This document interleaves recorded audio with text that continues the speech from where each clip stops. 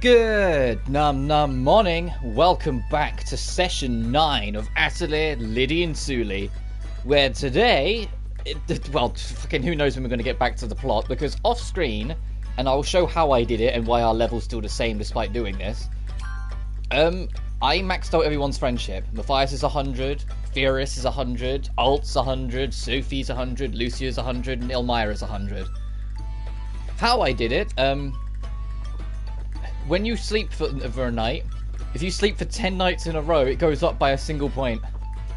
So all I did was just bring this up, tap down, so it goes straight to 10, and click go. And I cycled it around to a full year, so we're around the same sort of dates that we were on, so we can just pretend that we didn't just, like, sleep for 4 years to get it out. But I did that, so then we don't get power leveled, because I knew if I went out and grinded, which is quicker, we would be way too over-leveled anyway.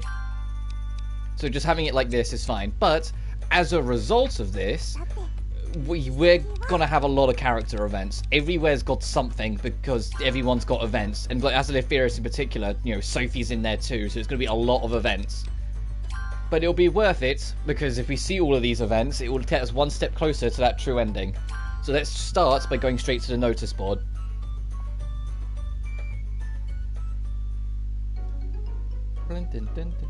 Hey, look at all those people. What's going on? Let's have a look. Proclamation of coronation. Hey, our next king has been decided. His name shall be Matthias Ruenheid Ariarhod. Lydie, yes! Matthias made up his mind to succeed the throne. Yes, it looks like it. Congratulations, Matthias. Come on, we have to say that to his face. Let's go and see Matthias right away. You're right. Hey, hold up, Sue.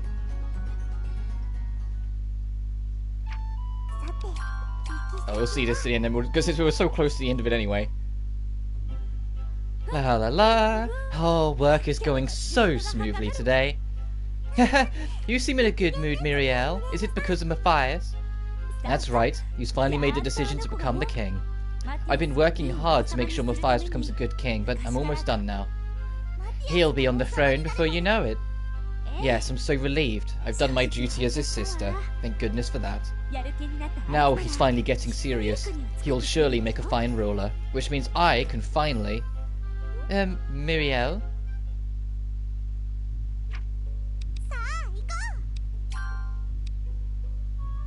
We have to come back to that, I guess. Finally, what?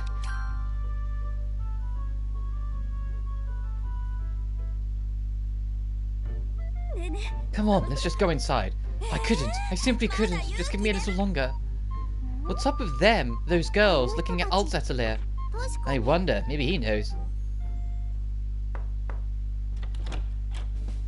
Ah, oh, phew, it's only you two. Alt, hello.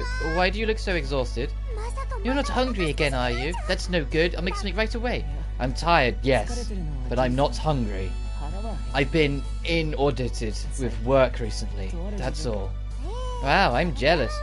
What have you done to attract it all? Jealous? There's something to be jealous of, I assure you. You see... Alt, baby! Oh, he's really here! Incredible, he's as hot as everyone said! Oh, you'll do whatever work we want, right? No, I can't. I'm too busy to take any more. Come on, do this favor for me. Here's the request. I'll be counting on you. Ah, I'll leave mine here for you too. Bye-bye. That was one-sided. Is that? Yes. That's why I'm getting so much work. Look at this. What? A newspaper? Let me have a look. Alt, the handsome young alchemist who used to talk at the harbour. A special on this cool and... That's enough of that, so it's an article on you. And it even says where your atelier is. I don't know who wrote it, but I have been swamped with women every day since. Oh, good for you, Alt, spending every day surrounded by girls. It's not good at all. You try getting this much work, it's soul-crushing. What's more, I hate this kind of attention. I just want to be left alone. I can see you're having a problem, but I don't think there's much we can do to help. Yeah, I was thinking the same thing. Maybe you'll just get used to it with a little more time. This is absurd. What did I do to deserve this? Alright, he'll live with it. Let's get out of here. Oh, there's more events here. Oof. What's going on over here?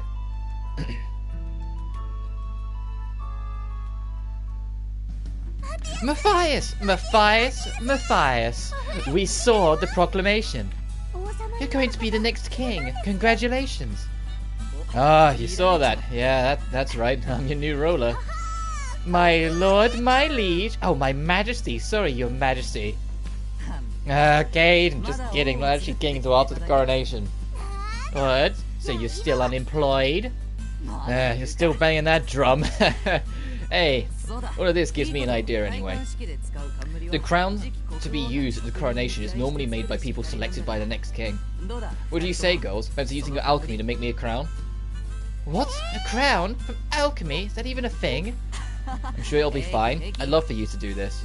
Alchemy has brought positive change to the city. I want my taking the throne to be the same. Very well. If that's what you want, Matthias, we'll happily take this job. You said it. We'll make you a dazzling crown for your coronation. Thanks. No need to hold back. You can really go all out. Alright, yeah, we'll make you your crown. King. We got an event back in the Atelier first. Sue, I found something really great. What? It's pretty old. The first item we ever made. I know. Remember how much Mum praised us when we made this? I know. It's not much to look at anymore, but it's got some great memories attached. Lydie, Sue, save me. Else, what's going on? My atelier has been taken over by women. I'm sorry, but can I hide here for a while? It must be nice being so popular. I'm so jealous. What's going on? Lydie, why are you being so odd? Alt, that's fine. You can hide here. Great, thank you. What's that berry holding together item, by the way? Oh, this is the first item we ever made using alchemy. I see, so that's why it's so poorly made. What was the first thing you made, Alt? I bet it was perfect, of course. Even your very first time. The first thing I ever made? I don't remember. That's a lie. That was definitely a lie. No, it's true. Forget that anyway. Do you really think your abilities have grown? What? What do you mean by that? Exactly what I said. Do you think you've improved since the time you made this item? He's really mocking us now, Lydie. I know! Don't underestimate us, Alt. We're getting better and better every day that passes. Are you now? Improve it. Make the item again and show it to me. From how it turns out, I'll let you know exactly what progress you've made. You're on! We're not going to lose to a womanizer like you, Alt. I'm not a womanizer. I'll be looking forward to the results of your efforts. Oh, I see why you're upset with him now. Right, when I think that Alt has been drooling all over these women as well. Ugh! I'm not drooling over anyone. Hey, Alt, didn't you just go home? But you forgot why I came. I asked you to hide me, didn't I? So can I stay here a little longer? Sure, make yourself at home.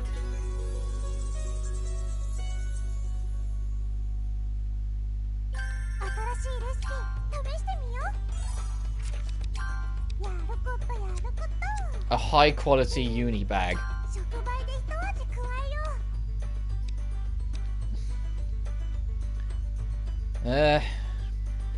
Jupiter, Mars and Moon.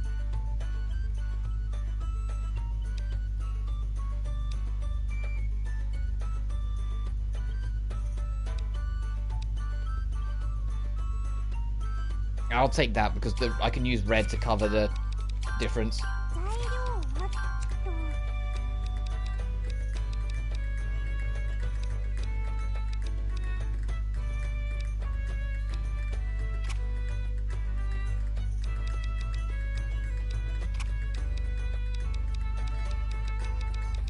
I don't have any reds, do I? Fucking goddammit.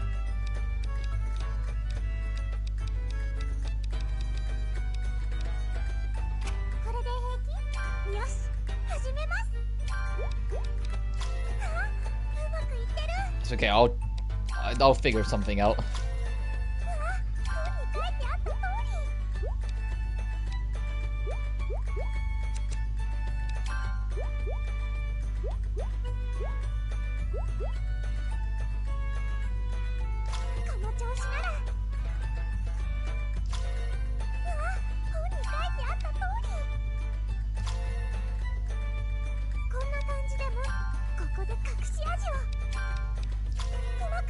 That doesn't fucking change anything. Okay.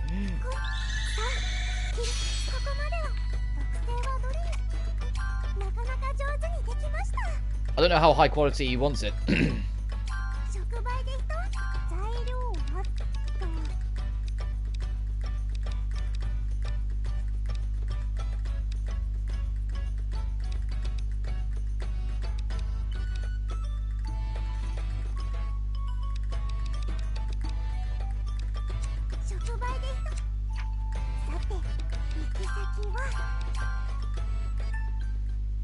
YouTube.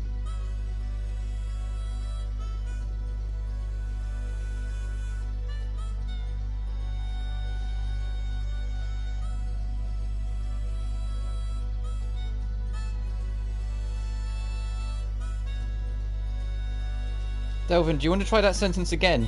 Is that in chat? I appreciate the sentiment, favourite YouTuber, but have a plate due of this game that I have watched yet. What? Sorry. I see. Oh, I see. That makes sense. Hey, you're distracting me. Go away. Come on, I'm not getting in the way. I want to learn about alchemy too. Why? You're not an alchemist. Think about it. Everyone adventuring with Lydie and Sue is an alchemist. Well, aside from me. Oh yeah, I didn't even think about that. Now that you mention it, that's true. Yeah, I never thought about that.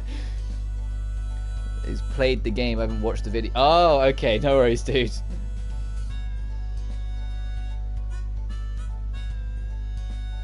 Well, welcome on in, and thank you for the sentiment. It's cramping my style, not to mention I spend every day surrounded by bombs. That's why I'm here, Alt. I want you to teach me alchemy. Why me? Although I guess sometimes a miracle can happen. You never know. Very well. As a special favour to you, we'll start from the basics. First...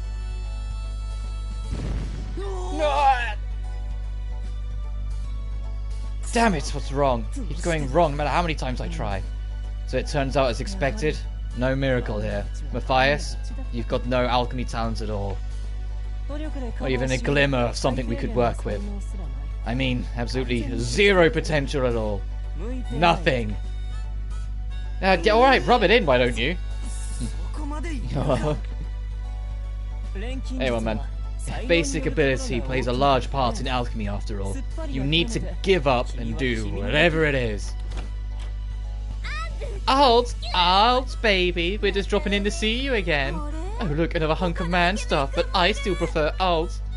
Hey, help me, Matthias. So I've got no alchemy talent at all, and he also gets all the ladies. Seriously? Come on, you might not be an alchemist, but you're optimistic. You can use a sword really well. No, you're just saying that. I'm nothing. A puny, a king of rotten puny, that's all. Alt, baby. I've got a request for you, honey. Are you ready for my request? Do you accept it?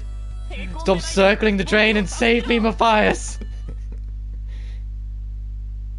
There goes for the shoulders, yeah. We didn't even go into the alt. I wanted to go in there. Hang on. Is this good enough for you, you prick? What do you think, alt? Is this proof of how much we've grown? Yes, you've definitely made some strides at amazing speeds as well. Very impressive. Well, that's high praise from you, Alt. I guess we really do have some skills. Yeah, we just might. We've become better alchemists in a very short space of time, after all. Haha, this alchemy gig is easy. We'll be amazing alchemists in no time at this rate. Alright, let's not get too egotistical, Sue. Hold your horses. I think you're getting a bit carried away. Eh? You've grown. I admit that. But overconfidence in your abilities is not a good thing. Alchemy is far more dangerous than you assume. It's a power that can swallow you whole. Even I. Alt? No matter. That's no concern of yours. In any case, keep your confidence in check. I don't want your rare and special talent to wither before they can bloom. You're right, Alt. Thank you for the warning. You got carried away there for a moment. Sorry about that. That's good, girls. Now we to reward you. An egg! Are you sure about this? Are we just in the way... after the way we were just acting? Of course. You responded to my challenge, so you deserve to be rewarded. I'm expecting great things from you, so don't let me down. Else, we'll do our best to meet your expectations. You got an egg and a bone. Yeah, fucking thanks, dude. And oh, got secret justice. The hell is that? Follow-up skill damage. That's helpful. Actually, do I still have him in the formation group? I don't. It's the with the exception of Matthias, it's the ladies team.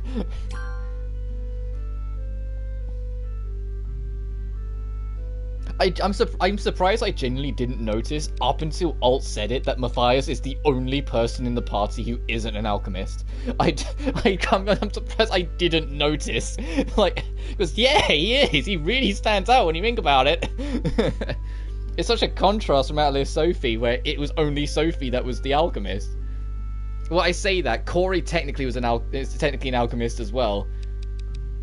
So I thought it was 2 alchemists and Plachta 3. Okay, my argument's already falling apart. But you know what I mean? The balance was a lot different compared to how it is in this game. Anywho, Elmira wants us. We're needed back outside on the street again. That gate merc thing is... Oh, we're making the king his crown. Making me want to go opera on this. Where is... It's going to be way down here, isn't it?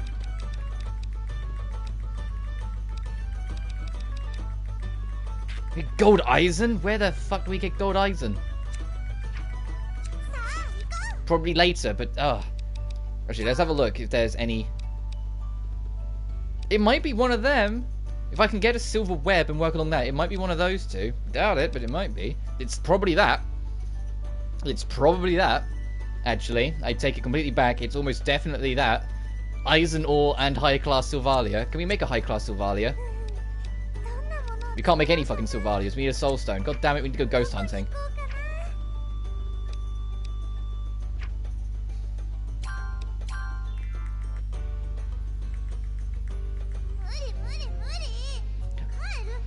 Oh, I know who you're talking about. It took me a second, but I know who you're talking about. Oprah, yeah.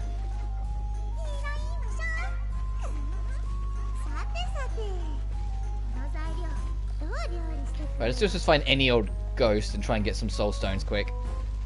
This is a dead end, I need to go all the way around, god dang it.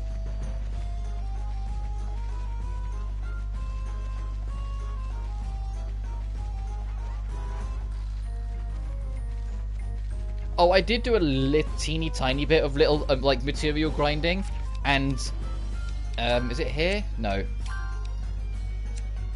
Where would it be in, is it in here? Okay. This is so beautiful.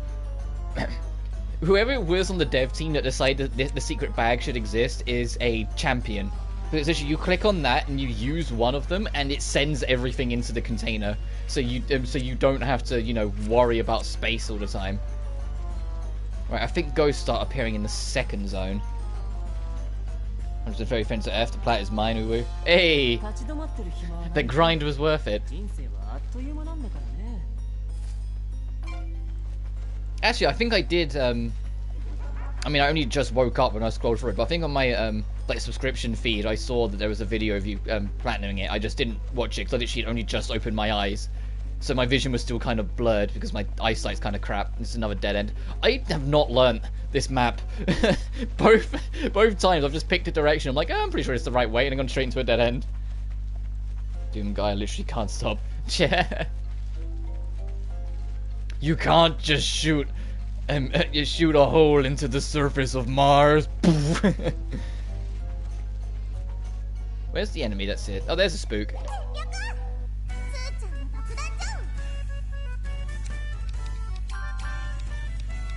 Alright, the ghosts don't, the ghosts don't care for physical, so we've got to do that.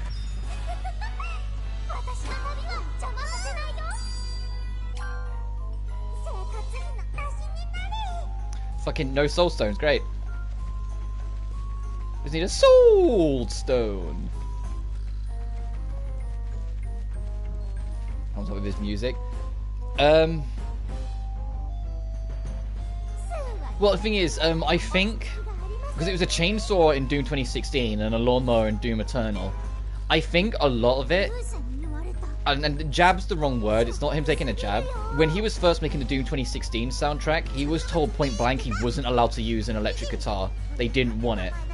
And so out of spite, he kept on finding things that sounded like an electric guitar. And as time went on, he slowly but surely added more and more back into it until eventually the devs relented and let him do it. But because he'd already done all that experimenting, he's like, well, it's a waste to just now not use it, so he kept it. And the Mongolian singing is really fucking cool, though. Alright, Jesus Christ, Sophie, I just wanted to take my turn. Yeah, with Bury the Light, it was similar. The story behind Bury the Light is that they were told they are only allowed to use synthesized or electrical instruments during the chorus. They're not allowed to use it during verses. And to be fair, he embraces that. Casey Edwards completely embraces that.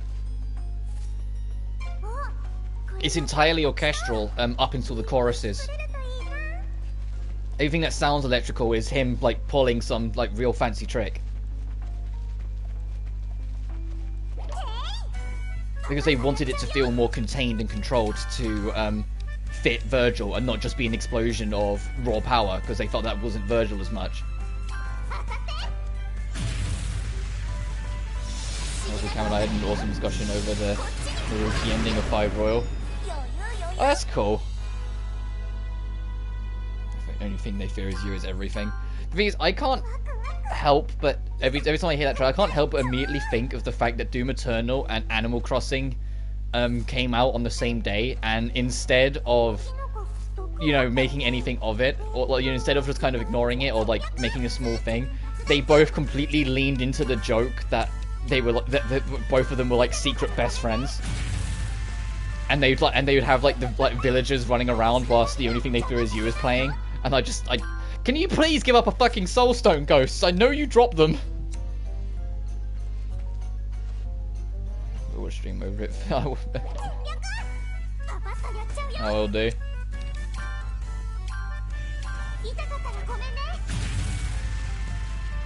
From Twitter. Yeah, it was an entire like. Fucking Jesus Christ! We're not gonna get any soulstones. I'm not going crazy, right? Hang on.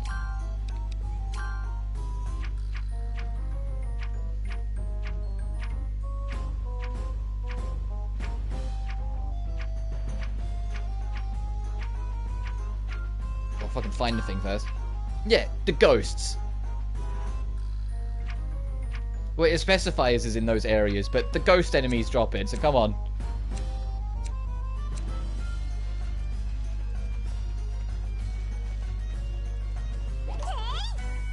I only need one. Oh, actually, let's have some fun.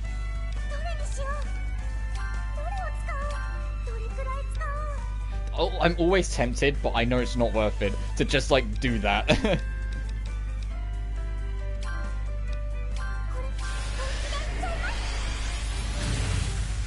Jesus Christ. Alright, now we've nuked them. Hey, there's a soulstone, finally. So I don't mind being a bit more spending on it because, you know... we can literally craft more. I would like to get one more if I can. I don't know if that's being greedy. I think that if a review speaks to my soul incoherently yet concisely. No, I hear you, dude. Doesn't matter if it's like an aggressive track or not so aggressive track. Something, if it hits you, it hits you. Recently, for me, a track that's like really gone straight into my soul. Well, I've been taking more and more of an interest in Ultra Kill. I'll have to find its name super quick. From Ultra Kill's OST, The Altars of Apostasy. Altars of Apostasy. It's a 5-minute long track, or 5.5-minute long track, and I love it. It's a level theme. It's not even like a proper combat theme. It's just a casual level theme in like, I think it's like stage 6-1. And every time I hear it, I'm just like, this is just, thank you.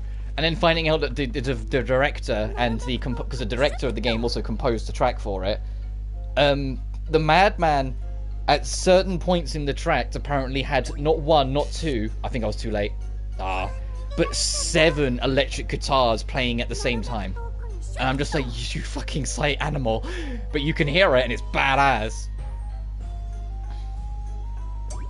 That's like the whole of Ultra Kill's OST is really fucking strong. I love it. And the fact it's all done like entirely by one dude, pretty much, it's just like, this guy's on a whole nother level. What are these boots? They're shit. Okay, let's just get out of here. I've got what I wanted, so let's just get out of here.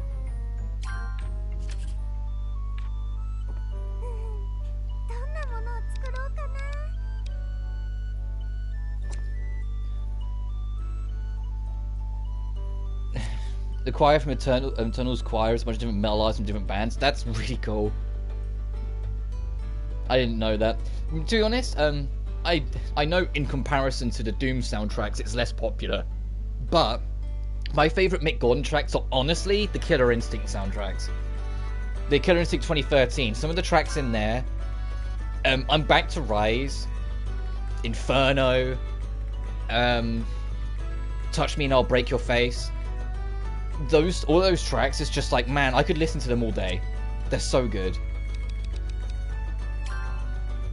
Okay, high class Sylvalia.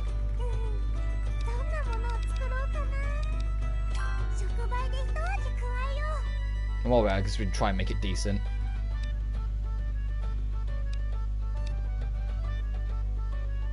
I forget what the track's called, but the Ghost Girls theme is really sick as well, because of how terrifying it fucking is.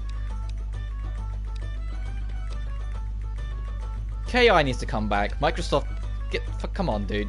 Come on, guys.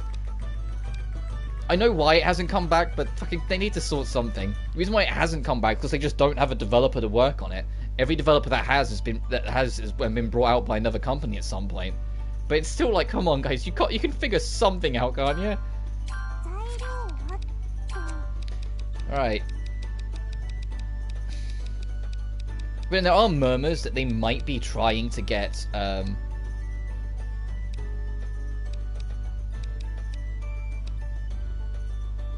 Wait, hang on. And now I'm paranoid. Hang on.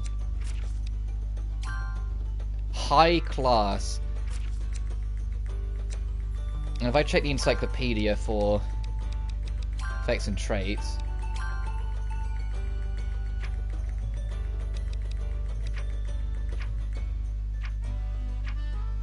Because I think high class is 2 different things put together, isn't it?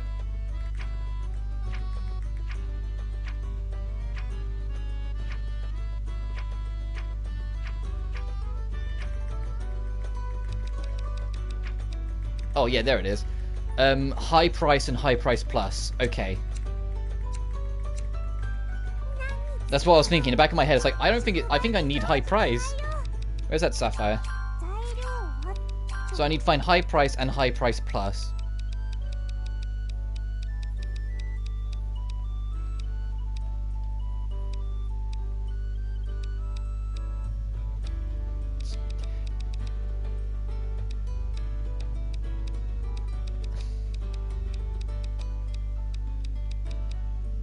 Maybe. Low price? Come on. Recovery up, it's recovery. Low price again? Fucking see it. Just keep on insulting me, why don't you? High price and high price plus. Literally, I've got so many stuff. I've got so much shit on this in fuel. One of them's got to be high price. Low price again? Fucking yep, shoot me. Hey, there's one. Oh, now I see the problem. We can only get 1 fuel. So we need to have high price plus being one of these.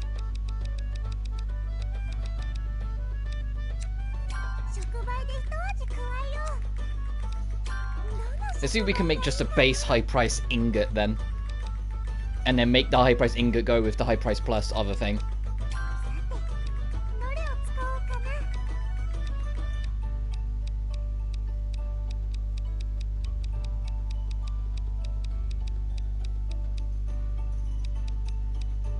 Up and parameters, boost MP, absorb damage.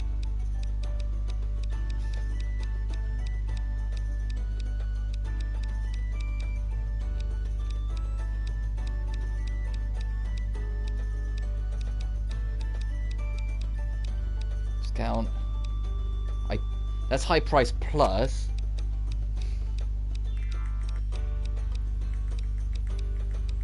High price plus plus.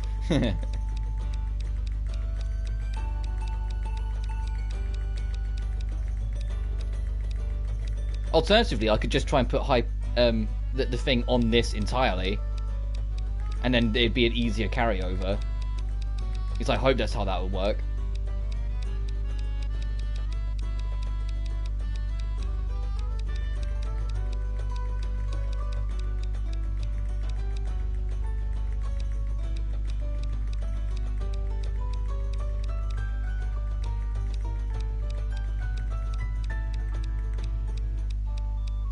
I'm not gonna have base high price anywhere, am I? It's gonna be the one very specific thing I've just somehow not got. There we fucking go, never mind. And this doesn't matter, since we're literally making it to throw it away.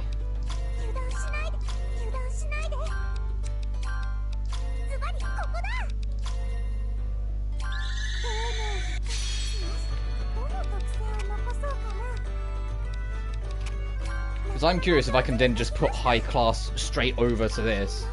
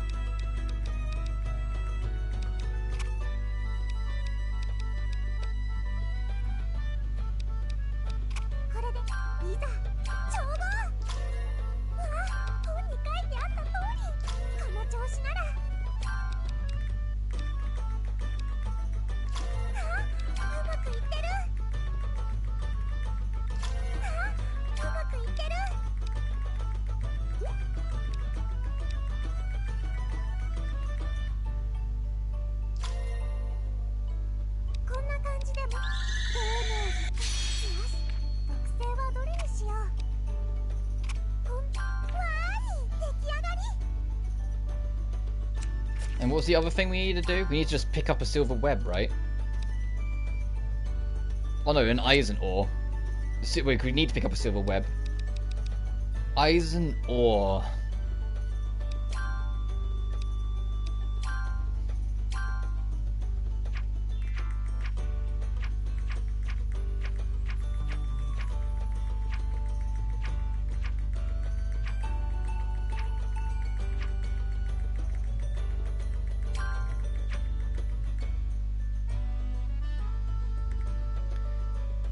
Wood, spooky forest, and great cascades of Anfal.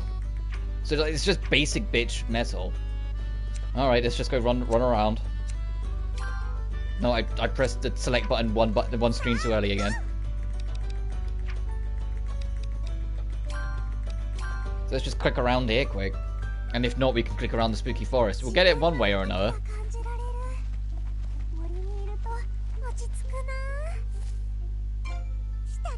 Oh, I think we just picked up a silver web. That worked out. Yes, we did. Okay.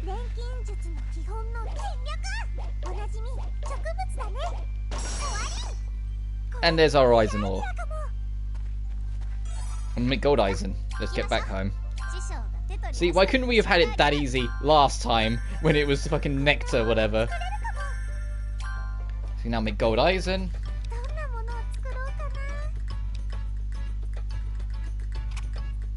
Eisen ore, gold rock, and a metal and a fuel. And it's Saturn, Sun, and Moon. Jupiter, Sun, and Moon, sorry.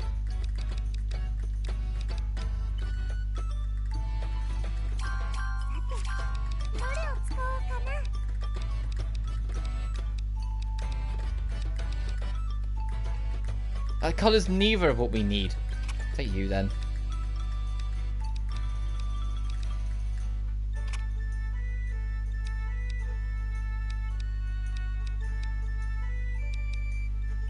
That's way too good to pass up.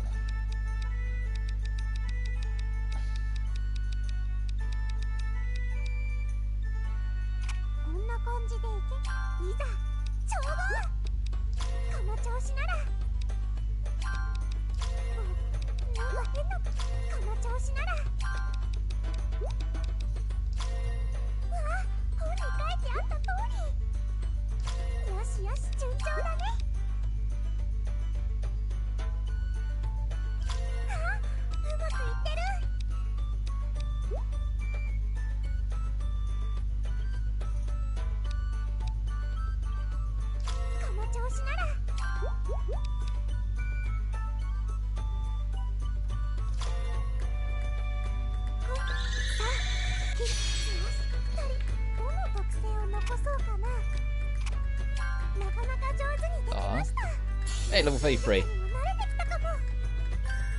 And once again, because it's a new ore, it means... Oh, it's nighttime first. Corey's got a new thing for us to do.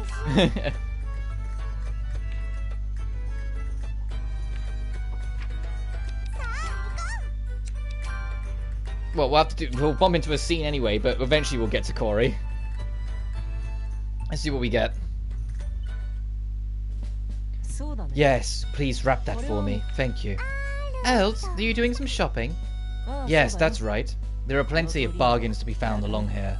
Of course there are. This is the biggest street in Mervale.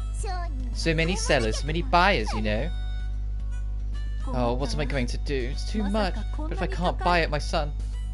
Lydie, Sue, keep that woman here, will you? Els, what's gotten into him all of a sudden? I don't think we have any choice but to do as he asked. Hello, excuse me. Yes, can I help you? Well, maybe we can help you. It seems like you're in trouble. Well, my boy caught a cold. I came to get some medicine, but it's more expensive than I thought. I see. Even for the new alchemist, medicine is still expensive. Looks like it. It sounds like we've got some synthesis to... No need for that. Here, give this to your child. What? I'm sorry, I can't pay you for this. I don't need any money. Your child is suffering, correct?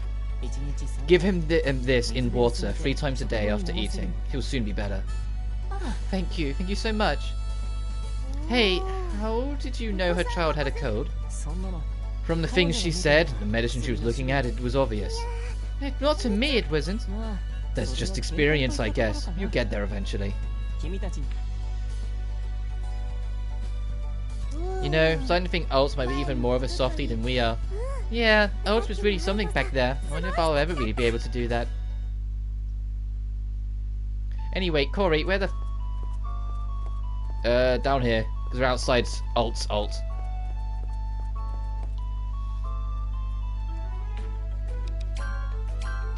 No.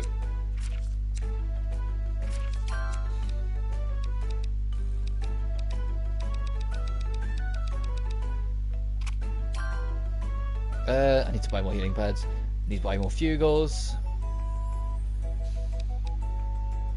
We've got enough breezy aromas, we can take that off. Considering we get them restocked, we'll be fine.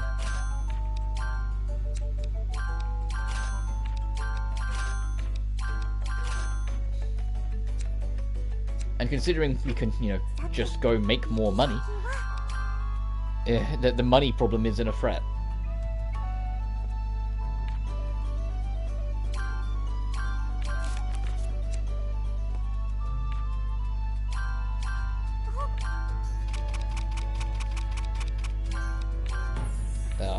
We still need to go and take down that cockatrice in the Scorched Cave to get Tempest Blade.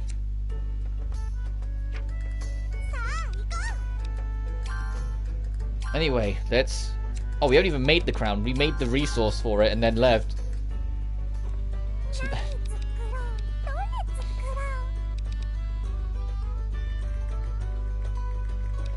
The Rose Crown of Adelet.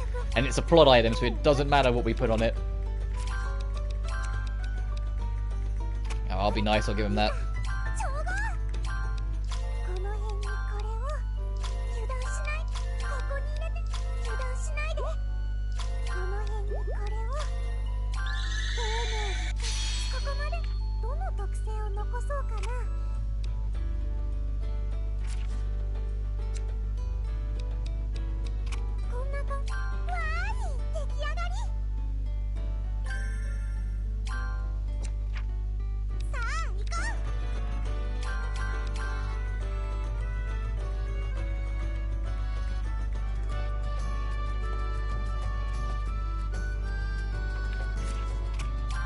Here's your crown, king.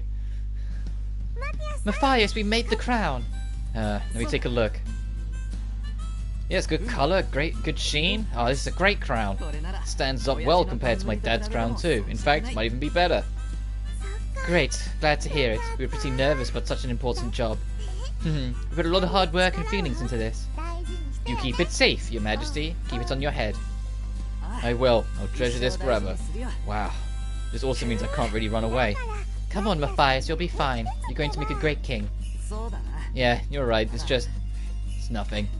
Here's your reward. Thanks, both of you. $3 grand for a colt and for a crown? Come on. Wow, thanks. I can't wait for the coronation. Yeah, me too. So something seems a little off. Am I just imagining things? New combination art for Sue and Matthias. Full power gunplay is unlocked. What the fuck?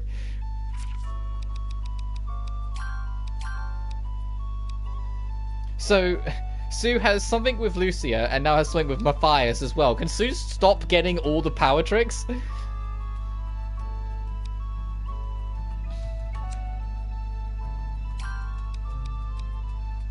Does it have to be that Matthias / Lucia has to be in like direct support? Like, does it have to be like that for it to even try and trigger, or like can they get a combination because they're like this?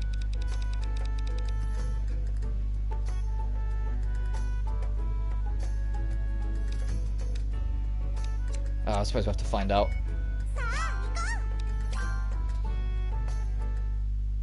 I say that, it's not that Matthias needs help to be really powerful right now. Oh, it's the latest issue of Monthly Uni Maiden. It must belong to Sue. Hey Sue, can I read this? Sure, go ahead. I finished it already. Thanks. Time for this month's puny night legend.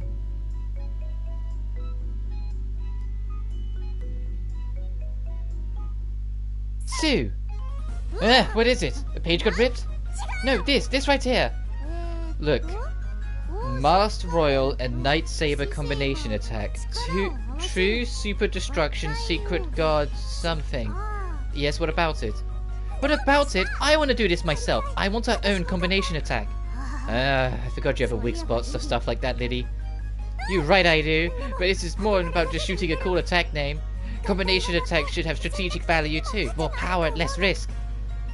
Those who master combination attacks will rule the battlefield. They'll help us out a lot, I'm sure. You think? Yes, they will.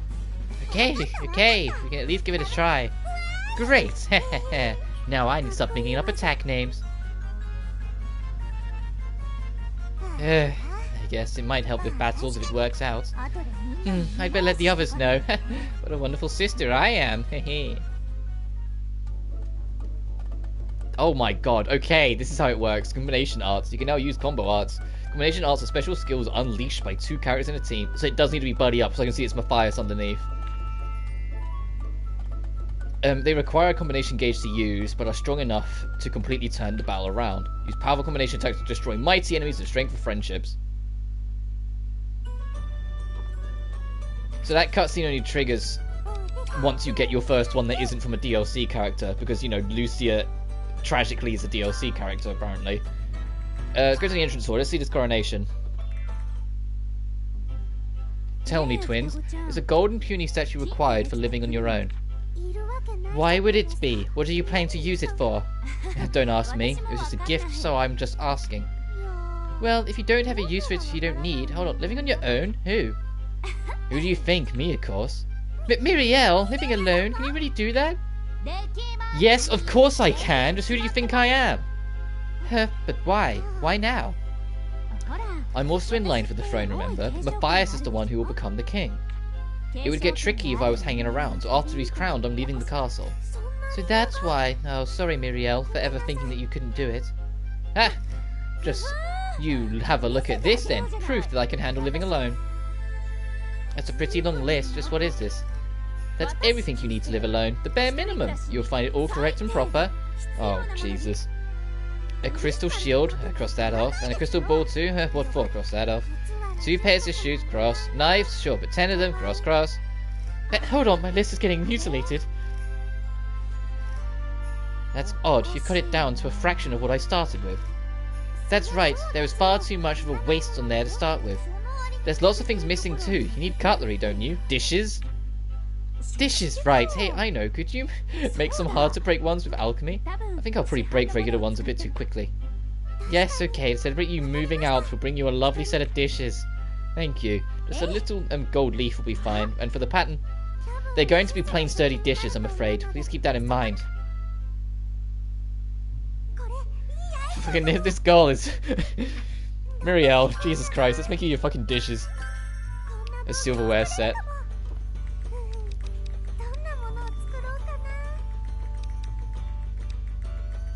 Polish and distilled water? Really?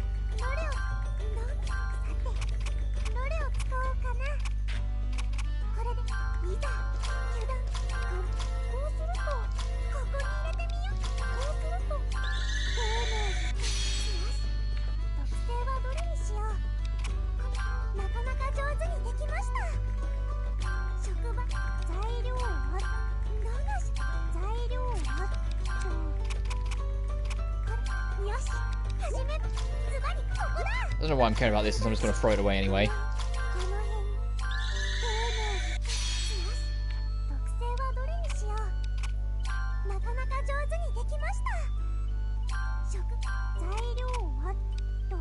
It has to be Sylvalia, though.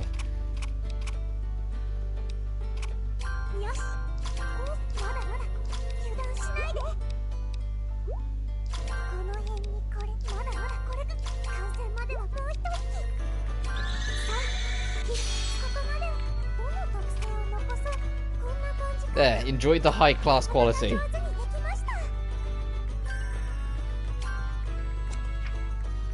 It's night time, god dang it.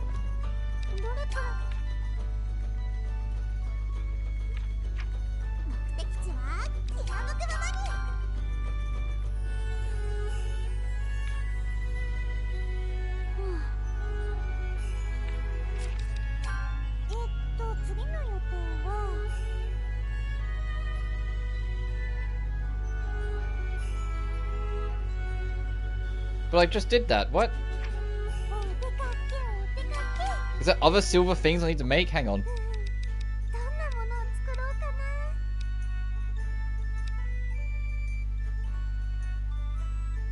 I made it! What are you talking about?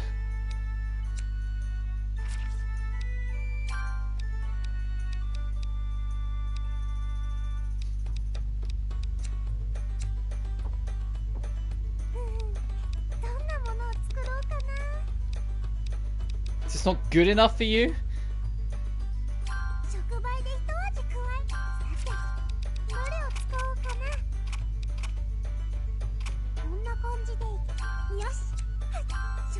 Is the quality not good enough for you? Where can I get quality boost?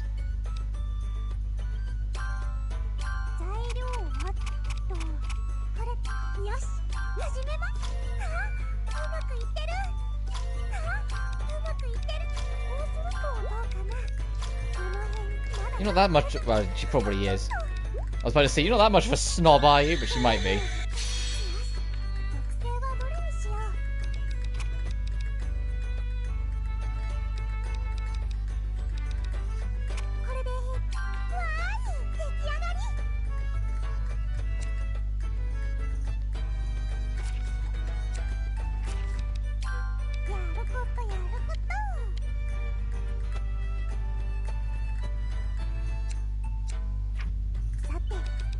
Do other things then, maybe it'll become available to us in time. Let's go past the Ferris. Ferris, can you share some more tales from your travels with us? You've been holding it in, but these guidebooks just don't work anymore. I'm happy to talk as much as you like. I love chatting about this stuff. Great, I should have known, Ferris. No more time to waste then. Which story next then? How about the time I went in some flying islands in an airship? When I fought a bone monster in those ruins, or when that big monster almost carried me off. That all sounds great, I can't choose. I'll just tell me in order, then the airship. So barely defeating Elmira, I had to fight Miss Sophie in the final exam. Oh, this is not how it went down for us. On the next episode of Furious Burning Alchemist, the final tag teacher, final battle, teacher and student. Not sure where the episodic format came from, but you've lived quite a wild life. Tell me about it. I read novels with less twists and turns, Ferris. These are my treasured memories, after all. I'll never forget any of them as long as I live. Treasures. Oh, I love the sound of that. We need to travel and get some treasures of our own. Right, loads of them. That's it for today, anyway. I've kept you too long already. Come again any time, though. I can't wait. Let's get going, Lydie. Wait for me, Sue. We need to get home and start making our own travel plans. Lydie, Sue. I can't wait to hear the stories of your own adventures. For Sue and Ferris, the Ferris and Sue surprise.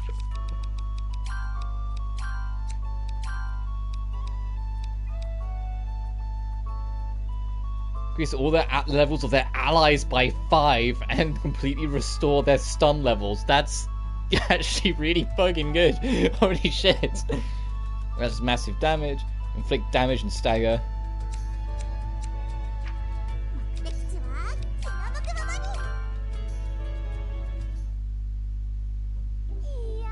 I'm really happy to be able to fight alongside you again, Elmira. I really feel like I can trust you to cover my back. Well, I won't deny that I like it too. Besides, unless I'm near you, I feel like I'll get caught up in one of your explosions. Oh, come on, I wouldn't do that, probably. I don't think I've ever done that before, have I? Excuse us. Oh, it's Ferris. Have you come to get some sweets from our teacher? Oh, you saw right through me. I'd just like to have some tea with Elmira. Oh, seeing you reminds me, Sue. There was something I meant to ask Elmira about. Something he wanted to ask me. I hope it isn't anything too weird. Don't worry. Elmira, I've noticed you haven't used your gun much recently. It looks so cool on you. How come? A gun? You used to use a gun? Of course. My father taught me how to use it when I was young. A teacher with a gun? I'd love to see that. But Ferris is... Yeah, of course Sue would like to, considering she wields 2 of them. But Ferris is right. We've never seen you use one. Is there a reason for that? Yes, it's forbidden. Forbidden? Well, why? Who forbade it? Miriel. As you know, I've been officially invited by this country to set up an atelier here. As I play a public role, I've been forbidden from using anything other than the traditional alchemist staff. Oh, I see. I had no idea you operated under such strict rules. Nor did I. If I wanted the country's auspices, both Sue and I would have been forced to change too. Yes, dealing with the bureaucracy of the state is actually a lot more troublesome than it appears. Don't you forget that, Lydie, Sue, you Eva, Ferris. I see. The politics of the real world can be very tricky.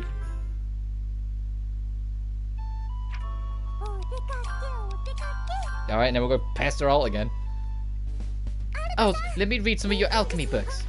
I hate to read, so teach me something. What's up with you two? You seem pretty enthusiastic today. We want to become alchemists just like you, Alt.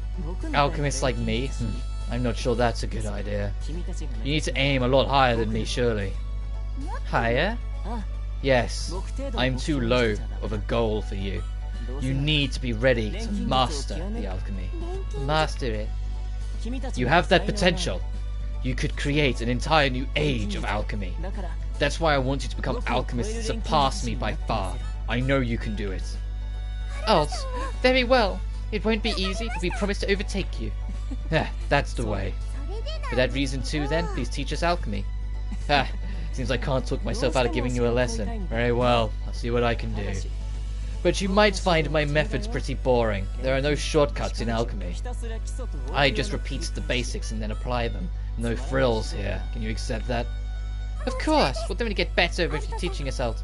Very well, let's get started. No taking this back once we're underway, though. Understand? Oh, that smile is a little terrifying. Does he take forever? He takes forever. I can't take it anymore.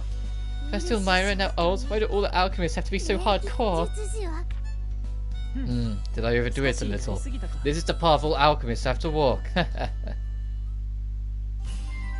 Alt's got Leader of Prophecy.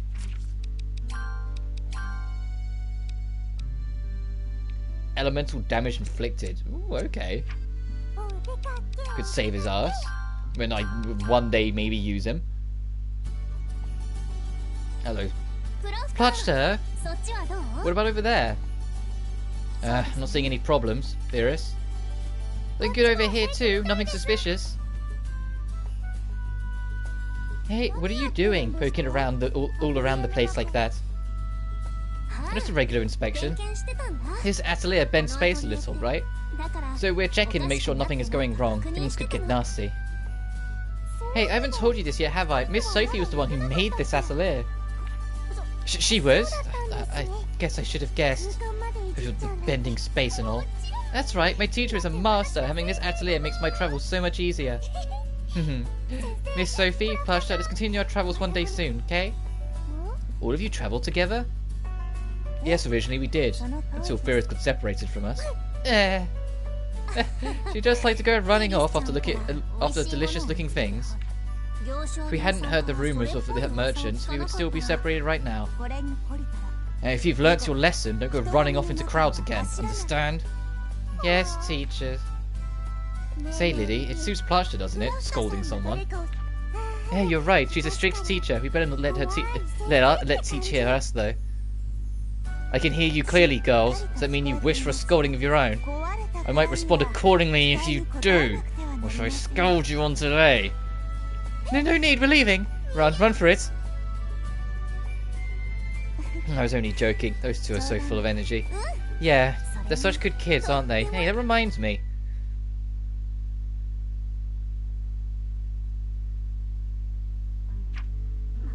Reminds you of what? I got straight back in. Reminds you of what? Plutchter, we've got a question for you. Can we watch you while you do some alchemy? An interesting request. Whatever for? Well, what do you think? You're Sophie's teacher, after all. You must be quite the alchemist. Do you mix while standing on your head? Oh, do tell me you do. Girls, I'm an alchemist, not a clown. Also, I'm sorry to betray your expectations, but I can't actually synthesize. What? You can't? What do you mean? I know what it sounds like. There's a reason why I can't make items. Really? But you know so much about alchemy. Of course, I used to synthesize in the past, but since I've had this body... Your body? Sue? Yeah, I don't think we should stick our noses in this one. Plutchter, thank you. Sorry for asking something so weird. No, it's fine. I can offer you some advice about alchemy instead. Oh, are you sure? That'd be great. Without further delay then, the secret to thinking up recipes? So yeah, she's still in the doll body. She hasn't found a human body again. Oh. Go press the alt. And then come back. Hey. What's up? You look pretty serious. Not thinking about learning alchemy again, I hope. No, I want you to tell me about how you make women like you. You're so stupid. I don't know where to start. Come on, help me out. I think I'm pretty handsome, right? So why do all the women prefer you? Why? Tell me.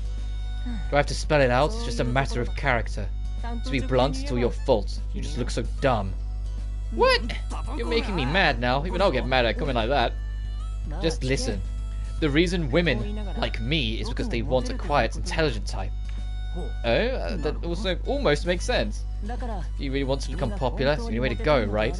I think Alt's just trying to spin this in a way to get him to leave him alone. They like it when people are quiet and leave Alt alone. If there's anything I can do to help, I'll do it. Let's both try our hardest together. Alt, oh, thanks so much for this. I'm gonna be the talk of the town. That's the spirit, Matthias. Get started at once. Alt, hello. We got some snacks for you. Hey, Matthias. What are you doing at Alt's atelier? Why? If it isn't Miss Lydie and Miss Sue. So lovely to see you. How are you doing? Matthias, is that you? That is you, right? You seem different from normal. What's wrong? You're actually making me feel all weird. Weird? What a prankster you are. Come on, let us sit and be friends. Sue, I don't know what all this is, but I can't take it. Come on, let's go. Yeah, he creeps me out. Goodbye. Hey, thanks for nothing. It didn't work at all. I noticed. Your complete lack of intellect made acting like an intellectual impossible for you.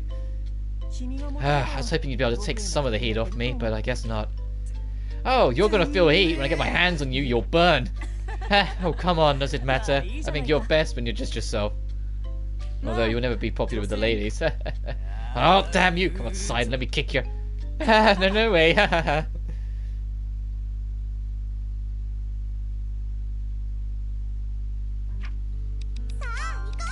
Well, I'm glad those two are getting along. Plachta, can I discuss this recipe with you? Yes, of course. Oh, I see your problem. Say, Sophie's Plachta's student, right? But Sophie looks older than her. Odd, isn't it? I wonder what the story is. Girls, you should try to gossip more quietly. You do realise we can hear everything. Sorry. I can understand what you want to know about us. We are best friends, yet teacher and student, and family, though we are not blood related.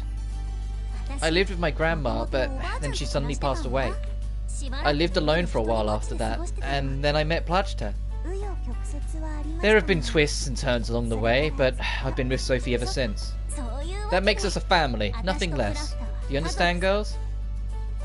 Yes, like what Sue is to me, and what Lydie is to me, as important as that. That's right, to me Plachta is completely irreplaceable.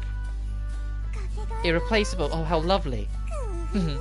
You two have a great friendship. Thanks for sharing that with us. Sophie, it's a bit embarrassing to have you call me irreplaceable in front of other people. Why? It's the truth after all. I don't want to lose you, Plachta. You're still just a big child, aren't you? That's cute.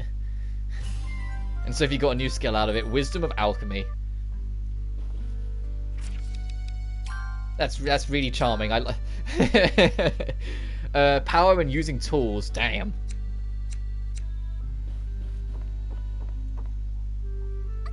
Oh, that's plot. She wants an Ori bomb. Right. We're doing other things first. What's going on in the Atelier?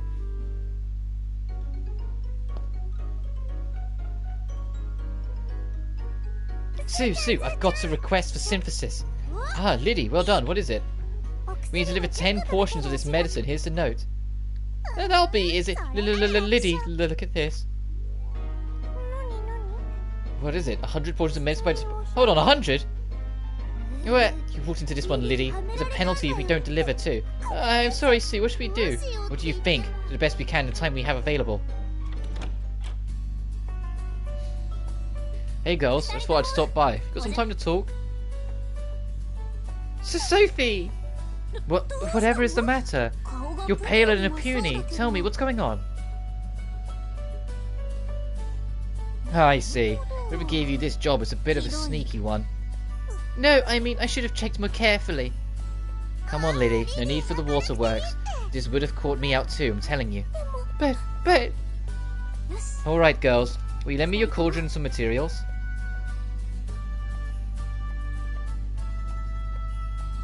Materials, this, mix them together. Done. Here you go. Now you won't have to pay any penalties at all.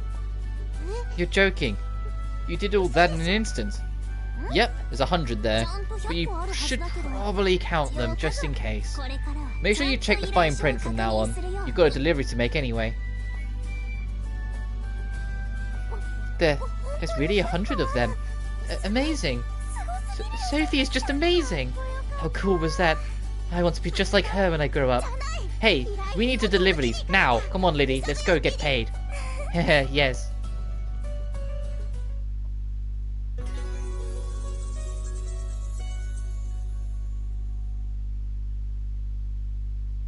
Oh, I didn't actually get paid. I was hoping I'd get a little tick up on the money, but never mind. Hello. Oh, hey, Matthias. What brings you to my atelier? Not you, I'm afraid. I'm here to see Sophie. What? Me? Yes. I'd like to get to know you better. We're about the same age, too. How about we get and grab a lunch together? Are you asking Sophie out on a date? Matthias. Careful, my dude. Careful. There's an entire fandom that will rip your head off if you're not careful. Ah, sure. I don't mind, I think.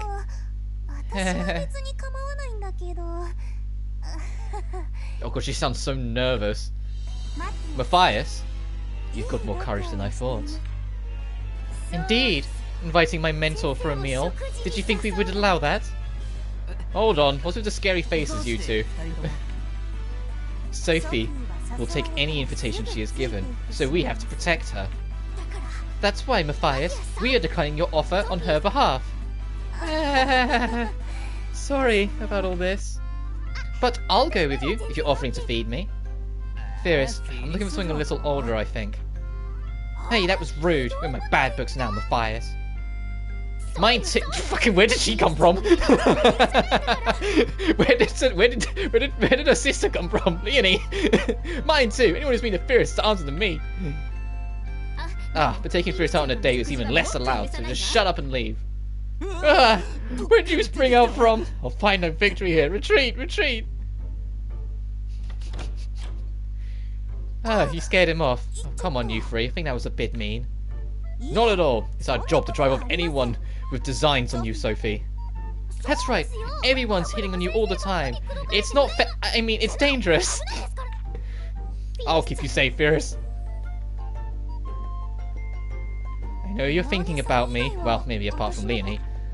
But do I seem so untrustworthy, so insecure, so unsafe?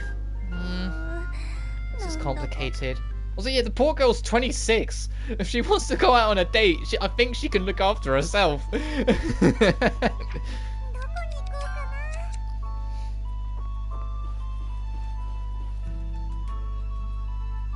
That was an adorable scene. I think that's one of my favourite scenes so far, though. That was beautiful. Fierce, what was that? Was that a sigh? Is something wrong? Are you hungry? Or some meat you were looking forward to eating has been eaten by someone else? What do I think about his food? Is that it? Yeah, thanks. I wasn't thinking about my next meal, actually, but about Elmira. Elmira? You mean about the atelier I used to run together? Yeah. She's the one who invited me to join her. But then I headed off alone on my travels, betraying her.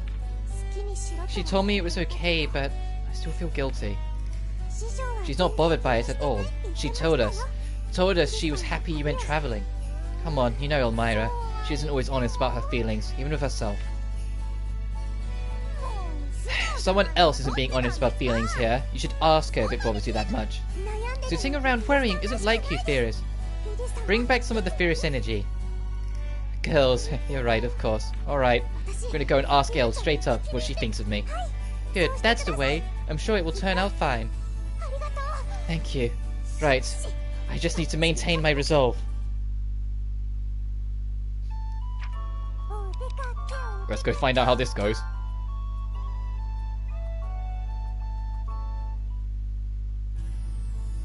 Stay calm. Stay calm. I need to do this. Just gonna find out the truth, that's all. Hey, it's Fierce. She looks a bit nervous. Very well, time for us to step in. Hey Fierce, what a surprise running into you here. We were just going to see our teacher. Why don't you come along with us? Hold on, don't drag me!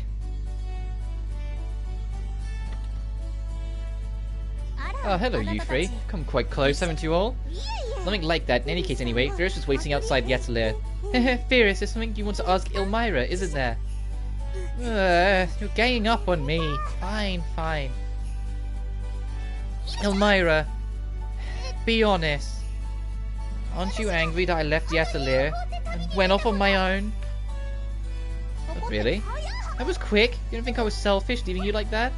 No, I don't. Like I already told those two. I'm not bothered at all. You are freedom personified, like a tuna, unable to stay in one place. A tuna? I admit I can't settle down, but still, I'm not a fish. Also, I think you need to do something with your habits to overthink something all on your own. You get so serious about the strangest things. Can't you just be carefree all the time? You think so? I guess I did it again. A puny-like smile. That's it. That's the Fierce I want to see. But wherever you go, and whatever you see, in the end make sure to come back to me. I haven't given up on running an atelier with you yet either. Okay, I can make that promise. I'll come back and see you when I'm ready. Just wait until then, Il. Think that take care of that? I think so. I'm glad. And Fierce got wealth of experience. That's an understatement. Damage to special attacks. Ooh. Fucking back to the atelier. Back to Fierce. What else do I need? Some more rations, a blanket too. Rations? Are you planning some kind of trip? Oh, yeah, I've seen Sophie and the others here. I'm going to leave Merville for a while. Of course, you're a tuner after all, Fierce. Stop calling me a fish! Now I feel all smelly. So, you are leaving, Fierce? Any idea where you are going? No, I haven't decided. I'm just going to see where my feet take me. But I've decided on a plan. I'm going to repay my debts to everyone. Repay? Just like before, I'm going to study all sorts of things as I travel. Then I'm going to use the things I've learned to help all the people who've helped me. Hey, Camo. I think one man temporarily has left because according to my statistic, the amount of people in chat is only 2 people. And considering one of them is me, I think one man's gone temporarily. But hey, Camo, I hope you're doing well. Then I'm going to use the things I've learned to help all the people who've helped me. That's how I'm going to repay them all. A bit vague, perhaps, but that suits my style. Yes, it's just like you, Fierce. A kind and fine girl to have. We'll be behind you all the way, Fierce. Thanks. That gets me all fired up to do this. Right. You just wait for me, world. I'm going to repay everyone who's been kind to me. Ha ha ha. Oh, Fierce, you're too sweet for your own good. Unless it's to do with Sophie. You missed it, Camo. There was a scene where Matthias, this guy, if you don't know, because he's like 25, 26, and Sophie's like 26, he walks in to like Fierce's atelier where Fierce, Sophie, and Plachta are staying, and asked Sophie out on like a lunch date. It's like, we're about the same age, when we go hang out and whatnot. And Fierce and Plachta immediately went into like defense mode and stood in the way and went, no, Sophie has no ability to say no, so we're saying no for you. You're not taking her. And I was just like Fierce got super like vicious all of a sudden. But usually Fierce is such a bean. Hey girls, there's something I want to talk to you about. I want to give something as a gift to everyone who has helped me around here. I've got something for most people, but I've gone a bit overboard on my gift for Elmira. Let me guess, you've run out of materials. Yeah, that's right. I'm sorry, but could you help me with synthesis? No trouble at all. A good chance to show you our progress, too. Oh, bold words. Words. I've got this note here with everything I need. Lydie, Sue, I'll be counting on you. Materials for gifts. An elixir of lore? I don't think we have that.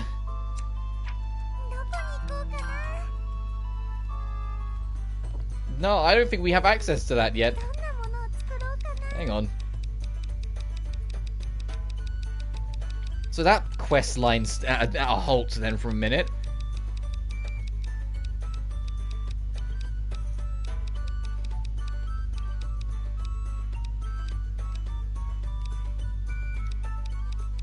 Yeah, we don't have that. Okay.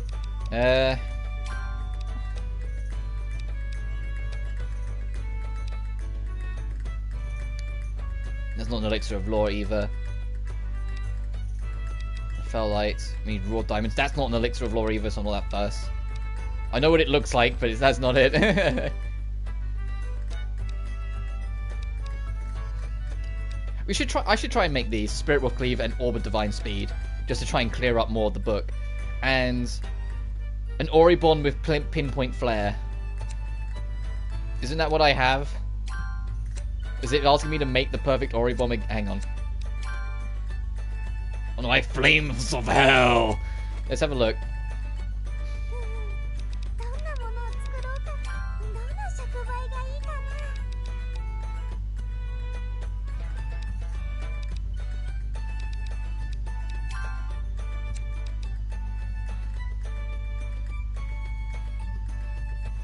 Mars, Mercury, and Moon? That's such an odd combination.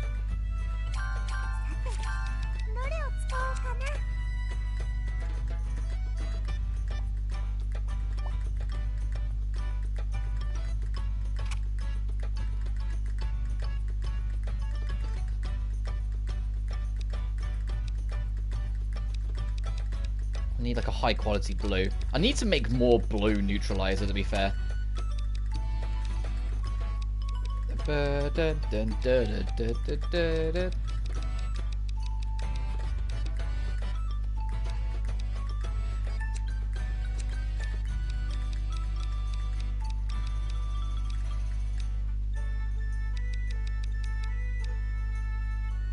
I've got an idea.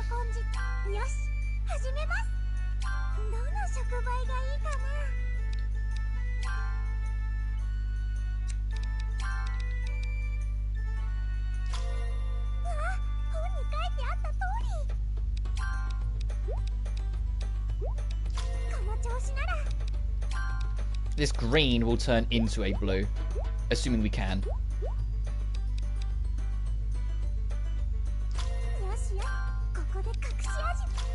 Boom. There it is. There's pinpoint flare, what we needed.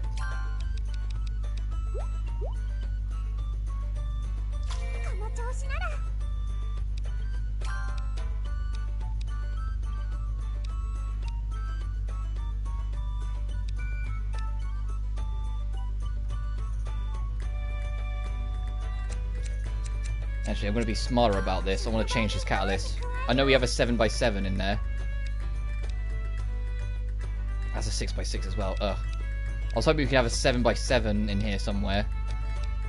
Grid. So I can space it out a bit more. We can use that, but the problem is that doesn't have what we need. Who's your favourite character so far? Oh, jeez. Oh, jeez. That's a hard question.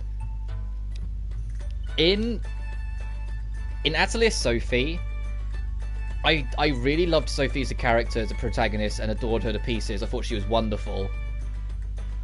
But I also really loved Corey, and I thought Corey was a really charming character, and I found her story really endearing. I always wanted to just see more of what was going on for her, and where her journey would take her next, and sort of thing.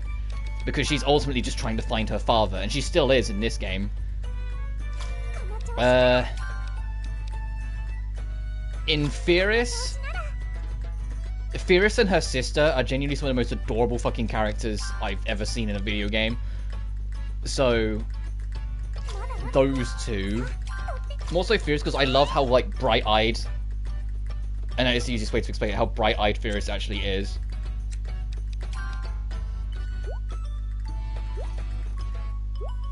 And in this game, fuck, it's hard. It's hard to choose.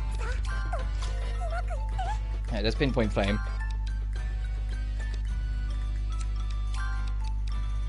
And in this game, I don't know. I need to kind of look. I'd like to almost have the roster in front of me,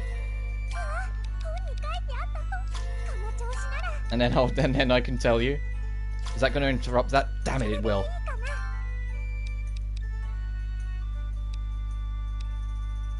Oh, it's all maxed out anyway.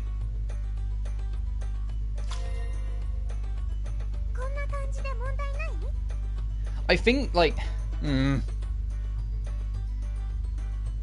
the thing in Atelier Sophie is that I resonated with Sophie a fair bit. Ignoring the fact that Sophie's also the name of my older sister, so I'm biased. In real life, so I'm biased. Sophie's character of like always wanting to help everyone but not sure how to do it in Atelier Sophie, where she's just this 16-year-old who's had to suddenly adjust to living alone because her grandmother only just died, was like, it made her really endearing and really adorable. But I also loved Monica in that game, which is depressing that Monica hasn't been seen since that game. I was just like come on. Pamela is like a constant. But like Pamela, I know that's the point. She's supposed to be a constant. She's a constant in every single Atelier game, full stop, because she's kind of like that staple character that, regardless of timelines, regardless of anything, has a way of showing up. It's why she's a ghost, because it's literally like part of her character.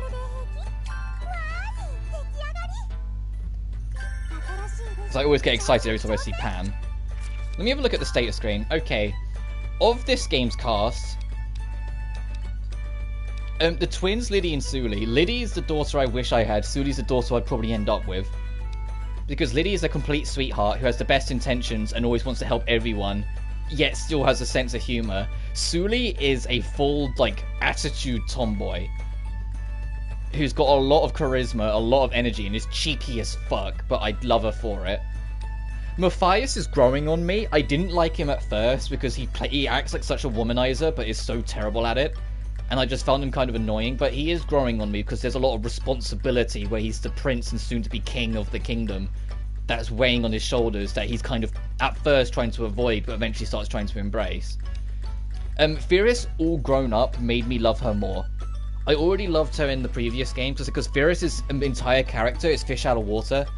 She grew up in an underground village for the first 16 years of her life and never got to go outside. And so her journey is finally getting to go outside and explore the world. And so she's this, like, chubby-cheeked, 4'10", giant backpack and full of dreams and sparkle in the eyes little adventurer going out to see the world with her big sister Leonie kind of making sure she doesn't stray too far.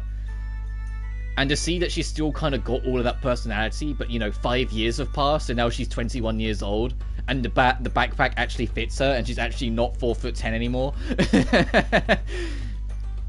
is... it just kind of endeared me to it more. Something about character growth between games and like actually seeing them age and get grow and learn something just makes them really endearing. And so I adore Firis. I think Firis is right up there. Across the whole trilogy, Firis is definitely like top 3. I adore her and I adore her journey. I love how like sparkly-eyed she is to the world constantly. Like she never sees the bad in anything. Also, on the other hand, I just can't vibe with this guy. He's funny and endearing enough, but I just can't vibe with this guy. I'm sorry. It's not that he's bad. It's just I really struggle to click with him a lot of the times. And so he's just, and he tries to be all like aloof and mysterious, and it doesn't work a lot of the time. I just want him to shut up half the time. Sophie, now in this game, is 26, so she's gone through the longest journey. And unlike Firis, who has visibly aged by 5 years between Firis and this game, Sophie's kind of, her artwork makes her look like she has. Her in-game model, I shit you not, is exactly the same. She just wears a new coat. So she is like. They cleaned up the model a little bit between Sophie and Firis, and her victory animation in battle makes her look more mature. Because in Atelier Sophie, her victory animation, she'd close her eyes and open her mouth wide, like in a big smile sort of thing, and she'd have like, you know, like that anime fang. In Firis, she doesn't close her eyes, but still opens her mouth wide and doesn't have the fang. In this, she doesn't open her mouth, she just smiles. So it's like, as she's got older, she's kind of chilled out a little bit more. But, like, that's the only thing that gives it away that she's older. And her collarbone. I don't know why, but her collarbone is super defined in this game, whilst in the others it weren't. So trying to convince me she's 26, I'm like, no, she's pretty much got the same model she had since she was 16. She hasn't aged, she's barely aged in 10 years. What's her secret?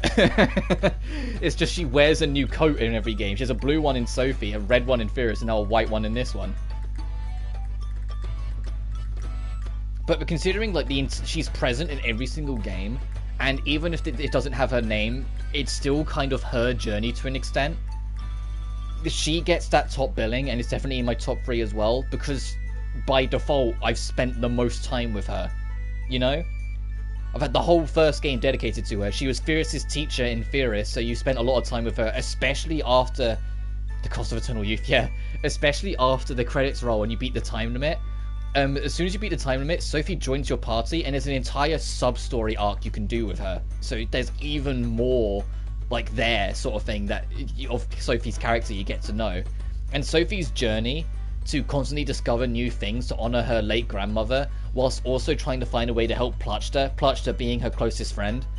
Because Pluchta isn't human, and Sophie's trying to help Pluchta find her human body again, to find her humanity back. That journey and how it's going is constantly really interesting. So Sophie's top billing by default. Lucia is the epitome of tsundere, but it's tsundere who, like, instead of like being in love with the twins and not admitting it, she wants to be seen as a big sister to the twins, and kind of jumps around how she handles it. Sometimes she's really like obvious about it and like very helpful about it, and other times she's really not. Sometimes she really doesn't help herself, and she just makes a fool of herself. Whilst Elmira, the last character of this group, is Firis' best friend, and in the nicest possible way, the absolute Yuri bait to Firis. So many of their scenes have implied romantic tension. That there's something more going on between these two that they just don't talk about. The biggest one being that back in Atelier Firis and Elmira at one point got into a big argument, and when they apologized, they both, without realizing, went to the exact same toy store and brought a plushie for each other. Elmira sleeps with that plushie every single night, and even in this game 5 years later, she still cuddles and sleeps with that plushie every single night. And when Firis realizes this, she goes, "Oh, I hope you're thinking it's me every time you cuddle with it." And like Elmira full on panics, because she sits there and goes, but that means technically, if I'm pretending it's you, I'm sleeping with Firis. Wait a minute, does that mean I've been sleeping with Firis for 5 years? Hang on a minute. And like she like the screen starts sparkling, and she starts like literally having, I called it in the last stream, I said she has a gay panic, because it's what she does. She genuinely sits there and it's like, hang on a minute. So Elmira's grown on me a lot. She's a little bit stuck up and stubborn at times, but she's grown on me a lot. I think if I had to say top 3, I don't know which order, it would be Sophie and Firis for sure. And then probably, if I go to the church, probably Pamela, just because she's present in every game, and she's literally a ghost. She's literally dead, this lady. She's literally a ghost that just likes supporting and looking after people, yet is also really clumsy. And for that alone, that just put Pam up the list, because I just think she's adorable.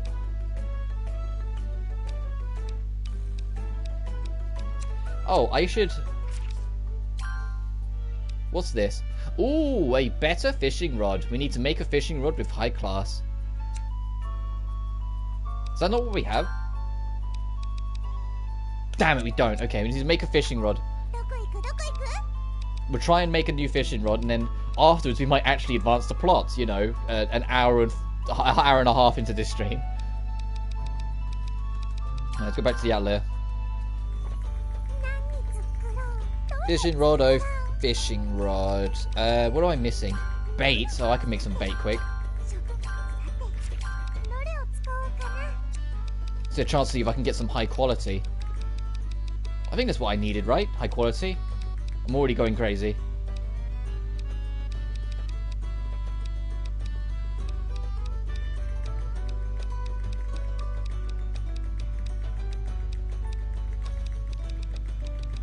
This is the only downside sometimes. When you've got so much shit, you end up just doing this, trying to find it. That's quality up plus. That's, hang on, let me actually proper check this. High class. High class. We've experienced high class before. That's quality up and quality up plus, I believe.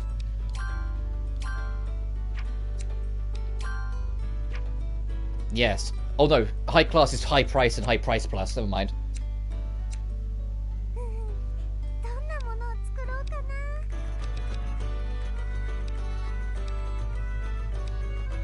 I've gone past it again.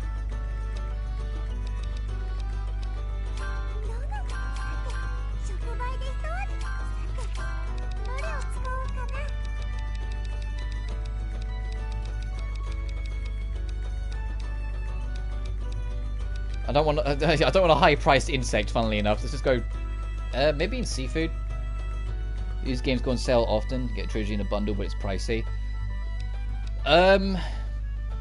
When I nabbed Sophie 2, it was on sale. But all the rest I've brought full... I ended up... Oh no, actually I say that. Riser 1 and Riser 2 I both got on sale. But I don't know if they've been on sale since. I haven't looked. But when I nabbed these, I kind of tried to buy a lot of these together. What I ended up doing is I brought Sophie 1, Sophie 2, and because I already own Riser 1, Riser 2, I just brought the DLC for Riser 1, so when we get to it, we can do everything. But I honestly don't know how often they go on sale. After I waited until after I finished Sophie 1 before I brought Firis, just to try and save some money. And then same for this game, I waited until I was nearly done with Firis. Because it did kind of like burn a lot of burn quite a hole in my pocket. Alright, there's high price. Can we get high price plus?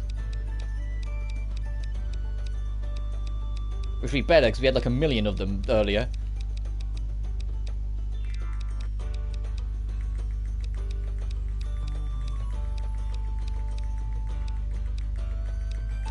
I'd say if you're on the PlayStation app, assuming you're getting it on PlayStation, you can wishlist things on the app. Wishlist that, and then you'll get a notification on your phone when they go on sale. And if you're on PS5, the wishlist system is on the console, so you've got that as well.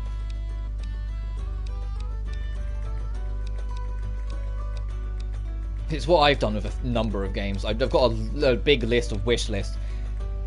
And it's not necessarily because I desperately want to buy them now. It's there, so I will get a notification when there's sales. So then I can kind of judge it from there. High price plus. That's quality up. That's low price.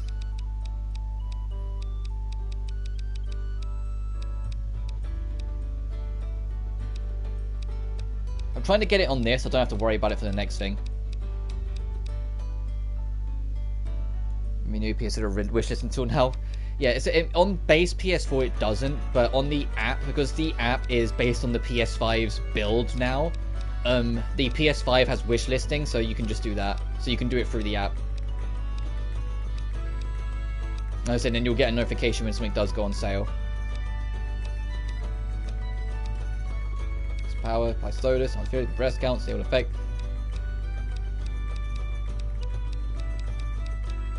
Because if I only find high price, then I'm banking on the other ingredients tied to the rod having high price plus to make what I need. God damn it, look at all this milk that I don't need. Poison, fixed power destruction up, fixed recovery, apply burn, few bonus, +1, critical, quality up. Hey, there we go. Alright, the rest of this doesn't matter.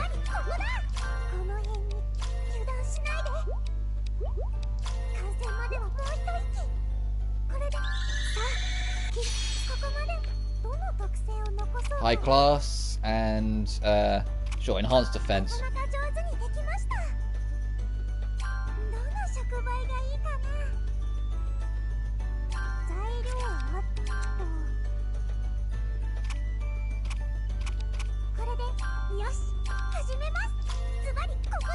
I've already got a fishing rod, so I'm not that quality. This is just the equivalent of, we need to make this so we can hopefully unlock the ability to make like the good rod. It's like we're playing Pokemon, we're going from the gold rod to the good rod. Make sure we've got high class on there, and sure, skill power. Now the high grade rod.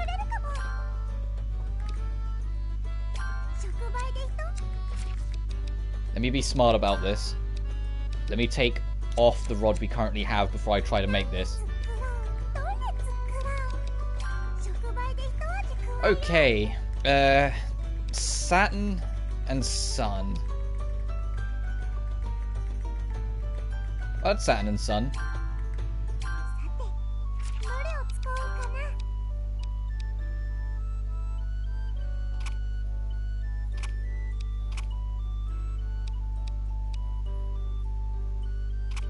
Right, that's our...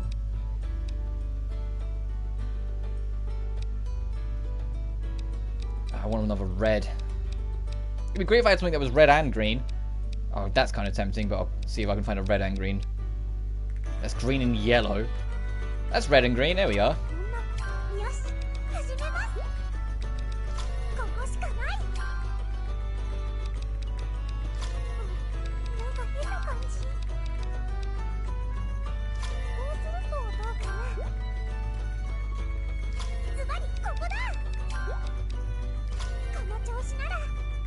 Where's that sun?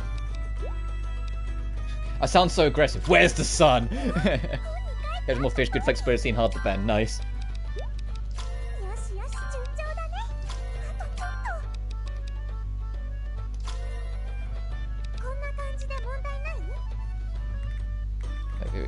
Oh, well, this was AFK for... No worries, one man. Welcome back. I'll say my top three, after breaking it down, would in this trilogy would probably be Furious because of her journey, Sophie because of her journey, and Pamela because of the consistency that she's always around. She's always there.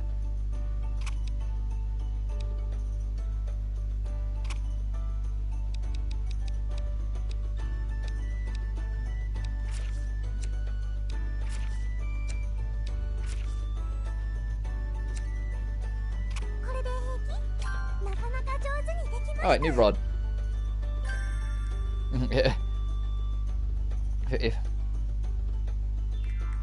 But it's funny because I was just saying I'm still like I still struggle with alt. So between Leonie, third of Elmira, fair enough. Leonie being Fyrus's older sister, Camo. He was just saying, I was like, of all the cast, Alt's the one I like the least out of all of these. He's alright, it's just there's so much of him I still kind of standoffish with him. I do find him getting hounded by women kind of funny. It's just from your description. Yeah, I adore her. Like I said, she's a real sparkly-eyed kind of character, just sees the best in everything. Unless it's Matthias trying to ask Sophie out on a date, then she gets real defensive, but that's it. Anyway, let me equip this high-grade rod now we've got it. Try and get better stuff. Right, is there anything else? Oh, there is apparently. What else is going on in Atelier Lydie? What should I read next? Hey, Plutchter, are you choosing a book? Boy, the most fun Persona convo ever. That's nice. That's good to hear. I'm glad my friends are becoming friends with each other. I sound like a proud dad. Hey, Plutchter, are you choosing a book? Yes, I love to read. Would you both care to join me? I thought you'd never ask. No running away, Sue, please. Ah, she caught me. Of course I did. I'm your sister. Plutchter was kind enough to ask us to join her. A little reading will do you some good. Fine, but just a little, okay? Of course, she's like against reading, as like I am against like Brussels sprouts. It's like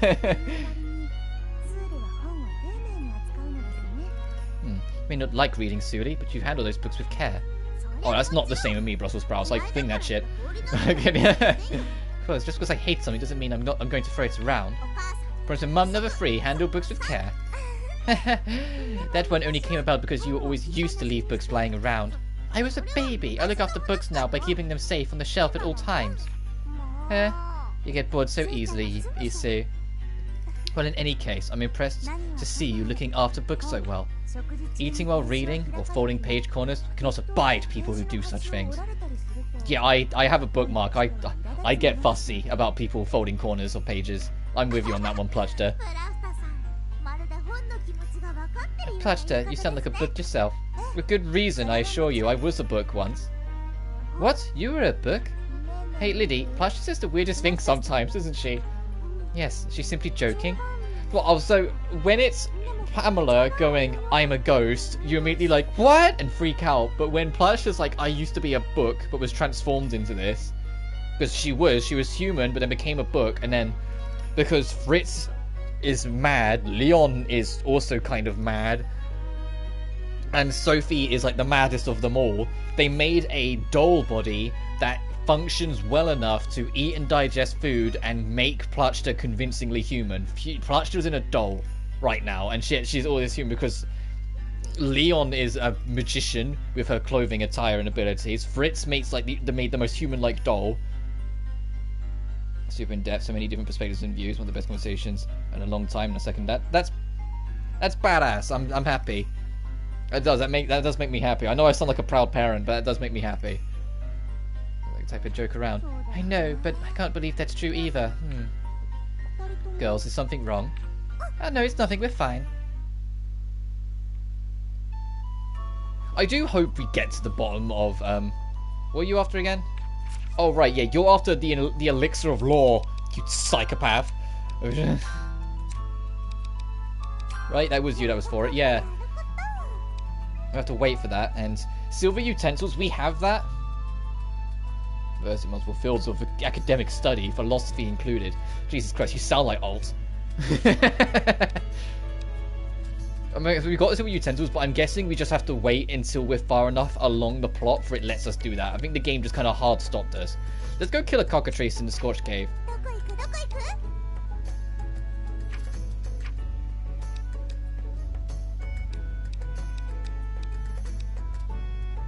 Oh.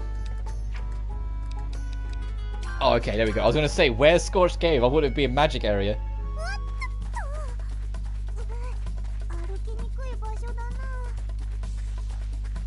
So once you finish this whole story. Yeah, so it's like, we've made the crown, and Mirio says now that he's going to ascend the throne, she needs to move out, but we're making utensils. I've made the utensils, but it hasn't given me the prompts to actually give them in, which makes me think I just need to do a little bit more of the main story, and then they'll let me wrap up that storyline. Are you what we're looking for?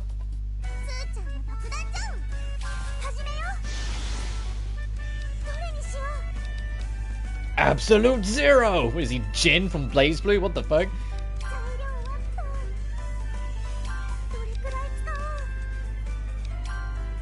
Oh, you're not. Okay, you're not worth the explosion. I cancelled the battle mix. You're not worth it. You're not what I'm looking for.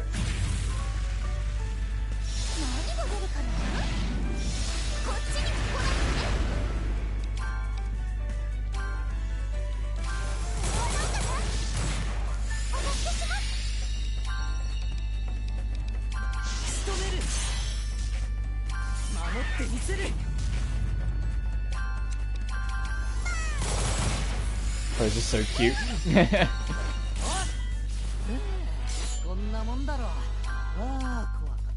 I love, like, I was saying to Carol, like, the only real giveaway in her model that gives away that she's actually aged at all is her victory animation. Because I saw it off screen. It's like, she used to have, like, the anime child Fang, with, like, the wide mouth, closed eyes, happy expression in Sophie. The Fang vanished and she hasn't got her eyes closed in Furious. And now in this game, she just smiles and has her eyes open and it's a bit more relaxed. Oh. That's me, man. I left school in year 11 because they refused to treat my medical condition properly. The AUS Department of Health wrote me a resignation and I got an ATAR as a colossal. The collaterals. I don't know why my dyslexia. Collateral. Jeez, dude. But I was focus in good old the UK. You start college at 16. I did 2 years at college and graduated, and that was the end of my education. That was the end of my educational investment. For now, that was all. I say for now because there might be a point in my life where I want to go back for whatever reason, but for now, I'm okay with that. Okay, this is the cockatrice. Enjoy this.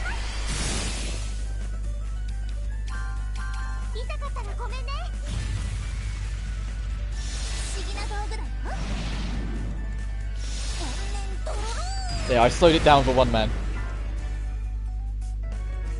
Right. Yeah, and I don't either, Camo. The system failed you. That doesn't mean you failed.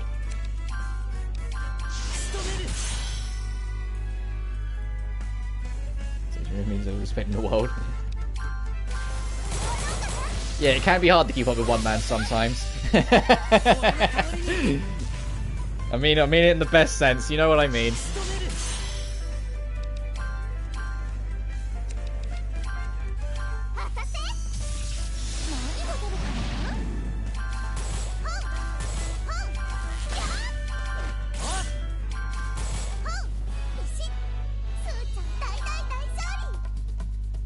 Right, nice. Let's go turn that in.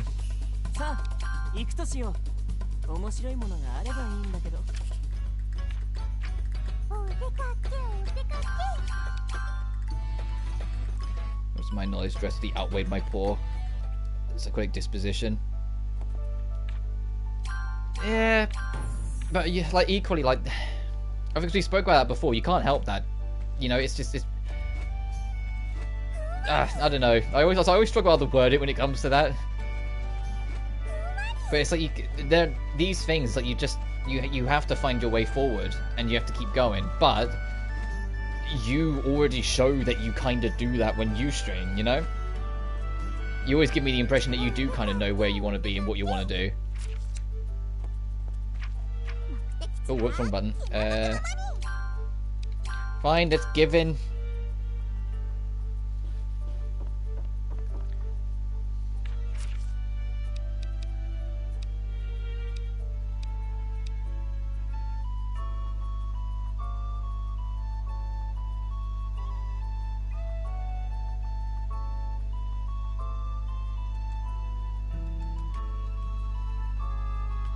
You saying that, stumble a hell of a lot of my words. I feel like I don't consider myself so smart anymore. Well, I mean, like you hear me in my streams. When I'm reading chat, my dyslexia kicks in hard. That used to bug the shit out of me, but we all have our things. We all have our stumbles. We all have our things. You just gotta take it for what it is and carry on. You know what you are, and you should be proud of who you are. You shouldn't doubt yourself and like put yourself to a side and whatnot, or see yourself as worse than what you are. Because the system failed you doesn't mean there's anything wrong with you. Or not, something's badly ingrained to my psyche, preventing you from slowing down my path. Yeah, unfortunately I don't have something to follow up and say that, but at least all I can always say with you, one man, you know I always say this, that you always, in the streams I check in on you and whatnot, you always give the impression of at least being strong-minded enough to push forward, and if anything, that's the most important thing. You know? Like, I'm never going to claim to be a medical expert or a psychiatric expert. I studied psychology for 2 years, but it doesn't mean I'm a master of anything. The point is, you always have a strong head on your shoulders from what I can tell, and you always have a goal in mind. And the whole time you're in that mindset, it's something, you know? It's something. Even if it's just a distraction of whatever, it's still something. Anyway, let's see what Sophie's up to. Thank you, this is perfect. Glad we could help. Here's your payment. Great work, girls. A basic guidebook? Oh, hey, Lydie, Sue. You here to see my teach? Kind of. I asked them to do some work for me. They really helped me out. Indeed, the two of them are quite skilled. Definitely students worthy of Elmira. Due to respite from severe bipolar issues, and yeah, and that's fair enough. I'm glad I can deliver by playing these anime girl games because I enjoy them. However skilled, definitely students worthy of Elmira. Wow, a compliment from Plachta. That should be a real confidence booster. After all, Plachta is Miss Sophie's teacher. What? She is? I thought she was Sophie's student.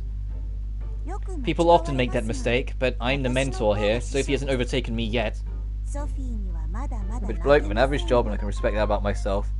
I do my own thing at my own pace, which is the reason my content's so random, but that's me. And I think that's the best way to do it. It's so awkward in the streaming market anyway. Like, if you don't fulfill a niche, and you just kind of play whatever you want, you tend to not get as much of an audience in. Or at least that's what I've noticed in my, 9 months of streaming now, because I started in January, Jesus Christ. But when you do stick to it, it does tend to bring in an audience. But if you do stick to your niche, or stick to a niche, it might not be as fun, because you're playing only the same things, you're not branching out as much.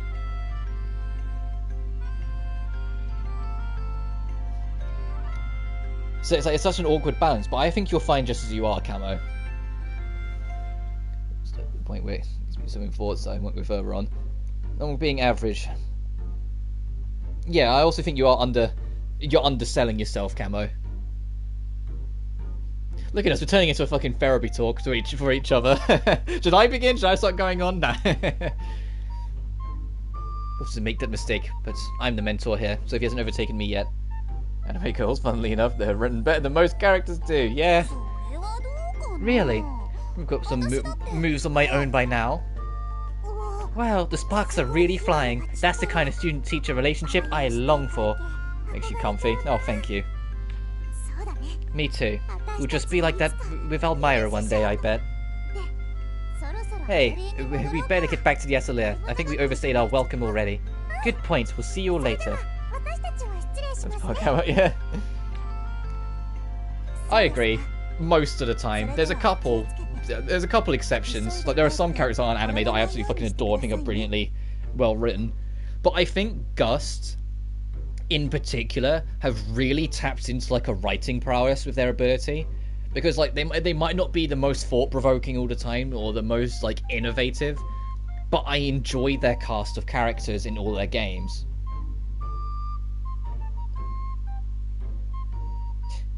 Dude, what's its writing? Yeah, I agree. I completely agree. I'm biased because it's like one of my all-time favorite games now, but Blue Reflection 2's character writing is astronomically good, especially in the later half of the game. I always go back to it, but Reina's half breakdown, half begging to Yuki to get her to stop trying to basically kill herself was so, like, visceral and powerful, and the writing sold it so much alongside Reina's amazing voice actress. I think so. His OST and mechanics deserve a mention. I mean, yeah, like, the problem with the Game Awards, as much as, like, I don't hate the the Game Awards as much as some people do. I understand why Jeff Keighley has to turn it into an advertisement thing, because it keeps it fucking afloat. It's literally the nature of the beast. It's how it is. Right, scenes like that. Yeah, the entire game is about empathy, and they really sell it on it. My favorite character in that game, Uta, although they never explicitly say it, she ticks like every single box of autism, and like it made her really endearing how different she saw the world and how different everyone else kind of had to receive that, and then how they managed to make her feel a part of the group as well and make her feel included. And then Uta in her own way, in her own mind, learning to understand what love is and then falling in love with Al was so endearing and sweet. And I wish Al wasn't so fucking airheaded in that moment when Uta confesses, because Jesus goddamn Christ, woman. Your story is God tier and she's on my YouTube banner for a reason. Yeah, Camo, I still got your UK account, or was it your American account, whichever one it is, on my friends list, and where it's just Uta. Your account name is just Uta. It's just a lack of exposure for more niche titles. Yeah, it's always the AAA juggle. There is a couple niche that squeeze through. Celeste got nominated for Game of the Year back in like 2018, and that alone was like, holy shit, you know, because Celeste is still kind of like a niche indie game. It did well, don't get me wrong, it did really well. But you know what I mean, it wasn't the big AAA juggernauts and that sort of thing that sells hundreds of millions, and yet it was a contender for Game of the Year. And so was Hades. Another, you know, indie game. It's like, they do squeeze in, it's just I wish they had more of a prevalence, because in my humble opinion, a lot of AA games, indie games, and Eastern market games are better than the Western market AAA juggernauts that sell millions anyway. You know, like, I know that's like just different opinions and whatnot, but it's like the last like super big Western AAA game I enjoyed, honestly, was Returnal, which was like early last year. I thought Returnal was great fun. I had such a blast with that game, but like that's it, really. Any other like AAA game is, funnily enough, Eastern. Like, you know, I can't be like, oh yeah, I love Resident Evil. That's Capcom. That's a Japanese company. Oh yeah, I love Devil May Cry. That's still fucking Capcom. You know. Oh, I love Tales of Arise. That's Bandai. And even then, Tales of Arise, I don't think, although I loved it, wasn't quite to the same level as Tales of Berseria.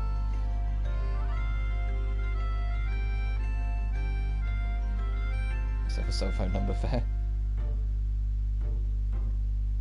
Future category themings. That could be good. My biggest thing with the award show is that I think there should be an award lock system in place. And what I mean by award lock is if you've earned, I'll be generous, 2 awards, you can't win anymore. The reason why I say be generous, because if it's got great art direction and a god tier soundtrack, absolutely both should be rewarded. So that's why I'd say room for 2. But in no circumstance should we get what we got with The Last of Us Part 2, where The Last of Us Part 2 walked away with 11 fucking awards. I think it was 11. It might have been 9. Either way, it was way too many. I think there should be an award lock. Just to make it so then more games get noticed, more games get attention. I'm waiting for the official listing for the Game Awards to come out. When that listing comes out, I do, whilst we're on stream at some point, want to go through every single one of them and talk about every single thing, every single game I think deserves an award in its respective category. And you'll see during that I always try and differentiate. I don't just make it so all things get the same award. I always try and be like, okay, no, this I think deserves it out of this list. And then at the end of the year, I said I'm going to make my own list of what my top 5 favourite games this year were, and my top 5 favourite games that I played this year but didn't come out this year are. It's like 2021 backwards.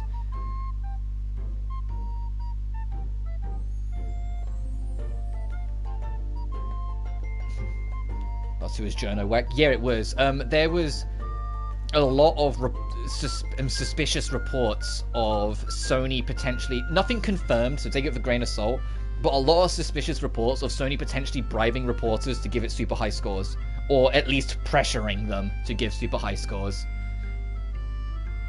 Which is probably why it ended up in that position that it did, to get as many awards as it did.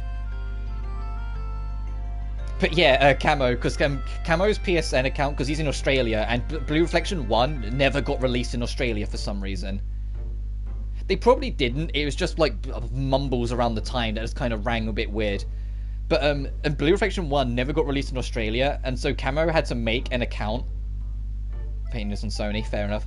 Camo had to get a US account, and the US account he named after Uta, you know, a Blue Reflection 2 character, and like both of our favourite character, to buy BR1, which he isn't in. There was no confirmation, so I'm not going to blunt accuse them. It was just like a lot of sus reporting that came out around the time. But unfortunately, journalists make up the major majority of what awards are earned in the Game Awards. Which is why Devil May Cry 5 was not nominated, because there is an infamous legacy of history of journalists being very bitter at the audience because of the Devil May Cry reboot and how it was received by them and how it was received by the audience. Because I don't know if you know this, and I love telling this story because it really paints a picture on what gaming journalists can be at certain points. It's not all bad. I'm not going to pretend it's all bad, but it can absolutely be monstrous. Back when the Devil May Cry reboot was coming around, Western journalists wanted more influence over the market. And it was just a fact. They wanted more influence over the market. They knew they had influence over the Western market already. They wanted influence over the Eastern market. Devil May Cry, a very popular Japanese franchise, having a Western developer work on a reboot, they wanted, no matter what, they wanted it to do insanely well. So then they could use that as an opportunity to be like, hey, Western games do better. See, this Western pitch is the best way to do it, and they could have more influence over the Eastern market in journalism. So they gave it the highest scores ever, praised it to the nth degree. It barely broke 500,000 units, making it the worst selling Devil May Cry by a country mile, because the previous worst, Devil May Cry 3, did 1.5 million units. So it literally did 1 million more units than it. It sold miserably, and the public reviews was hideous. The reason why the journalists then became so bitter towards the franchise as a whole is because journalists were already bragging to Japanese developers before it was released about this to try and almost enforce their influence. And it wasn't just Capcom that paid attention to them, it was Nintendo. And when they saw this Western game bomb in the West, and when it came out anyway, after all the journalists said, not only did Capcom say, okay, these journalists don't know what they're talking about, we're going to keep making our Japanese games, so did Nintendo! And so suddenly, the two biggest contenders at the time that gaming journalists in the West desperately wanted to try and get influence over, got the exact opposite. They were being ignored and laughed out the room. And that bitterness carried through the entirety of Devil May Cry's legacy still to this very day. Any single time a gaming journalist brings up Devil May Cry in any fashion, they bring up the reboot. Because they want people to buy the reboot. They want it to do well. They're bitter it didn't work out for them. So Devil May Cry 5 not even being nominated for Game of the Year, no fucker was surprised. No one was surprised whatsoever. Because it's like, no, it absolutely deserves it. In fact, in my humble opinion, it deserved Game of the Year. I fucking loved that game. So did Fire Emblem Three Houses. That deserved to be nominated, but what the fuck, whatever. But that was like the biggest tipping point of destroying their influence over the Japanese market, and they've never recovered from it. Still to this day, Capcom make games geared towards their Japanese audience first. Still to this day, Nintendo just do whatever the fuck they want and don't listen to other people. And that shows like how much impact it is. So yeah, they're bitter, and they will always never treat Devil May Cry's name with respect. Did they make any news reports talking about how Devil May Cry 5 is now the best-selling Devil May Cry game in the series, and did so well it's in Capcom's top 10 best-selling games of all time for them? No, of course they didn't, because that'd be admitting defeat. But did they spend the entirety of Devil May Cry 5's advertisement cycle talking about the reboot? Of course they fucking did, because they wanted DMC5 to flop so their reboot could look better in comparison.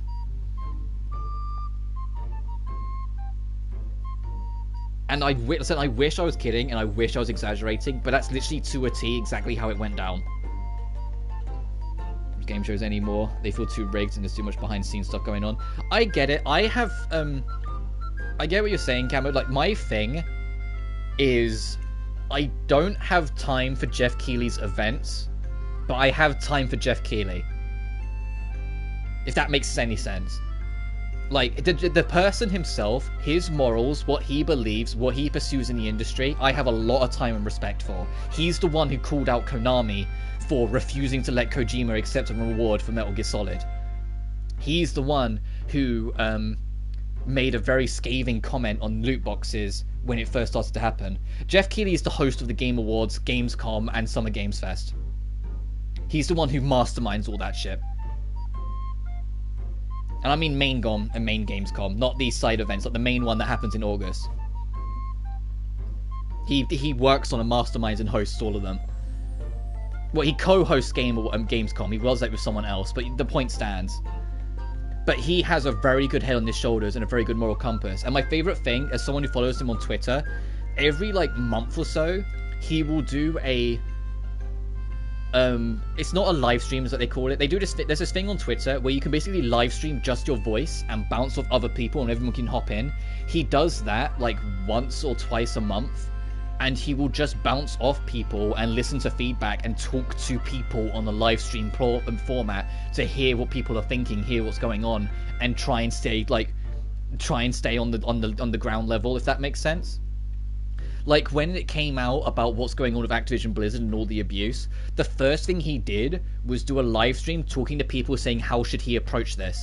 And everyone said, just make a thing talking about it at the start of the Game Awards and move on. Just make a point of like showing you support it. And you went, alright, yeah, sure. Because he didn't know if he should go more into it and make more of the show dedicated to it, or if he should hold back and try and be like, it's not his place to say anything. And everyone said, no, say something, just don't make it the whole show. And so he did, and yeah, he did. At the start of the Game Awards, he spoke out about it. He gave support line if other people are stuck in that terrible situation, like support phone numbers, and then carried on with the show. And so I have a lot of time for Jeff Keighley, the man. It's just the shows he hosts are just corporate spiel that he unfortunately serves, so I don't have time for that as much. Like, I'll still watch the Game Awards, but because of the announcements. You know? But I'll still watch it for the announcements. I don't really care about the awards. And maybe the orchestral performances, because Jeff Keighley has been leaning more into that and getting more orchestral performances in his show. And I know they're not for everyone, but because it's video game music, I'm always all for it. And Jeff Keighley gets a personal tick in my book because he's a Sonic the Hedgehog fan. And that's it. He's a Sonic the Hedgehog fan, and that's enough for me. That's enough for me to put him in my good book. The only reason, because and it is biased, and he did get kind of an eyebrow raise, but everyone kind of, thankfully, the whole industry just kind of understood and let him get away with it. All the advertisement slots were fully booked for the Game Awards last year, and then Sega said, "Man, we've got this trailer for the new Sonic game we're working on. Is there any chance you can find a way to squeeze us in, Jeff?" And Jeff immediately went, "Yeah, sorted. I can fit you in." Like, he immediately, like, everyone else, like, "Nah, sorry, we're fully booked." When it was Sonic, when it's his childhood favorite, he immediately went, "I'll find a way." And he did. He got not only one but two trailers. We got the initial teaser trailer for Sonic Frontiers, and we got the trailer for the second Sonic film.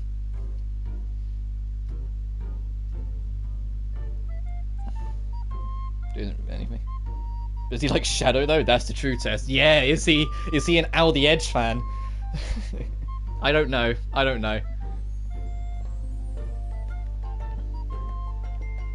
Yeah. I said it before, and I'll keep saying it. It's my promise to you guys, even though I know I'll probably fucking regret it.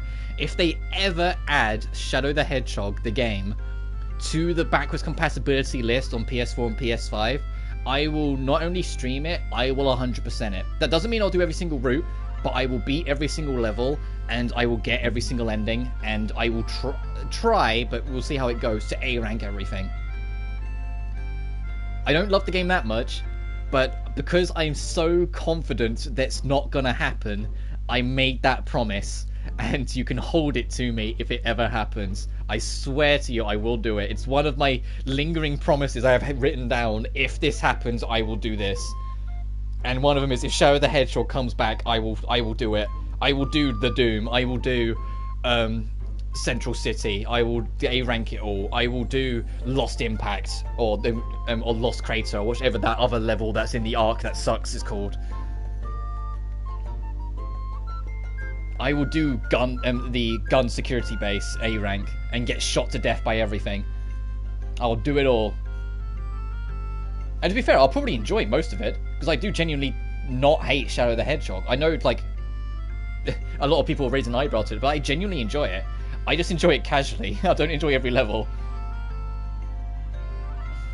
Equally, though, if they are going to put Shadow the Hedgehog on the back compatibility list at any point, before they put on, oh, I don't know, Sonic Heroes?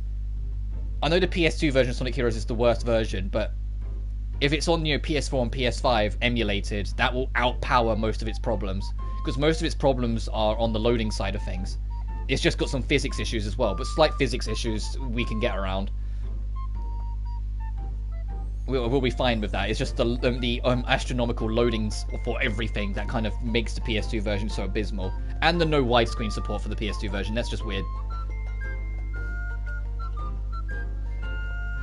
But then equally, I'm hoping, even though it's only, you know, streamed, you don't actually own and download it, I'm hoping the PS3 side of backwards compatibility will start adding some PS3 Sonic games. Because guns? Yeah, I agree. Which is a shame, because there's another game that got immediately dismissed because of weapons, which is actually, in my opinion, one of the better Sonic games in the series. That's Black Knight. Everyone has Sonic with a sword. It's like, no, it's fucking sick as hell. That game's fun as fuck. I love Black Knight. I love that game so much. I love the fact that they're adding free DLC to Sonic Frontiers a couple weeks after it comes out. That's just Monster Hunter armor, so I can make Sonic wear armor again and pretend I'm playing Black Knight 2. Since everyone's been calling it Black Knight 2 anyway because of how much more story-focused the game seems like it's going to be. Which is what made Black Knight so fun. That it had a fantastic story with a great message. And it was also the end of an era. It was the very last Dark Era game before they soft rebooted anything into the Colors era. And the last game that Jason Griffith voiced Sonic in, and I think it was his best performance, honestly. I think he genuinely did a better performance in Black Knight than he did Unleashed, and I love Unleashed as well. He gave it his all. It felt like everyone gave it their all in Black Knight, despite it being restricted by the Nintendo Wii. Cinematics were timeless, absolutely. Anyway, very well. Take care on your way home. We don't want you falling and getting hurt. See you again, girls. But if I do at any point, and this is my other promise, but you don't need to hold me to this because I guarantee you I'll do it anyway. If I stream any older Sonic game because they get re-released on the backwards compatibility or whatever, I will sing the songs. I will absolutely sing Open Your Heart in Adventure 1. I'll abso-fucking-lutely sing Live and Learn, or I Am the Eggman, that's what I am, in Adventure 2. I will abso-fucking-lutely sing This Machine, or Team Chaotix, or Let Me Show You What I Am in Heroes. Or, you know, I Am All of Me, or Chosen One, or All Hail Shadow in Shadow. You know, like, I will fucking sing, because I love those soundtracks, and to me they're timeless. They mean everything to me. And I'll try and sing Sonic Unleashed if Unleashed happens, but I guarantee you I'll tear up because of how nostalgic that game is to me. I can never sing Endless Possibility without getting choked up for some reason. Yeah, Black Knight was the first game appearance of a chili dog. Which is crazy, considering it's been such a staple of like every single book and TV show surrounding Sonic, yet it was never in the games up until that one. And it was like, what? We're home. Welcome home. Would you like me? Or me? Or perhaps me? Miriel, hold on. I thought you were locked up before we left. Oh, I thought we locked up. Dream and Absolute? Abso-fucking-lutely. They never will. They never will. I'm telling you right now, they never will. But if they put Sonic 06 on the backwards compatibility list as well, Yeah, I will sing Dreams of an Absolution. My biggest hope, honestly, is that they will put Sonic Riders on it, on the backwards compatibility list. Both 1 and Zero Gravity, because Zero Gravity does have a PS2 port. A lot of people only remember it for the Wii port, but it does have a PS2 version.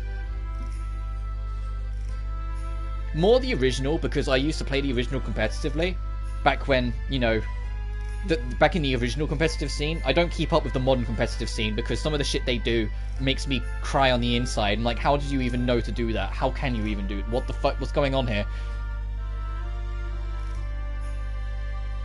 But I also know it's because they play Tournament Edition, and I'd love to play Tournament Edition. I really wish Sega would officially acknowledge it and release and port that instead, but who knows?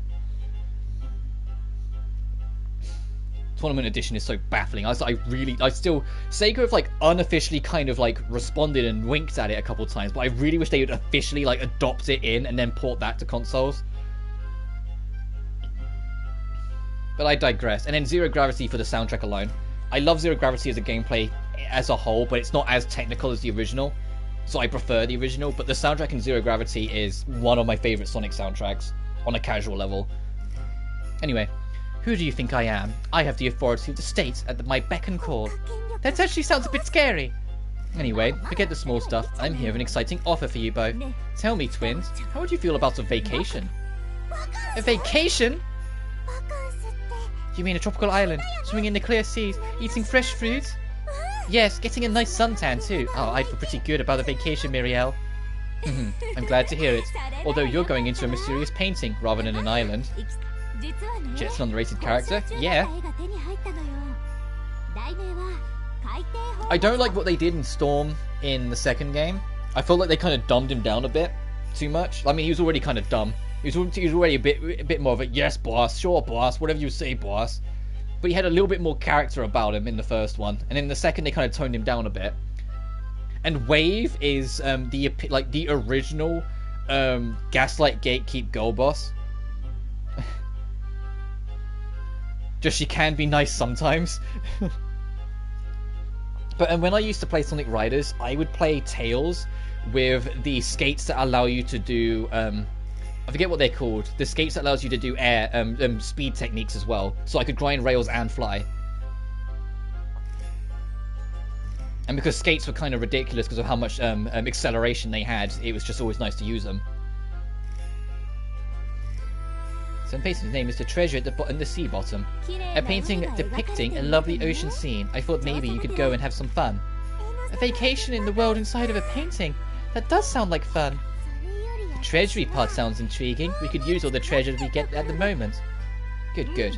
So we will count on you both in. We don't need to restore the painting this time either. Once you're ready, come over to the castle. See you later. Vacation, yes. I don't think we've ever had one of those before. I didn't think. I know so. Our first ever vacation. Time to have some real fun. And we picked up a book as well. Oh my god! Sophie gave us the Flame of Origin?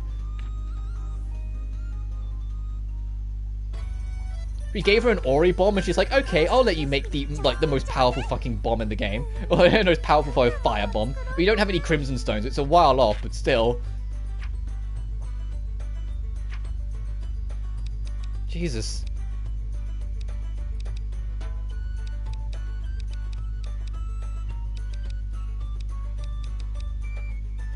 So we haven't got any Kimberlite. Hopefully we'll get some soon.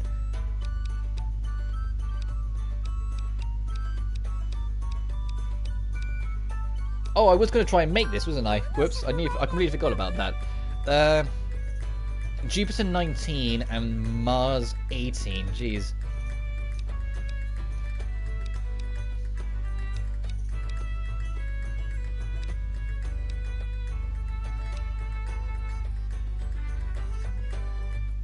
Man, the Eterna Crystal kind of sucks how many pages it blocks.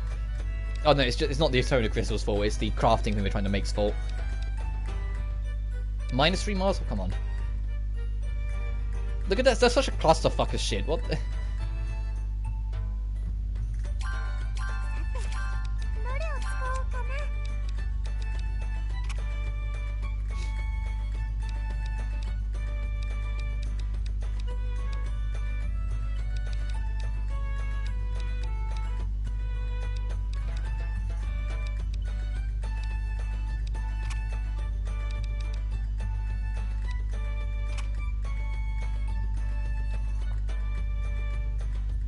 Oh, guess what I forgot to make. Oh, I guess we're going all in on yellow then.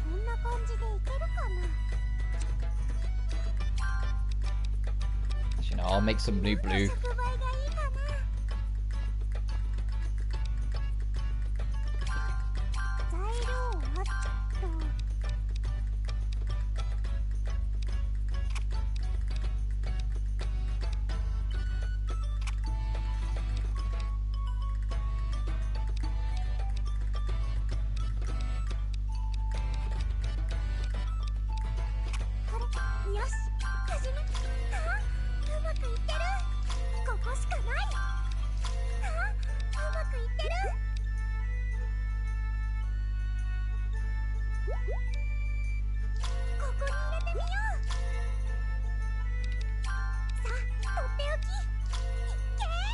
Oh, still not enough for any bonus.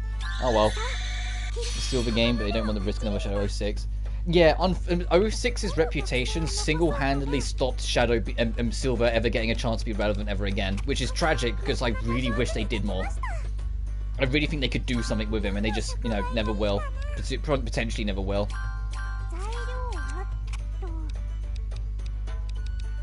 So I genuinely have a lot of time for that kid. So I always jokingly call him my son, but there's a reason for that, because he basically is.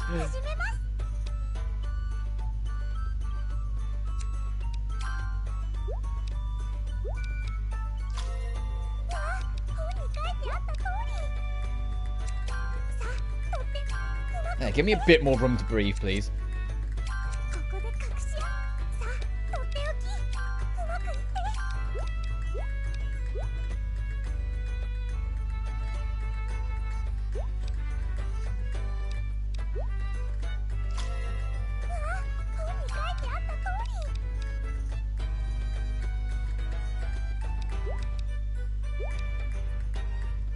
So evil where they put the minuses. I'm like looking at it, I'm like, you bastards.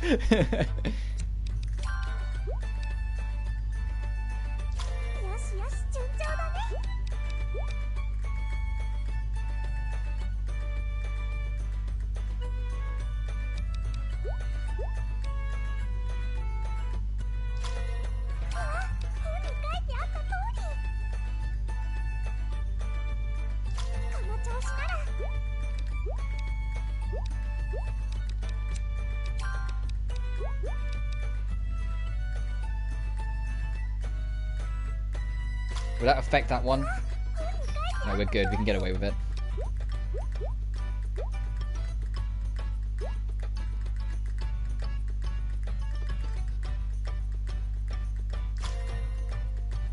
I'll take it.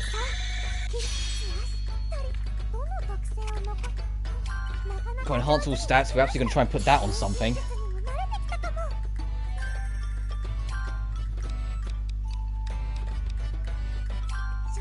Oh, we can make this. Jupiter, Saturn, and Moon? Oh, jeez.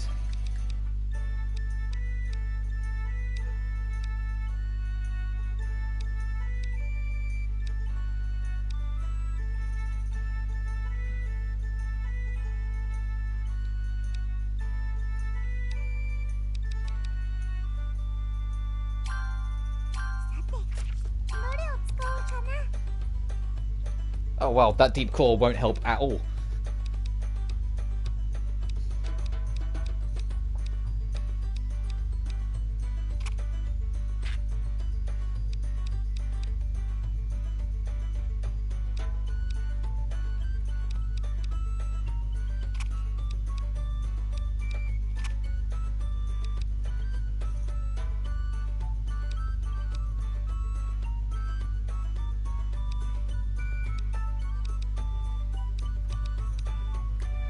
No, I've already got enough in yellow. I need to find other colours.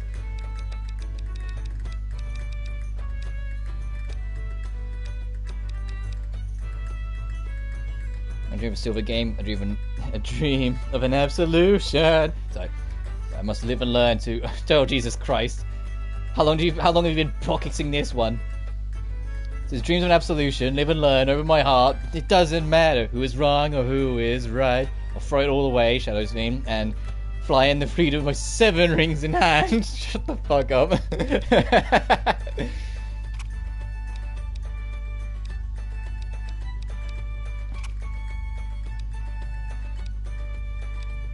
How long have you had that one pocketed away?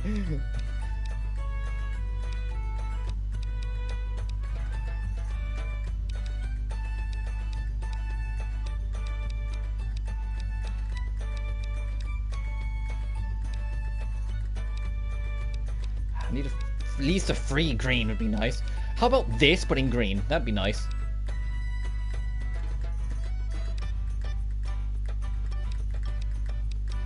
I could take that as an alternative, if not, and just lean all in on red.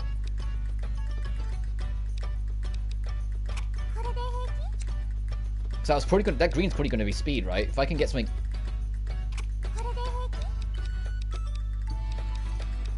Because if it is speed, then to be honest, I'm not too fussed.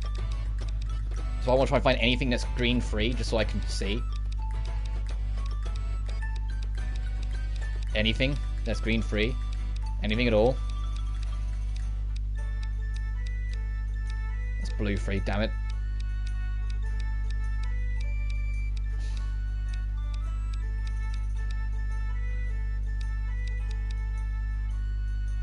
That'll do. It is speed, okay. Character limit isn't supporting. Shut the fuck up.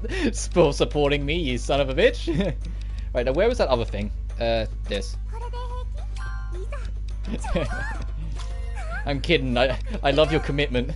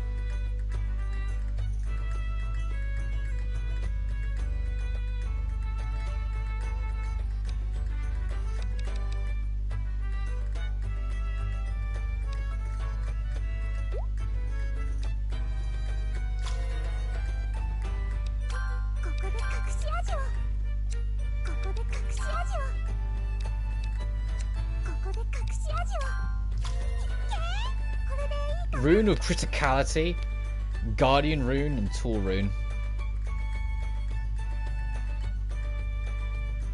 Sure.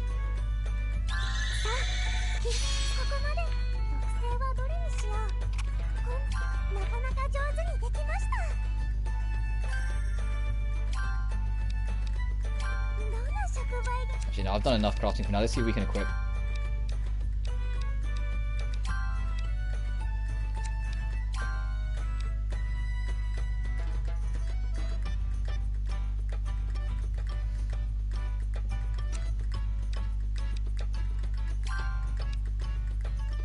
Damn. I'm gonna give it to you. Oh no, that's...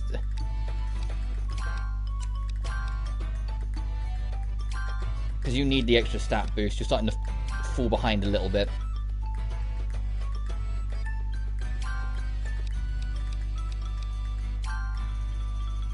Oh, there's those shitty ones we just picked up nowhere. That literally don't do anything for our stats. They just sell for cheap.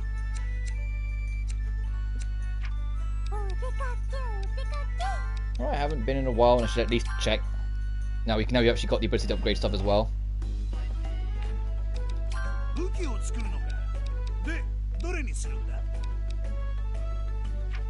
Oh, that's Sophie's new weapon.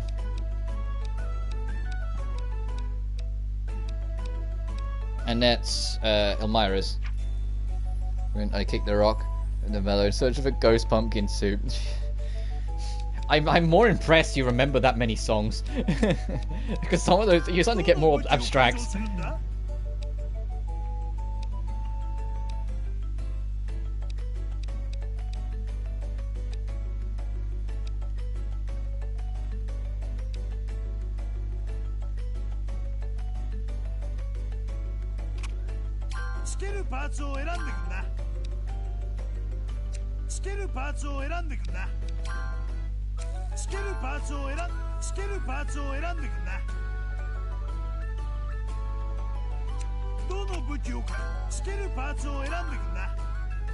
Oh, sure, you can have this then. I didn't realize you didn't have anything else.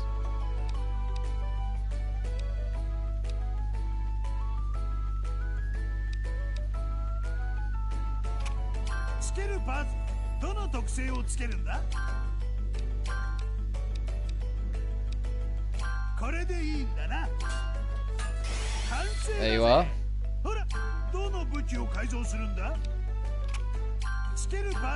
Oh, whoops. I already gave that piece away to Beerus. SA1 and 2's attractive rent free in my head. Fair. Oh, you can just buy these stupid fucking statues from him now. Great. I'm not going to. Oh, you can buy the Organization 13 coats as well. And a basic version of a lot of armor sets. Very basic versions. I'm not going to say no to the cloth. Nor am I going to say no to leather, because we've got none. Jeez, he sells a lot of cloth-based materials. Really that low on ingots? Damn. This guy's going to... we don't need Sylvalia. Some decent leather armor, parameter boost. I'm not buying that fucking statue. It's a statue of him, the entitled prick. Goodbye, Haggle. Let me save, because I haven't saved in a while.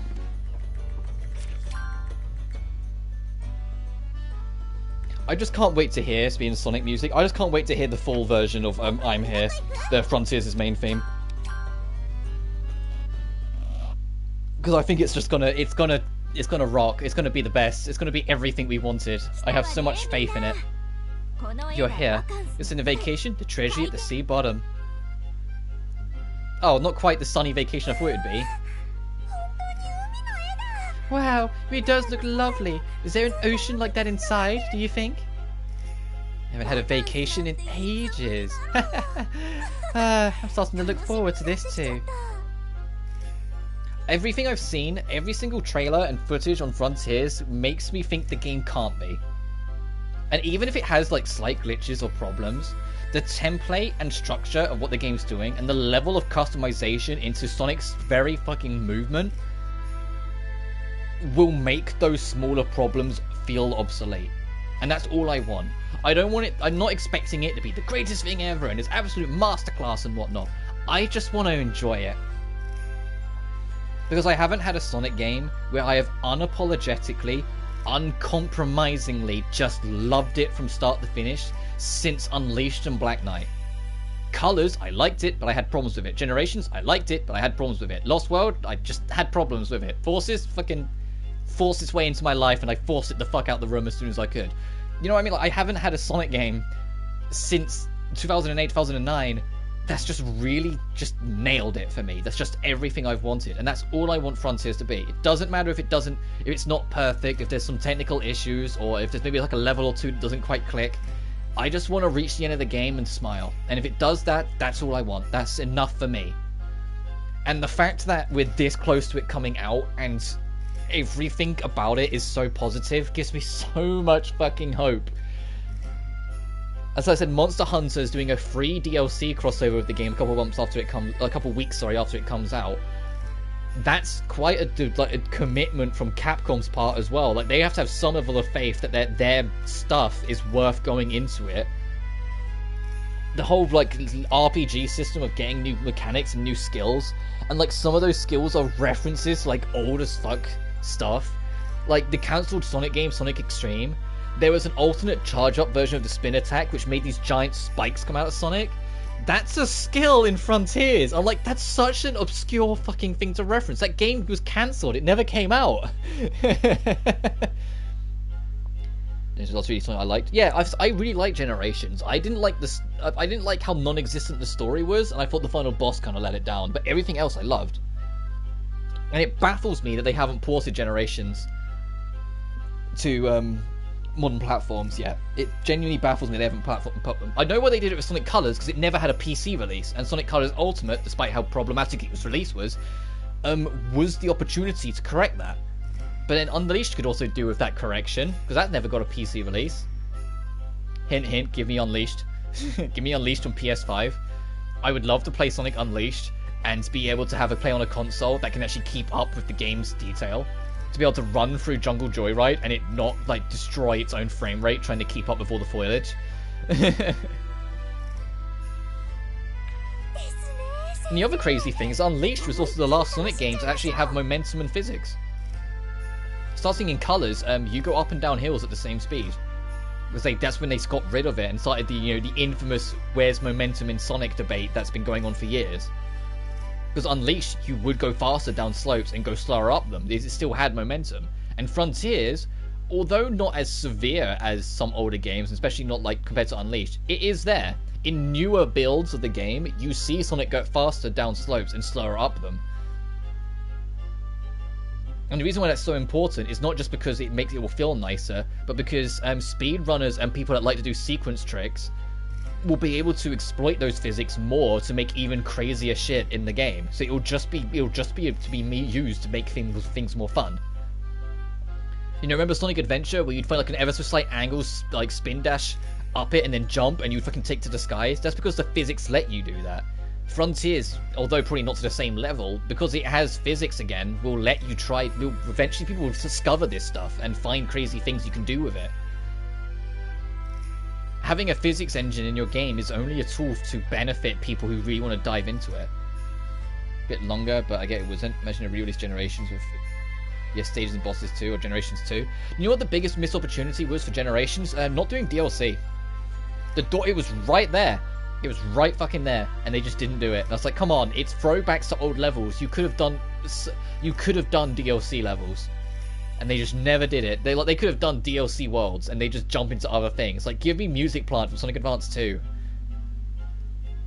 It's the exact same criticism I had with Sonic Mania. It's like, just do more levels as DLC. Why did they not? Anyway, me too. I can't wait to kick back and relax. I've got my swimsuit all ready. Let's hit the beach. Off you go then, everyone. Enjoy this little holiday.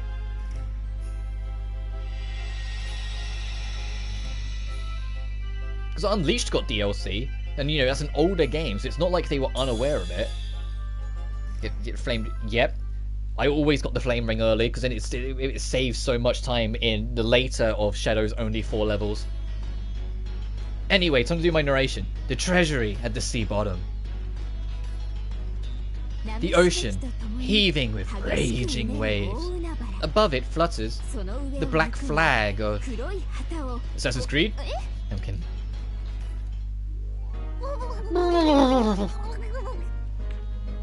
That was a very short narration. Drowning, drowning, retreat, retreat! Oh, you're back sooner than I expected. Did you enjoy your vacation?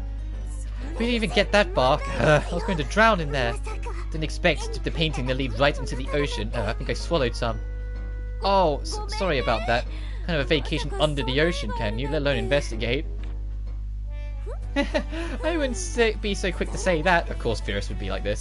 Ta-da! This is an airdrop. Putting this in your mouth as you breathe underwater. Furious! That's crazy. All you can do is to tremble everything I consider normal. Hold on. If you had those on you, why didn't you use them back there? Indeed, Sue. I knew you'd notice. Actually, I've got something to admit.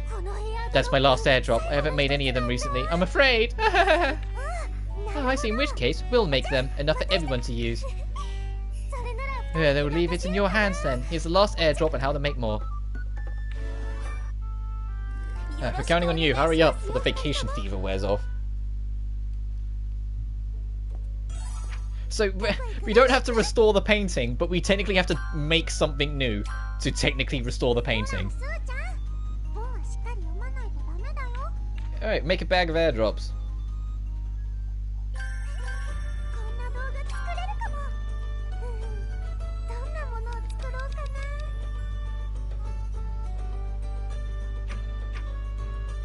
When did we get a Merry Toy Box?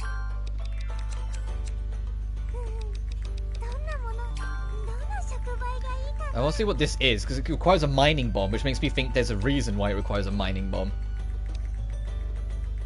Oh, this one sucks. Mars, Saturn, Sun, and Moon. We're not going to get Mars, Saturn, Sun, and Moon in any of these, I don't think. It's Mars, Saturn, and Moon.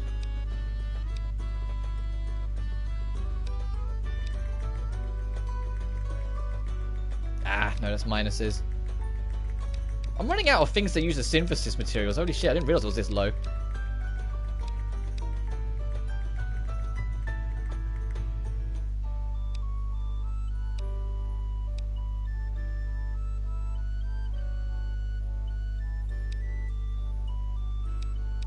I'll do this.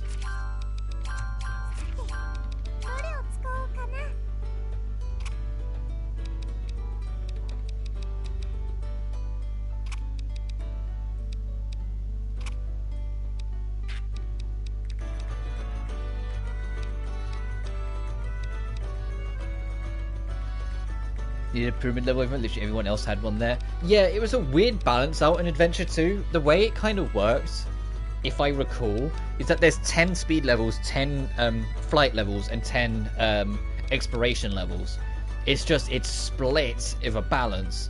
So, in the speed levels, Sonic has 6 of them, so Shadow has 4.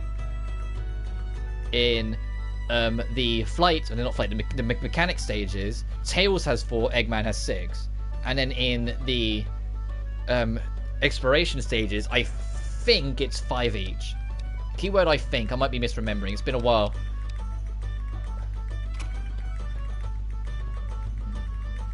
It's always a temptation.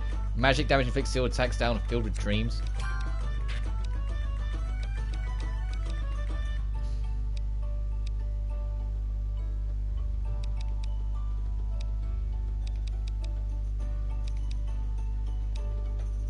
But yeah, I agree. He absolutely needed like just one more extra level that kind of made the most of his set, and he would have been great.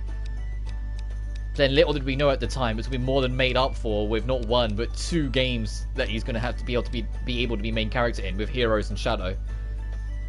And 3 if you want to count 06 as well, because like I said, I still stand by it. The game sucks. The story they gave Shadow though was excellent. There's a -4 sun there. I need to avoid that like the plague.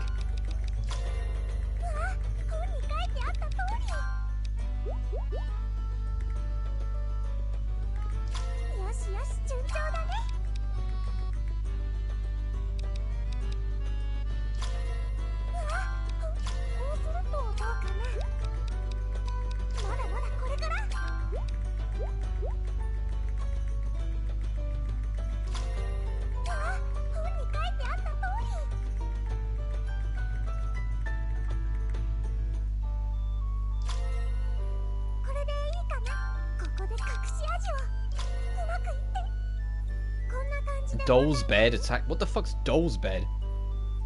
Got Greasy Gadget. Please go ahead and give Shadow a sand-based stage. I do think Greasy Gadget's Sonic's weakest level, but equally, I don't hate it. I'd still play it.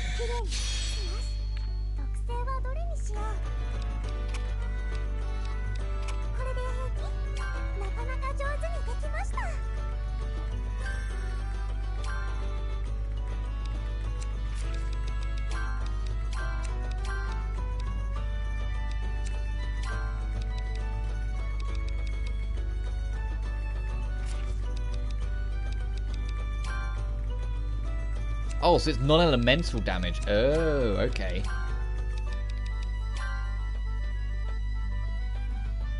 Six Shadows last time in the spotlight if you don't count episode Shadow, which was kind of, with its episode Shadow was like the only thing in Sonic Forces I could vaguely defend, because his levels were just better variants of pre-existing levels anyway, and he actually had some dynamic between him, Rouge, and Omega again. Which is like, I love those 3 because of the found family sense they had. And it was the biggest thing that bugged me about Shadow the Hedgehog, that they just kind of ignored that entirely. When that was like literally the crux of his character, and it's not, and it couldn't be any more apparent than in his story in 06 how much of a found family those 3 are. And how they work together.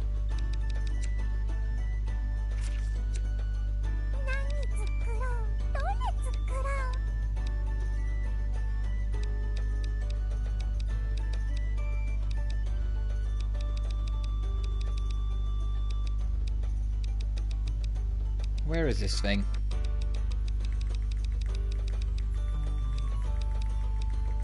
Oh, there it is. It's a plot item, so what we put on it doesn't matter.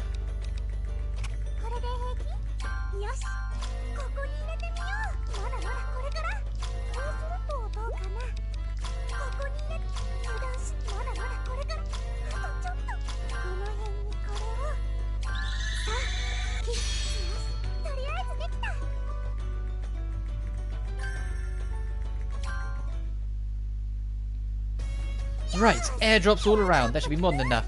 Great, now let's finally go enjoy our vacation.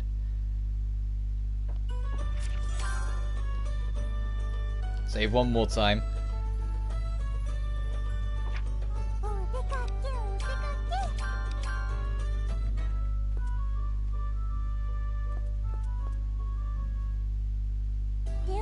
Let's try this again. Vacation time.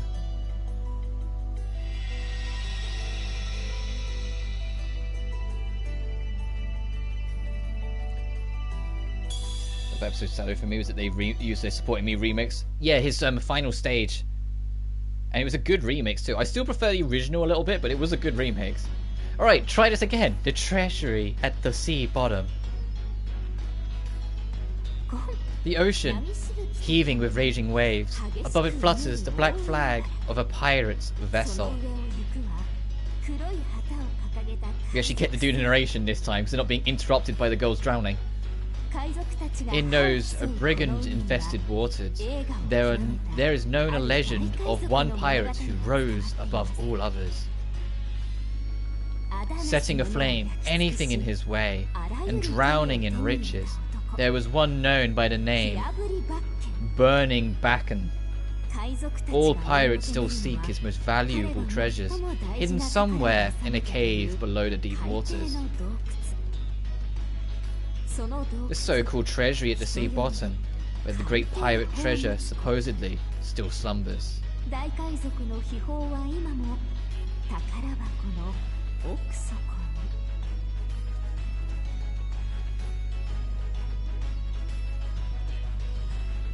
Music's nice. Oh, and here's what the airdrops are then. Whoa, we can really see it, the water. No, see at the point breathe in the water now. Wait, this is what it's like under the sea? A fun vacation with loads of treasures awaits us. I can't wait. Oh, wow. Oh, and all the jellyfish. I was wondering when these guys were going to show up. Is this how you're going to get a bunch of seaweed and shit as well? And a bunch of fish variants? Oh, shit. I know there's a trophy in this game, and it made me laugh when I saw it. It's a trophy for getting one of each bug. For finding one of each bug and adding it to your collection. And the trophy is called Why on Earth? I was just like, okay. The trophy just like, why would you do this?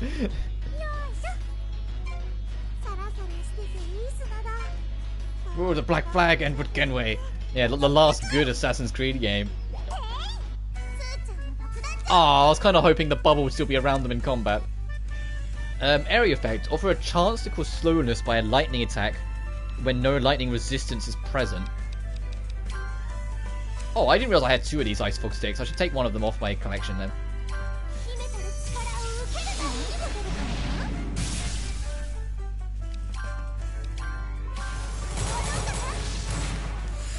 Good thing the gun works just fine.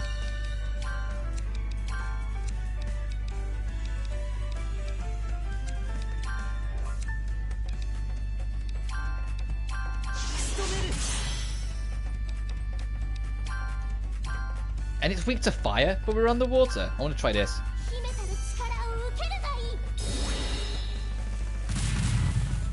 Okay.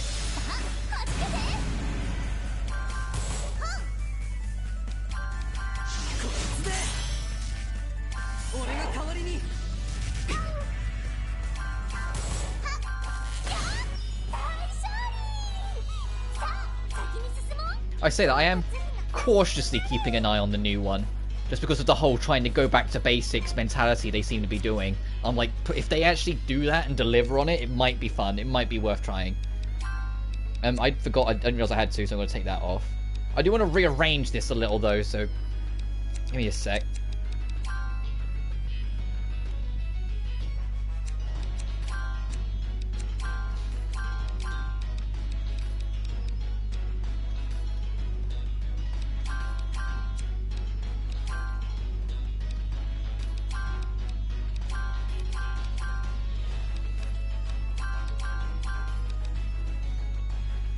There. Well, why is it all stacked like this? Hang on.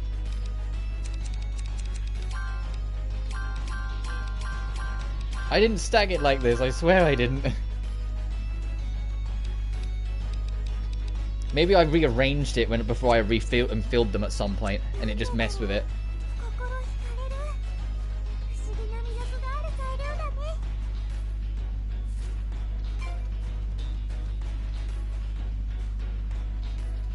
I love the music in this area. I like the vibe it's got.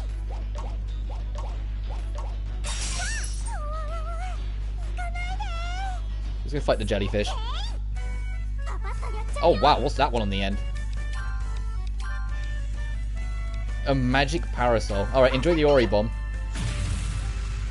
And there goes the magic parasol.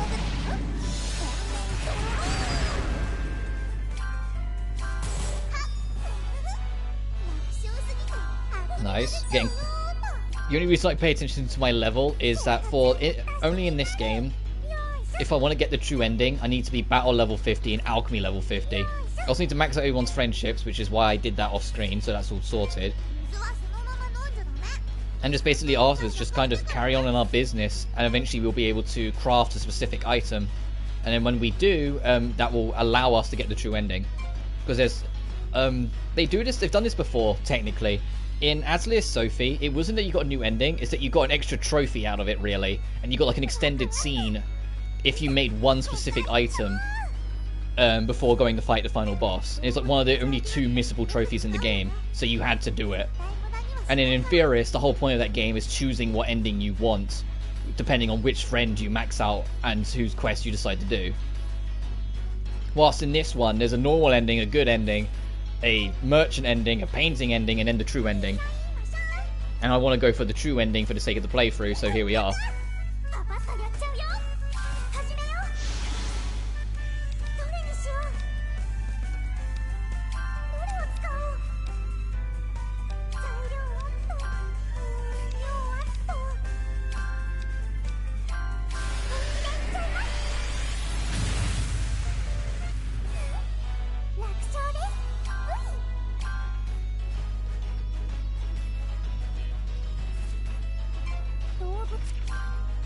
And you see it's how long they are, a little variety, also because they're less assassins and more RPG. Yeah, that's the same reason I deterred from it. That's why I'm hopeful for the new one, because they keep on saying and pushing it's going to go hard back to basics, it's just an assassin doing assassin-y things. I'm like, if they really go in on it and just make it an Assassin's Creed game, you know, I will think about it. I don't know if I'll get it, because I'm very untrusting towards Ubisoft in general, but I'd at least entertain it. You know? The Pirates Cove. There. Seems to have reached land. Hey, hold on. Across the 10 seas, burning all who stand in my way. That's the way I do it. I'm Captain Backhand. Excuse me, hello.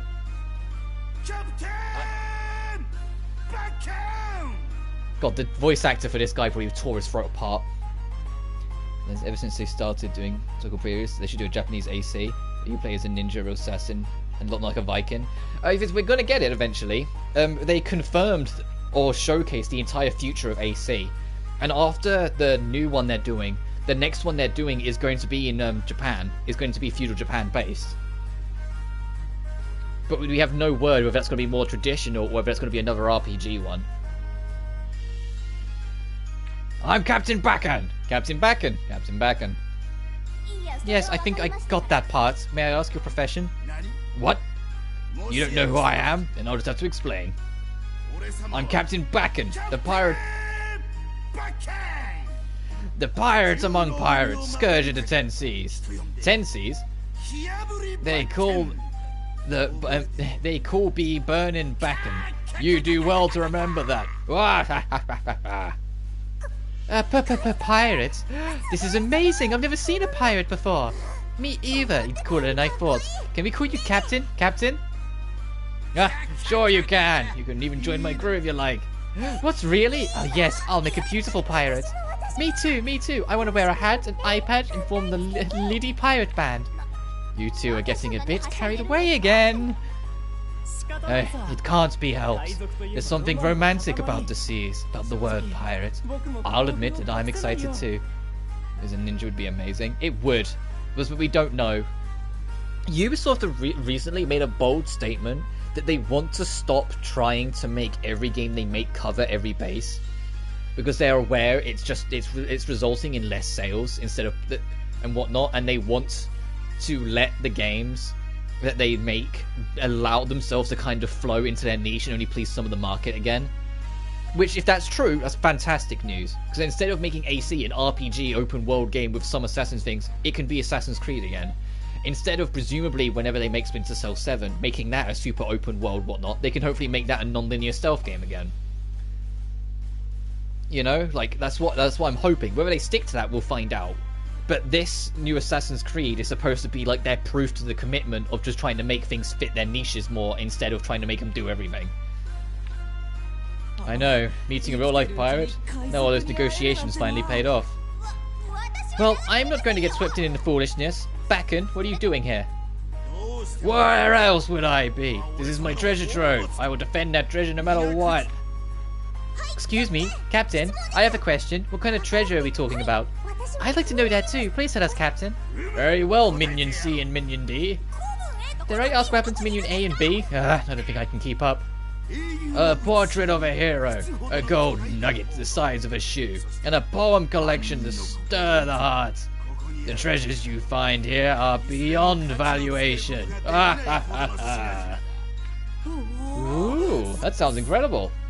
However, it's been a while since I died. I'm getting tired of defending this treasure alone. If you wish, my new minions, I will pass ownership of it on to you. Thank you, Captain. We would like that. We'd like that very much. Fucking, is all it took. Oh, sorry. Excuse me. All it took. Easily persuaded, Lucia. Quick change of attitude. Lucia's all about the money, after all. Very well. The treasure is stored in my free vaults. You may take whatever you like. Aye, aye, Captain. This feels like this feels a little different from vacation, but no matter.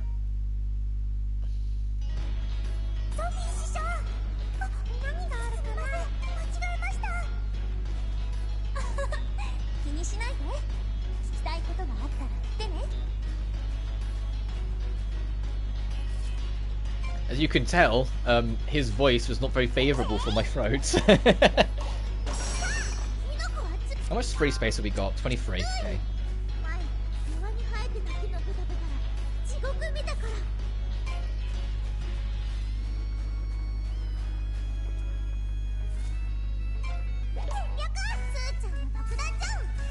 No, I've used enough battle mix as is. Let's just...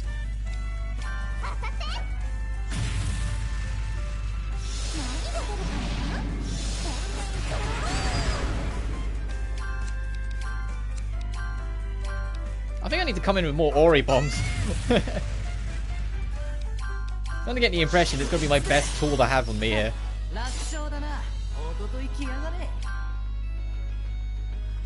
Gus, genre-wise. Like, it's like, the thing is, like, with me... I'm trying to think how to word my point. Like, what works so well with Gust is that they do experiment, which is what Ubisoft had been trying to do. But it's always small steps. They don't just dive at something completely different and expect things to work. They slowly build up for it, and they slowly build upon their foundations until they reach the point they're happy with. And it shows as you go through each game. Each game you go through slowly builds upon more of the idea, whilst doing away with things they don't.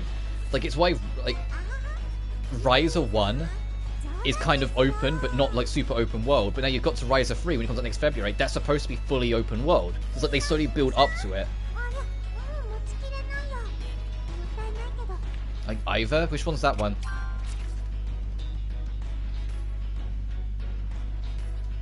Or is that a typo? Let's send that into the container so we can carry on. I'm kidding, it's probably something. Oh, right, I haven't played Valhalla. The moment they started going RPGs, I kind of switched off. Because I don't think anyone really liked Unity. It had potential, but you know, the 1,000,001 glitches kind of stopped it. And Syndicate I found pretty boring, and after that I was like, nah, I'm done. So I just haven't touched anything AC since. So that's why you lost me a little over a second, that was all.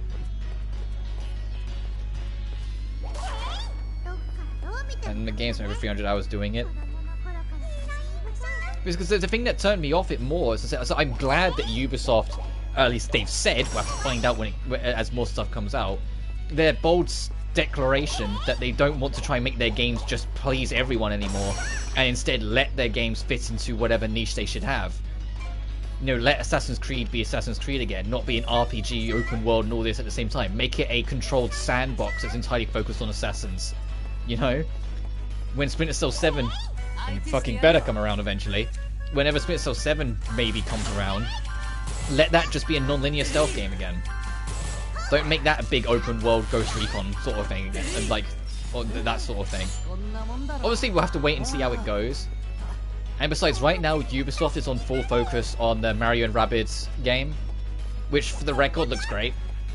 If I had a Switch, I'd get it. In the same vein, if I would get their first Mario, the Kingdom Battle, the first one, because they both look like great fun, even though I'm not into those kind of games. Be Viking climbing horses or whatever. I feel like Ninja, theme killer. Fair enough. The only ACs I've platinumed is the first two parts of the Ezio trilogy, because I got a little worn out in Revelations, and just never platinumed it. But 2 in Brotherhood I platinumed, and I didn't even think they were too bad to do so, minus like 1 or 2 odd little tricks here and there.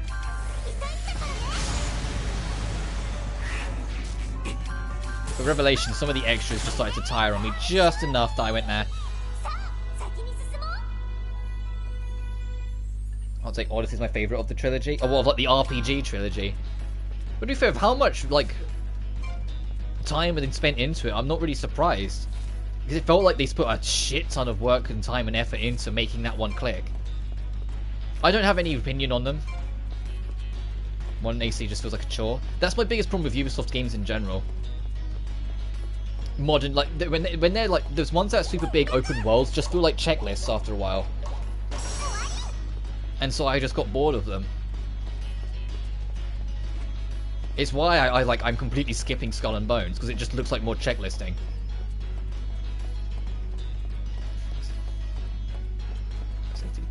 My favourite ACs is a juggle up between 2, because that was my first Assassin's Creed, and Black Flag, because that did the multiple elements better, and the checklisting didn't feel as dominant as it became later on.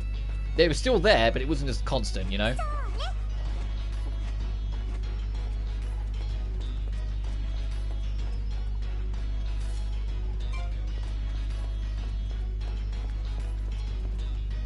I love this area, by the way. It's not quite the beach resort I was hoping it would be, but it's just kind of cool. Everything will return to its Advanced Warfighter 2 days. Because I was never a Ghost Recon kid growing up. So the only like Ubisoft games I really played when I was like a kid was Splinter Cell. I mean, there were a couple others, but I always forget what was Ubisoft and what wasn't. But Splinter Cell was like the most dominant one. I love Splinter Cell, but I also love traditional stealth games. And like the key word is stealth games. Chucking a random stealth mechanic into a game that doesn't need it can kind of come off a bit weird. And sometimes it works, sometimes it doesn't. As much as I love Blue Reflection 2, it had a good stealth system, I felt, and a good way of handling it. Its problem was that it never really required you to use it outside of the tutorial, so it just became a lost mechanic. What's wrong, Captain? Stopping so suddenly? We're here! The 3rd treasure vault! Interesting. Rugged, tough, the perfect atmosphere of a pirate. Tell us, Captain, what treasure can we hope for here? Prepare yourself, a poem collection to stir the heart. You'll weep as you read, guaranteed. Pirates among pirates also has a refined literature taste. I'm impressed, Captain.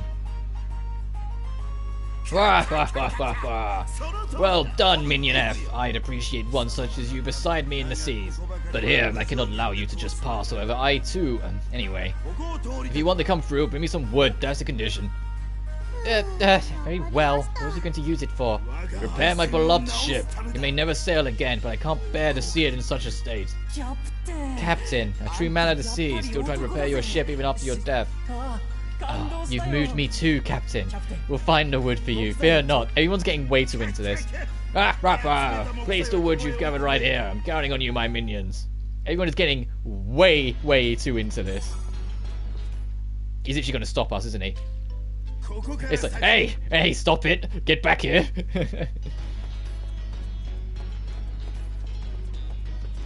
Oh, is this his ship? Is that the chemistry ship? Oh, it's pretty cool.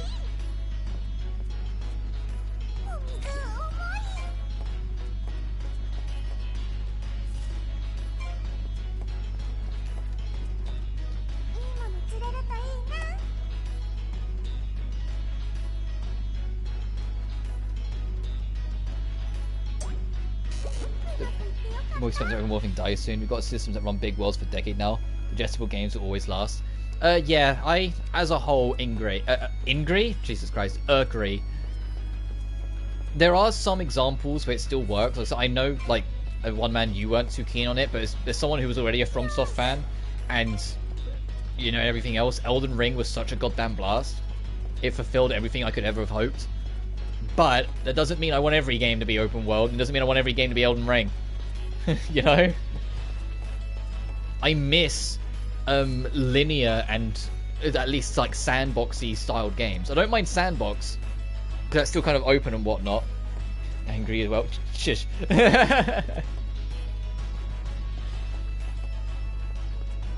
But as a whole, Camo, I do absolutely agree. There should be less open worlds. We should allow things diversity. My biggest hope, and it's why I always like scream about like. Well, I don't do it so much on stream, but off stream I probably piss off my mum with how often I bring it up. I always talk about Tomb Raider. Because one of the things I loved about the old Tomb Raiders is that they were linear adventure games. And linear adventure games just don't exist anymore, you know? No, they never do linear. It's always either super non-linear or open world adventure. They never just let them be their thing. And it's like, I just, even Tomb Raider, the reboot trilogy, started going more non-linear and what the?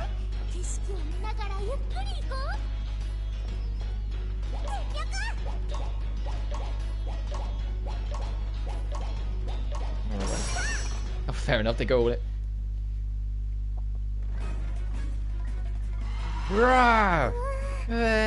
That's a large monster. Then maybe we can fight that thing, can we? Tell us, Captain, where's the next treasure vault? Alright, there, right where the monster is. That's the second treasure vault. What? What's that monster doing there, then? I don't know. I just have to take up residence there. Bit of pain, honestly. What should we do? I don't want to fight that thing, but I also really want that treasure. I know. Is there any way to get our hands on it without having to fight? A way without fighting? Achoo! Lucio, at least cover your mouth. It's a game that could lend to your mate for a weekend. You can get through most, if not all of it. One game, be lucky to pass the intro in that time. Yeah, I hear ya. So I miss traditional stealth games where it was just a dedicated stealth before every game developer decided that stealth on its own can't carry, so it has to be like a sub-genre tacked onto action games. And I miss traditional linear adventure games. Like, those two are so significant and so fun to me, and they just don't happen anymore. The only traditional stealth franchise that's still kind of going on is Hitman, but I don't like the Hitman reboot trilogy because of how handholdy it can be. It doesn't feel as loose as the old ones were. Surprised me too. The monster reacted to that noise. If we make an even louder one, maybe we can drive it off. Let's give it a try. Or a mining bomb. Oh, I just got rid of it. Or, hear me out, game. Oh shit, there's a dragon scale there? I am going to, in case we die, it's in my basket, bank all this shit, and square up to it. Hey, watch it, don't get any closer. Or not. Okay, never mind. I wait to fight the fucking thing. Fuck me then. I was ready to give it some fisticuffs. I was ready to go to town on it. Never mind.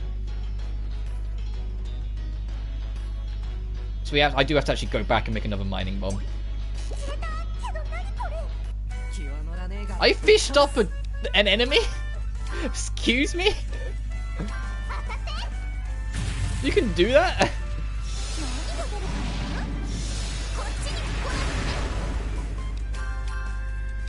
This one that's not stunned. You're the one that's not stunned. Well, you're dead now, so it doesn't matter. I'm gonna wait for your turn to pass since you're stunned, and then go all in.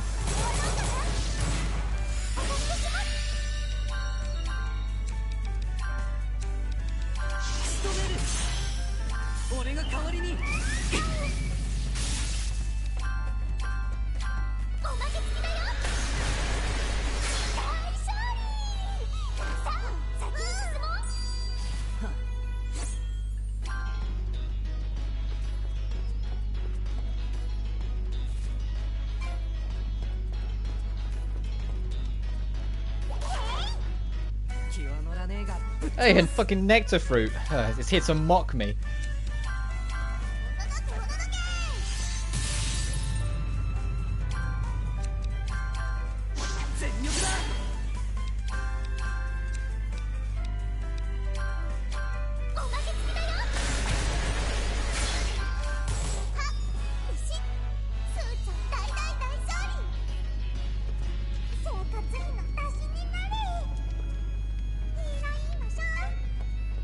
Nice.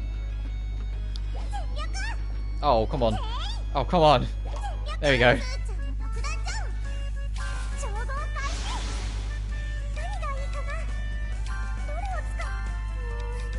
Let's nuke this bitch. Oh, he resisted. Let's maybe not nuke him.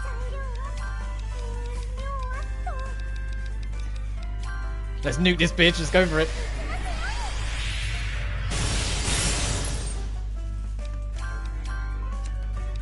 Where's bigger? Bigger the enemy.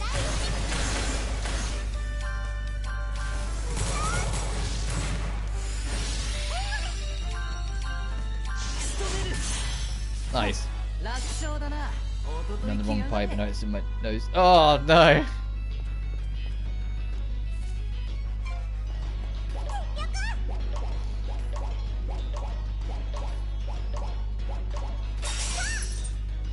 It's always funny how that happens, because it really shouldn't. It doesn't make any sense, and yet sometimes your body just decides that's not happening today.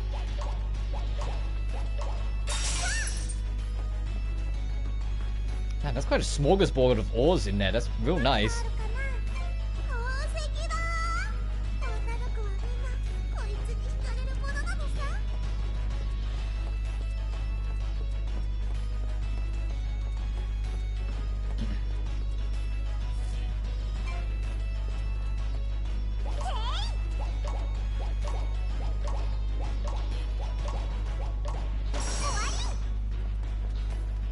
You're a new enemy, despite you.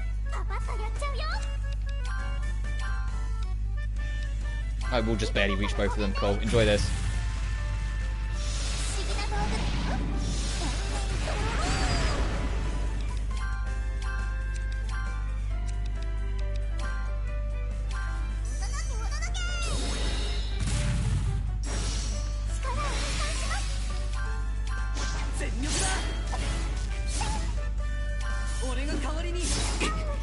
Oh god, these guys are threatening.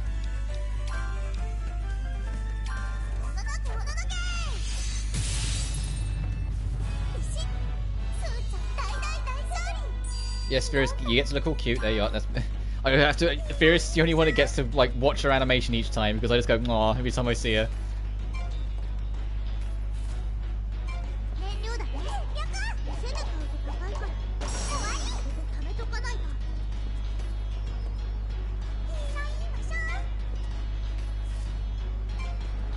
Actually, before we go, I should see if I can turn in that wood to get them treasure free at least.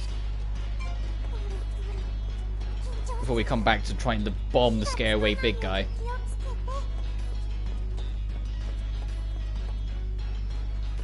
Oh yeah, I can see it. The vault's actually behind them. Okay.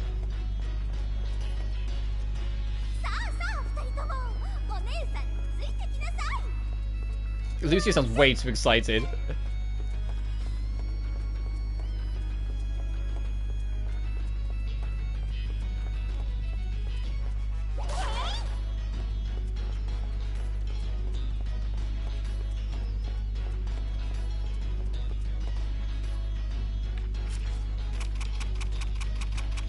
There you go, big man.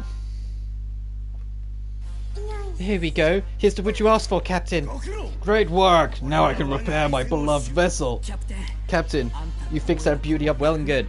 If there's anything else you need, just let us know. We'll help you however we can. My deepest thanks. As a man of the sea, you may pass. Pass, read, and weep tears of true emotion.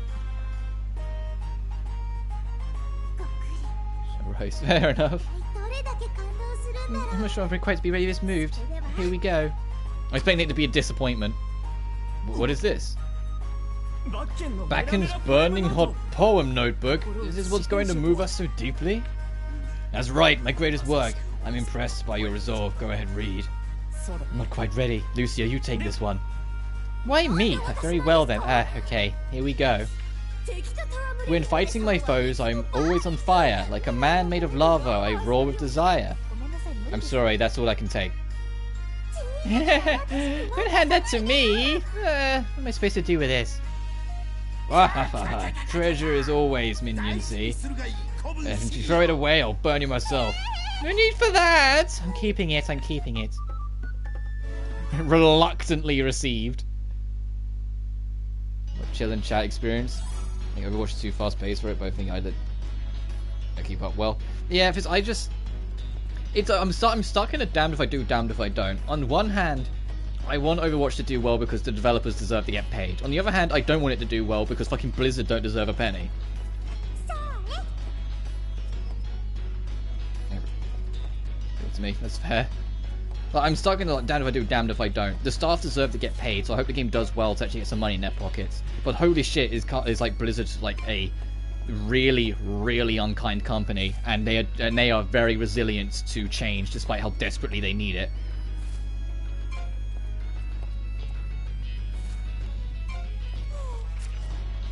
Alright, let's go make that mining bomb. Bakken's poem, and we got an app coal and a heating pottery stone.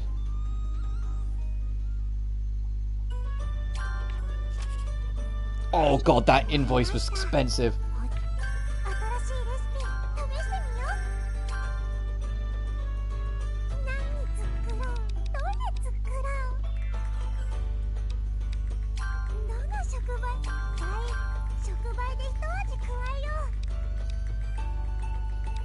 We only need to worry about Moon, because the max sun is 0.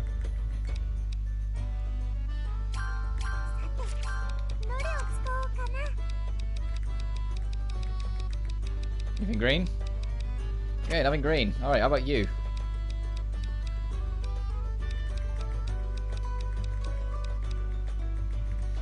Play FPS games to release certain unwanted urges. Get no rush or enjoyment from games like Overwatch. It's not bad, it just doesn't appeal to me. That's how generic COD can be. Still play that games every year. Yeah, I get you. My problem with COD is that I liked them when they were arcade shooters, and now they do everything in their power to try and be more RPG. And it's just, it's bad Blizzarding before the drama. Just the games help me a lot during rough times. It's a guilty pleasure. And that's fair. That shouldn't be taken from you or, like, knocked on the head. So for me, it's just I don't buy, like, Blizzard games because I don't want money in Kotick's pocket, considering he lobbied and, well, not lobbied, he willingly allowed and knowingly kept predators in his company and tried to downplay everything when it was announced how abusive and toxic and genuinely discriminatory the entire company actually was. And he still hasn't been removed from the company. And it's like, until he's gone, I don't want, at least from my pocket, no pennies going to Blizzard. Which is unfair, because those staff that are going through that shit don't deserve that. And I want them to, the best. I wish them the best, but, you know, I can't, it's just that awkwardness for me, so I just steer clear of it. If Kotick goes, I'll probably at least try Overwatch 2. I mean, it's fucking free, so what's the harm in it?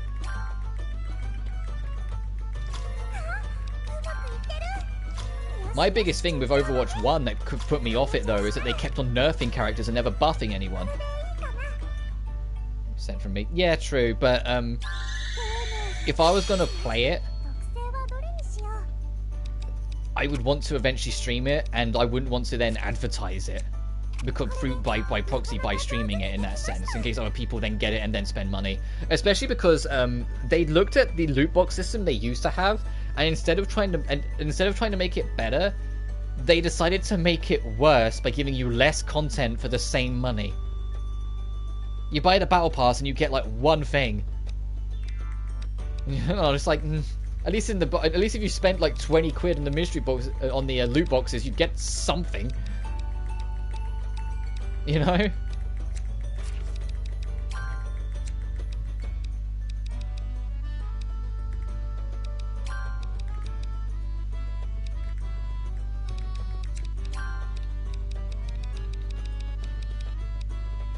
doing that thing where I rearrange my inventory a lot again. I want the mining bomb. I want that. Our inventory is so fucking full. And I'll make another mining bomb, and this will be like a shitty one that we can use.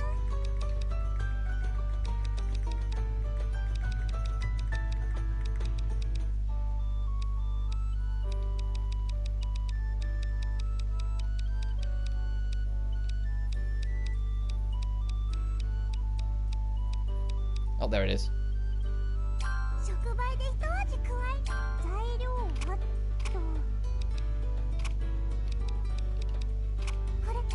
So this one I'll just make generic, so I'll just make this the one we give them. How cozy yet deep these games are. Yeah, that's what I love. The game is it's I used to put it's like it's soft on the surface, like it just kind of brings you in and like sits you down, but it has a lot under the hood as well. So if you get so invested, there's still more to do. I think this game has the best crafting system so far of all of them, just because it's like so refined now. And then second, probably Sophie's, just because I liked how the cauldron system worked, and then third, Ferris's. Sorry, Ferris.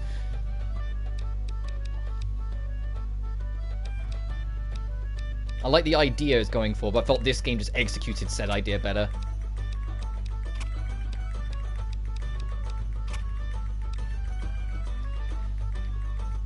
Showed it on stream. It's $30 Australian for one skin and emote. Luckily, I have all my Overwatch 1 stuff, so it might be worth thousands by their logic. Yeah, that's the other thing I fucking hate. You're not new, so you don't get to experience the content. Yeah, all the content. You don't get all the characters. It's like, shut up. Get out of here. I know they're trying to stop smurfing, but there's a million better ways they could try and do that. A million better ways they could try and do that, and they just aren't. They just decided that's their best choice and they're sticking to it. Perfection is my cozy king. Yeah, absolutely. As I said, when if and hopefully when a Blue Reflection 3 is announced, I want to stream Blue Reflection 1 and 2 again. And because I think it won't be for a while, I don't mind saying that, because I think by the time we do get to that point, I'll be desperate to hop back in. You know? Like, I'll be really like, please let me get back into it. In the same vein, I'm not streaming Death End 1 or 2 until 3's announced, if it ever is. Because I'd like to think it will be, but who bloody knows. Do I not really have any, like, good yellows? Or... I was hoping to get, like, a... I'll take that.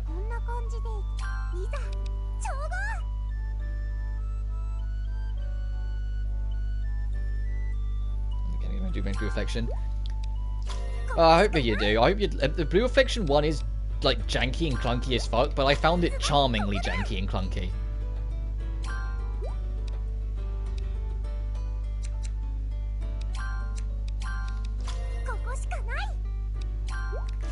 And the game still like it didn't make me cry outright, but it definitely made me emotional. It definitely like warmed my heart. Whilst Blue Reflection 2, I cried like a bitch several times in that game. Because of how connected I got to everything. Especially in the true ending. It was so little, but so much. Is there a Yuri couple I can place the streams in the Yuri playlist I'm making? Yeah. It's in BR2. In BR1, there isn't, but there is a girl that openly admits she's fallen in love with Hina. So there is a gay character, but it's just nothing ever comes to that, and she gets a little stalkery in places, but thankfully not too bad outside of the whole stealing the underwear thing, as a motorbike passes by. Because yes, at one point she gets so obsessed with Hina, when they go to swimming class, she steals and swaps underwear so she can wear Hina's underwear, and I'm like, that's creepy as fuck. And Hina like really loses the plot at her a little bit, and it's like, don't you ever do that again. I get what you're trying to do, but stop.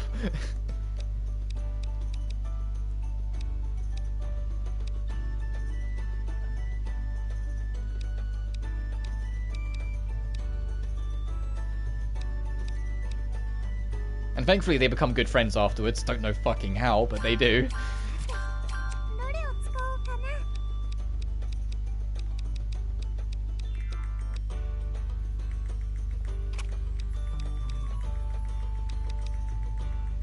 Oh, that's not... oh, I had... For a split second I thought that weighty was a blue. It's not, it's purple.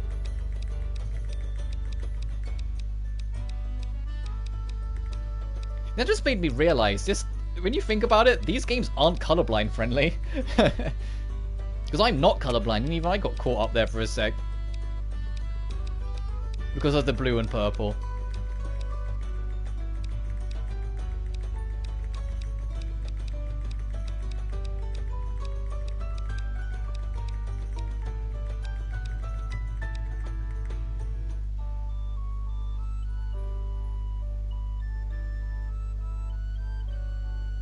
If I had to sleep early, I had some horrible sleep today.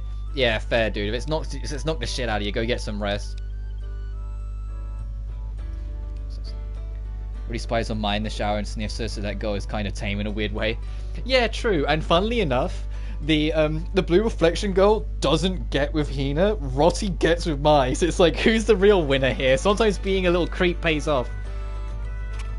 I think it was because Rotty's so extremely open about it. Like, she never doesn't admit that she's, like, always thinking of Mai and always, like, trying to get her attention and always wanting to see her body and always wanting to colour in bed and all that shit. That, like, Mai just kind of comes to an understanding with her more. So when it gets to the point where, like, later in the game where Rotty's got more concerns on her mind and she isn't focusing on Mai all the time, Mai notices and misses that attention, so starts giving it back more. I mean, my favourite part is where Mai goes to push Rotty out of her bed like normal, but when Rotty actually then says, alright, fine, and goes to leave, Mai grabs Rotty and pulls her back in because she actually doesn't want her to go. That was like one of my favourite fucking scenes. I loved it. Because it was just so simple, yet it did so much work for giving you an idea of how much she actually cared back for her. I have so many Breezy robots. Everybody's Mai's mine. Yeah, she already tells people that they're together before they're together. And like Mai's constantly like almost like rubbing her forehead, like, please, for the love of God.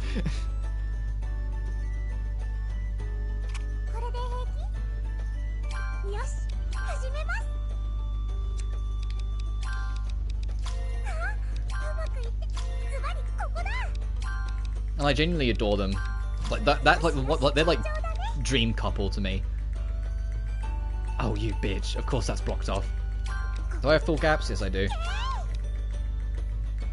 Actually, I'll put the yellow over it since I need to get rid of it anyway.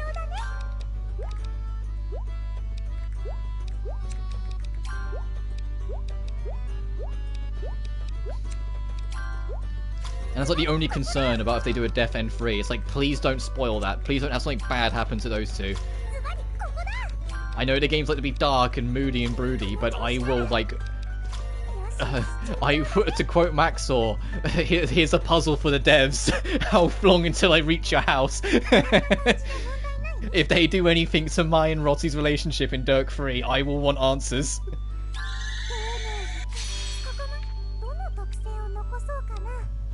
That's like my favorite fucking thing in the Ultra Kill video. it's like, and they make you do 26 puzzles. Okay, here's a puzzle for the devs. How long until I find your house? I was just like, it's like, Jesus Christ, he hates them that much, does he? Increases recovery effective and revives KO. Sure.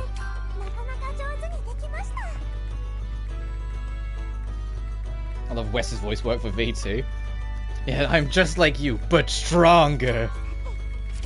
I can't wait for him to cover Act 2 because V2's back in Act 2, and in the lore, V2's out for blood and revenge, and that's it. He doesn't care about anything else. He wants cold-blooded revenge. And so I'm like, I wonder how how Maxor is going to handle that in this scripting. Oh, we can't actually... Oh, okay. You're doing Pottering Stone Maid. He just makes a good madman. I love that, because Gianni is already the voice of Gabriel, and Gianni has also voiced characters in a lot of Maxor's videos, it was extremely easy to get Gianni to just voice Gabriel for it and just say all these memes in his voice in the same tone. And I was just like, that is so perfect. They're at a point where Maxor's getting the official VAs in his videos, technically.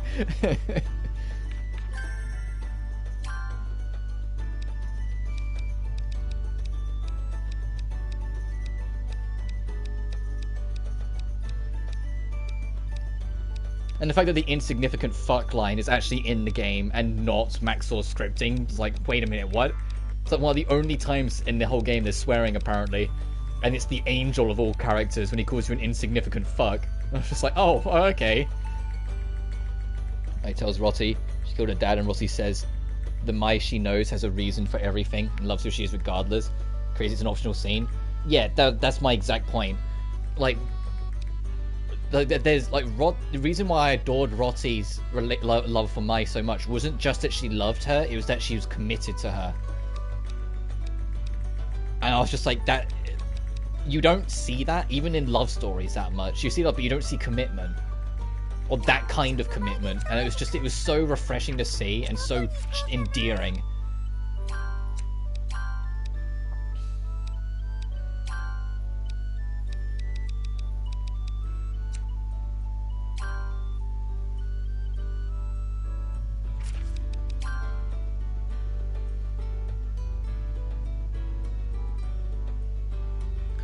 What? Sorry, I was like, wait, what's this pinpoint for? Single target, but ignores defense.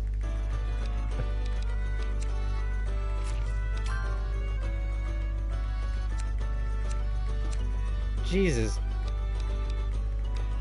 have to keep that around, don't get rid of that.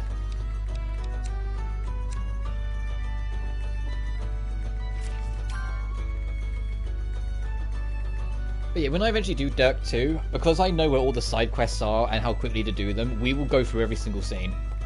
And I will voice the characters again, because I voiced them when I did the Let's Play many moons ago, so I'll absolutely do it again.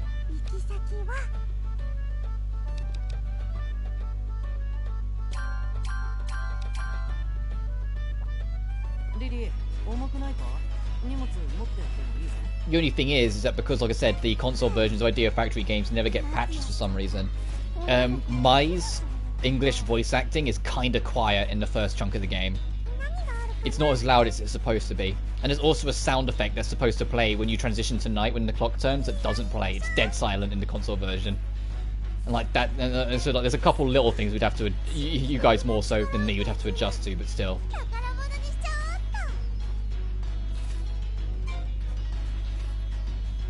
And we will be playing it in the English dub because Deneen Melody, the voice of Rotti, is one of my all-time favourite actresses, and it's someone that I've managed to meet and have conversations with in the past.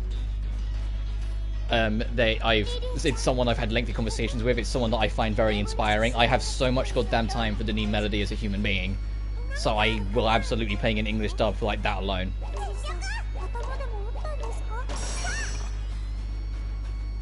I do. I almost always play dubs of Compile Heart games. Because most of them are built with it in mind. Not all of them nail it. But they are built with it in mind. Like, Nep's English voice actress is friends with Nep's Japanese voice actress in real life. And they compare notes when they do the voice. So they both feel like they deliver and are Nep to different extents.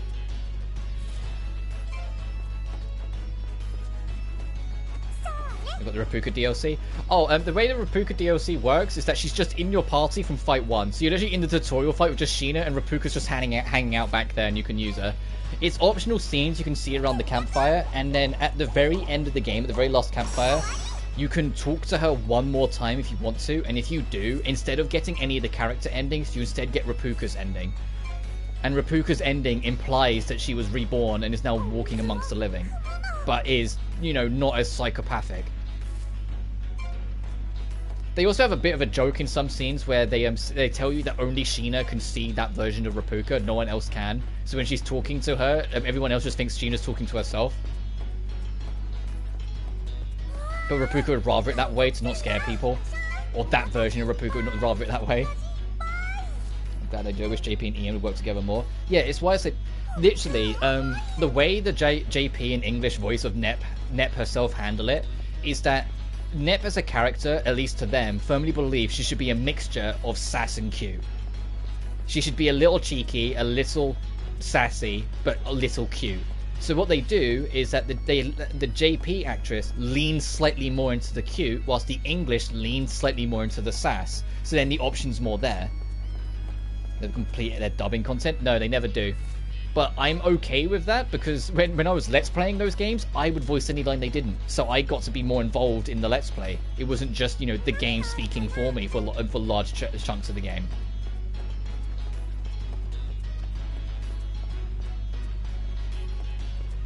Anyway, I've been walling around in circles for ages. We need to go use this bomb. Oh, this is not where we went. This is the first, not the second. I imagine we have to get all three and then that unlocks up there.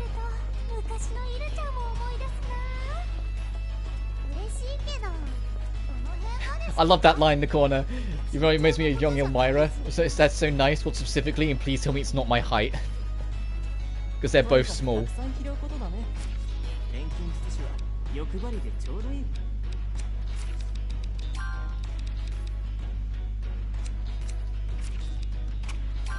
I used to grab one then. With the philosophy of leaning into the sass. In the newer games, it's so obnoxious. But that's because the spin-offs don't have as good writing.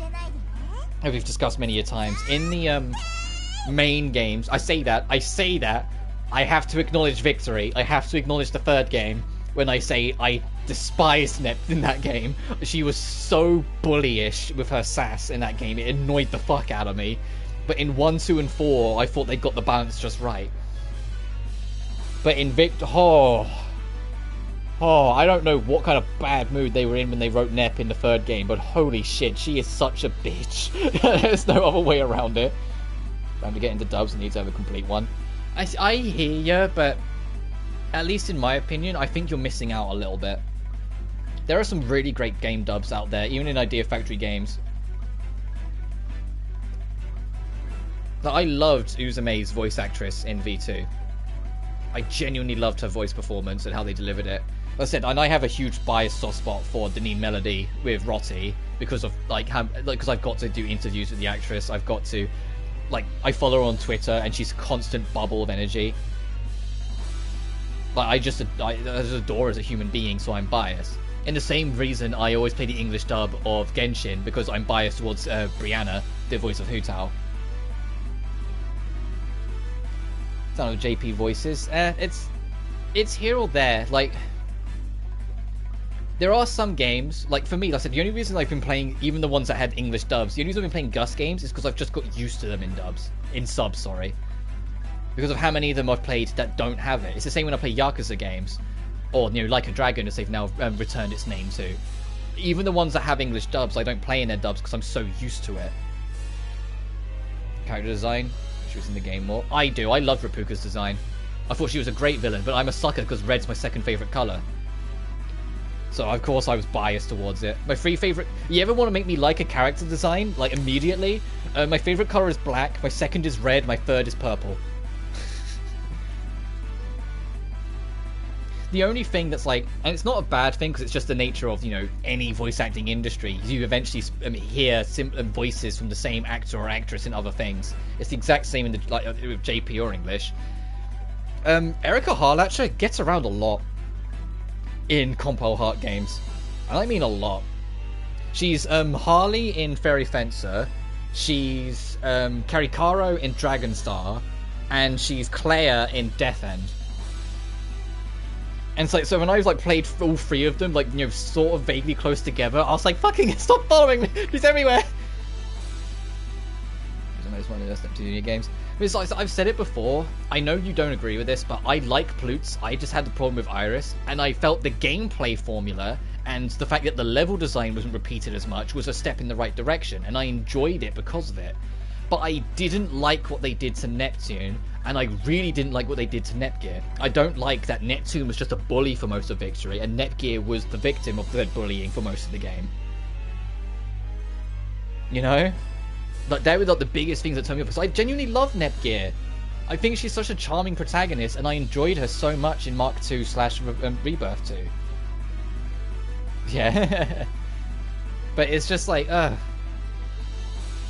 the last Net game I felt just nailed it was V2, but that's ages ago now. And so I'm hoping, even if it's not perfect, I at least enjoy Sisters v Sisters when that comes out. Yeah, I'm not. Yeah, okay. Yeah, it's not like I'm just sitting there going, "Fuck you, you're wrong." It's not like that. Right, everyone, don't forget to cover your ears. Here we go. What was that throwing arm?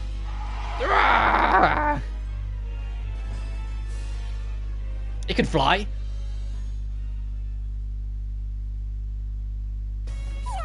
Darchie's Jub. Jeez, I'm losing the ability to speak today. Dub is perfection. Johnny Young Bosch does a great job. He's also Saracen in the Naruto dub. Yeah, he's also Bleach Man from Bleach. I mean, the main character from Bleach. He's also Nero in DMZ. He's also Yu Narukami as well as Adachi, because that was a deliberate decision. There's an interview with Johnny when he was talking about it, and when he found out he was both the voice of Adachi and Narukami, he asked if that was alright because of how different they were. And they pushed, and they said, no, it's because of the theming of the character, that they're supposed to be mirrors, that we want you to voice both of them.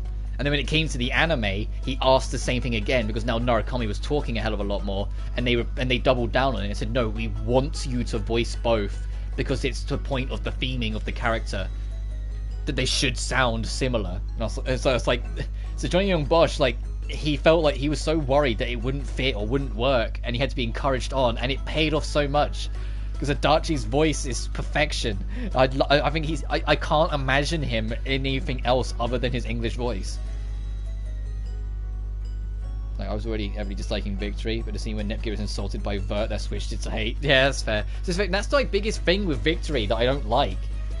Is that I don't like the treatment of, or like the writing surrounding the Nep sisters. I felt Neptune was too bratty and bitchy, and I didn't like that Nepgear was the butt of every joke. I know why they did it. It's because when Mark II originally came out, Nepgear wasn't received anywhere near as well as a character as Neptune. They felt Nepgear to be boring. So Idea Factory, you know, still trying to figure out what they wanted to do with the franchise at that point, decided, you know what, let's lean into this. They don't like Nepgear, let's us not like Nepgear. Not realizing that the thing they didn't like about Nepgear wasn't her. It was that she wasn't as bouncy as Neptune. So when they suddenly started bullying her, everyone went, whoa, hang on a minute. Which is why I'm glad they kind of gave some of that back in V2 and let her stand on her own 2 feet again for a while. So it's just like we planned. It was perfect, Sophie. I saw it. Well done, Lydie. What do you think is inside the chest? Probably something else we don't need. That one contains a nugget of gold as large as a shoe. Prepare yourself well before you open it. And about Nepgear? In what sense? Is she? Because I prefer her. I prefer genuinely of like all the people that embrace the name Nep. My favorite is adult Neptune, and then it's Nepgear, and then it's actual Neptune. It was a massive compliment to Nepgear, especially Conquest. Yeah, I like it. I liked Nepgear.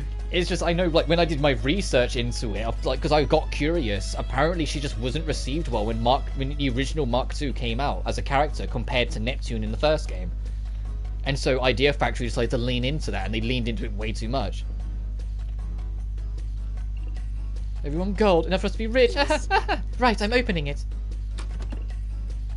What's this? It stinks, what is this? My beloved golden long boots. I guess those years of use have made them a bit fragrant. Oh yeah, we agree in that sense. So my favourite is Adult Nep, because I like the fact that there was actually an adult character in the Nep games, kind of putting a bit of fucking order on everyone, while still being kind of kooky and quirky in her own way. But Nepgear, she's just the little sister I never had, so I just always have time for her.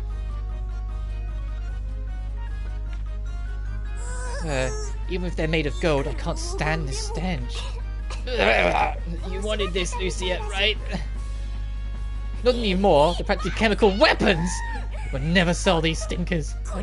You will take responsibility for these abominations. This is an order. Fine.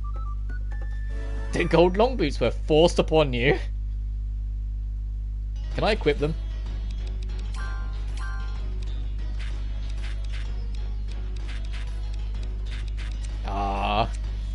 I'll have to check when we get out if this is actually something you can equip. Alright, one more treasure. Imagine bringing the first route of Mark II to be Conquest. Yeah, imagine like going that route. I mean, it's awkward. It's designed in a way that you're unlikely to, but imagine if you did. The ending theme hit hard. The experience you're going to reveal by starting the first route with the Conquest. Yeah, I did Conquest way later when I was brave enough to do it, and I'm good. It just made me feel miserable. I get the impact and what it was going for, and I understand it, and it definitely hit, but I was just like, man, that's just miserable.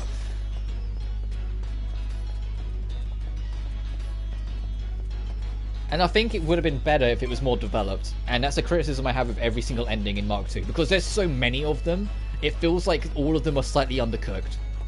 And I wish some of them just had a teeny tiny bit more to them. Especially the true ending. You work all your arse off to get the true ending. Isn't it miserable though? Yeah, but it doesn't mean I like the misery. You know, I don't know how to word it out. I mean, like in some games, the miserable and dark scenes end up adding so much you don't mind experiencing them. And it's not to say that a Conquest ending didn't add enough. It was just all I felt was sadness, so I just didn't want to experience it again. If that makes any sense. There was at least to me personally, there wasn't too much beyond it other than fuck me, really? That's the ending? Damn. I just never lost hit me too hard. Well, it does me too, but it's why I stay away from it. I say that, it's not that I stay away from it. I play a lot of games. I mean, I love Death End Request, and it's literally in the goddamn title. I mean more like, I'm not gonna like deliberately subjugate myself to that. So I think I've said it before, but I've been in an unfortunate predicament where ever since 2018, I have lost one member of my family or someone that I'm just very close to every year. One person every year, this year being no exception. So I just, I don't know. I don't want to put myself in a dour mood, so I try and avoid it a little bit. Unless there's more meaning or power behind it. Other than that, then I'll just take it for what it is, because it's part of storytelling. I mean, hell, I'm writing a book where I'm like 2 chapters away from killing off a main character. So it's like, I do it too, but for me, it carries relevance, at least I'm biased because I'm writing it, so of course I think it's going to be worth it. As that it will affect the course of the rest of the story to have it happen.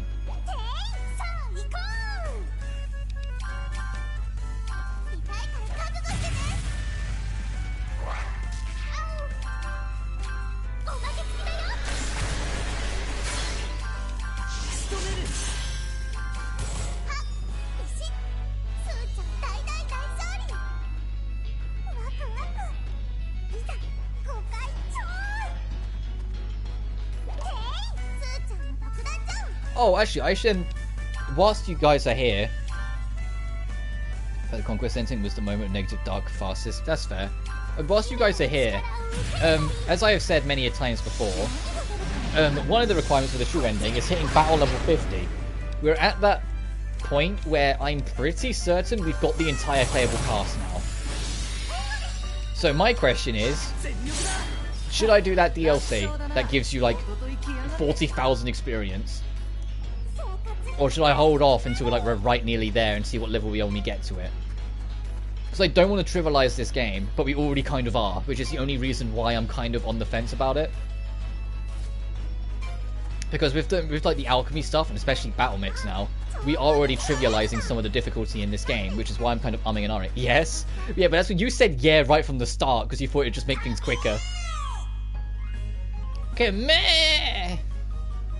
Ah, it's my pet Kamakichi. I haven't seen you for a while. You've gotten pretty big. A pet? It's cute, but let's ignore it for now.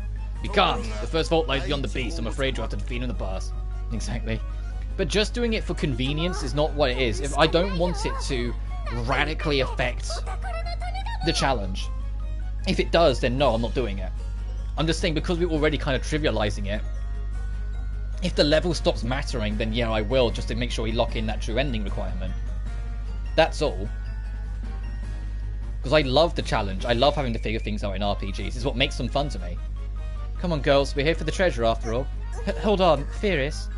Let's get our hands on all that gold. For the sake of my ambition, prepare yourself, Kamakichi. Oh, I guess we're just doing this. Fierce said we're fighting, so we're fighting.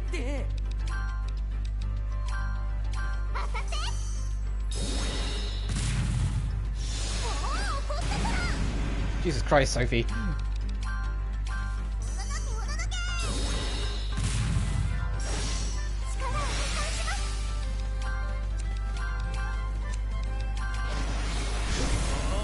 It's a game that can allow you to do millions of damage. Yeah, I know.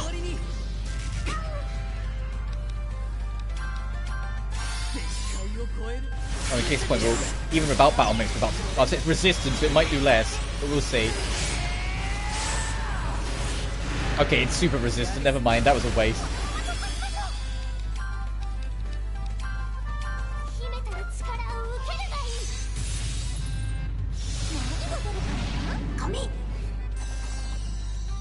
Don't boost your defense.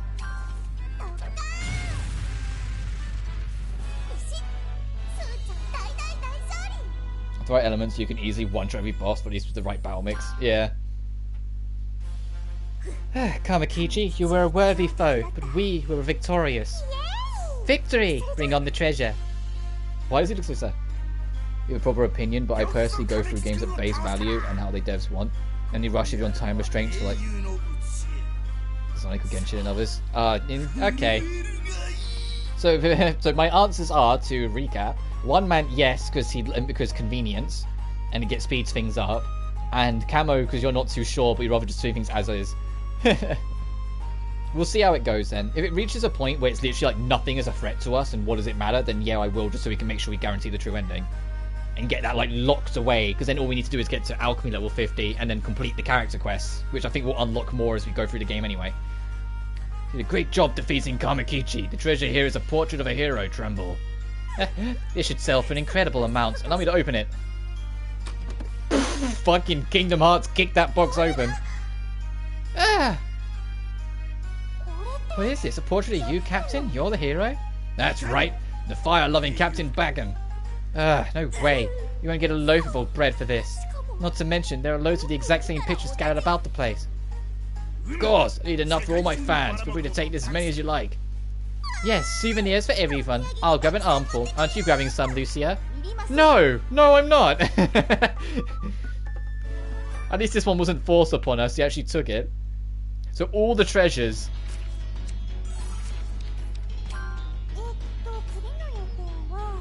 All of the treasures were shit. Okay.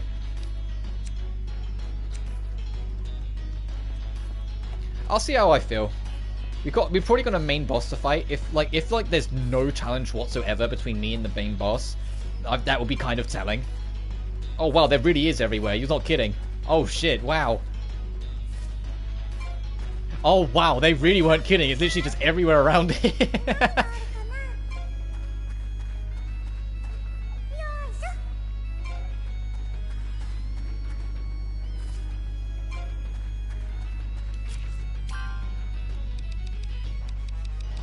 I wonder if that can be used for anything, or if it's just another throwaway. For the sake of the joke, it's just a throwaway.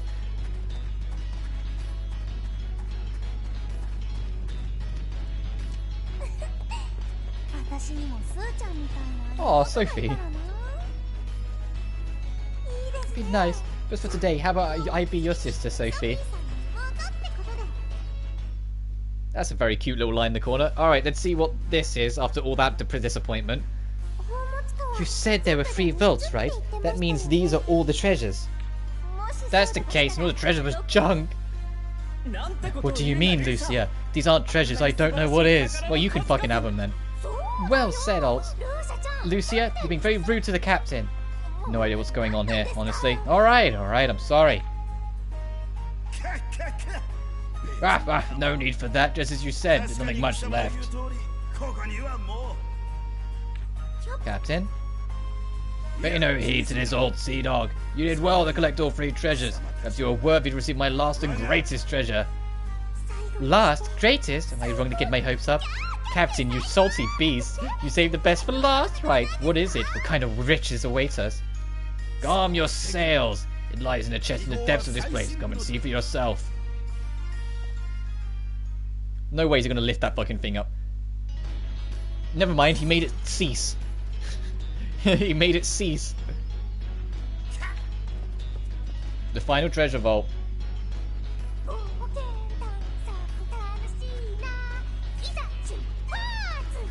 Furious. I know how excited she gets. It's like, even after all these years, she still gets super excited about everything. Like, never change, Furious.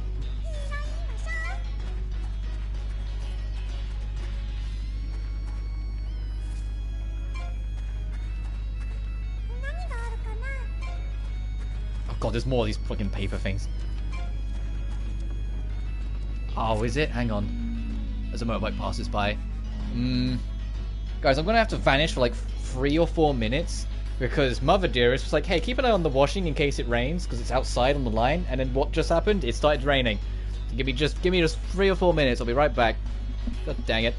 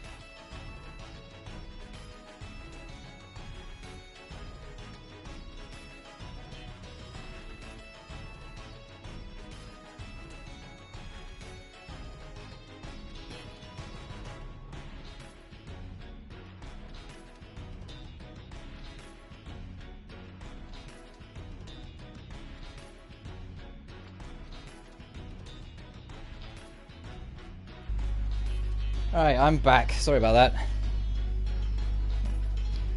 Oh, I'm going to wrap up soonish anyway. I want to finish this dungeon and then I was going to start looking into wrapping up, so I will sort everything out I need to then. Because it is now actually proper starting to rain. Oh, I've really just got it in. I can hear it rattling away on the window. Is there a way over to that island? I mean, there has to be because there's something glowing over there.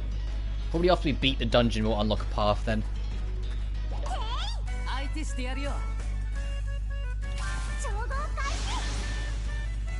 I'm Dragon Star Varney on PS Plus catalog and it's made by ID. Do you recommend? Okay, I have to do this explanation quick. It is one of my top 5 favorite games of the PS4 generation. However, it is one of the lowest budgeted Idea Factory games, and you really fucking notice it. There is a lot of reused assets. There's a lot of plot ideas that they introduce and do something with, but it entirely resolves itself either off screen or in a cutscene instead of you actually getting to do a big boss fight or big moment out of it. But the actual character writing, the gameplay formula, and the dungeon crawling, I loved it. I really loved it. In fact, one of the characters in Dragonstar Varnir, Charlotta, was the basis for Mary, and Mary is a character from the book trilogy that I wrote before I started working on my new one, Mary and Vincent, that I still need to publish, but one thing at a time.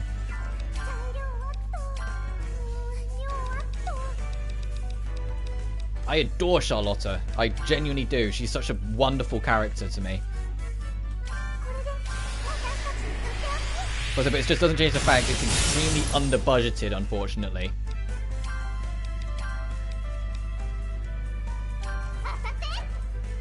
And very blunt. And they also leave, like... There's also a lot of loose threads they have in the ending that I don't think will ever get resolved. They're not like major, like, bad ending loose threads or... like things you need to know, but it's like an old friend that you didn't get to speak with that much in the game. What became of him is left a little bit more up to mystery still, and things like that. Oh, we just got new skills.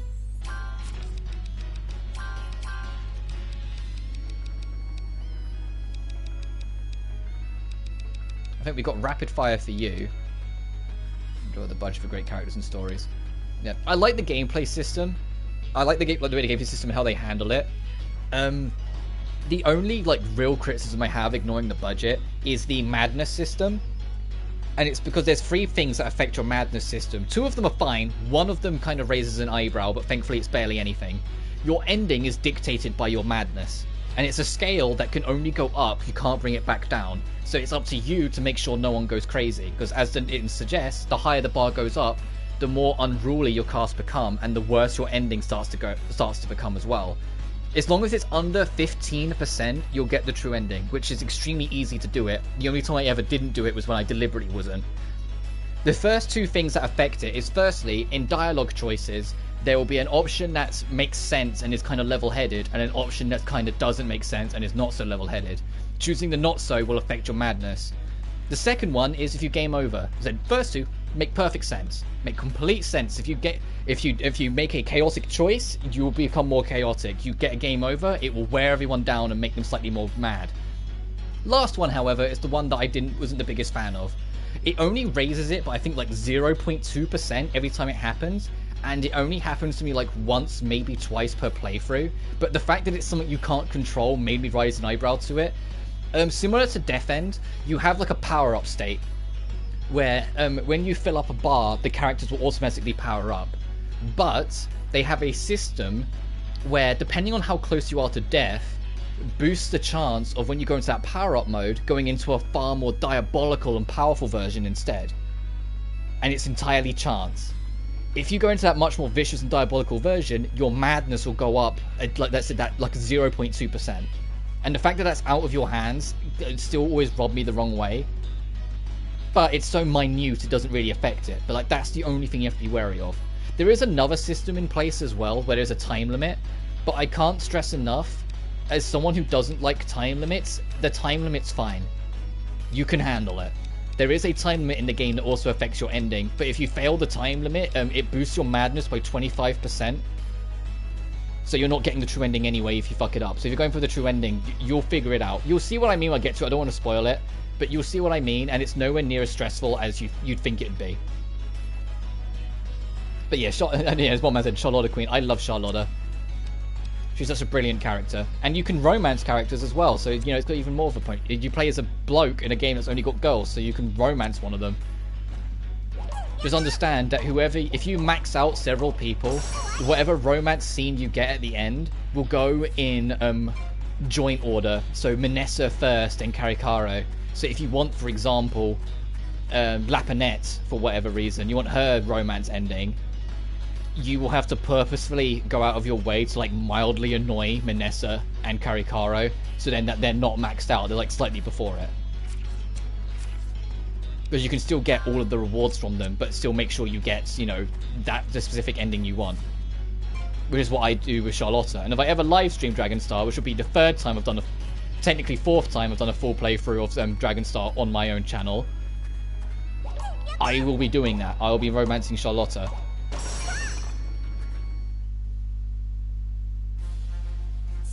Here we are. The treasure sleeps in this chest. Go ahead and open it. With pleasure. Sue, ready? Go. It won't open. Captain, the chest is locked.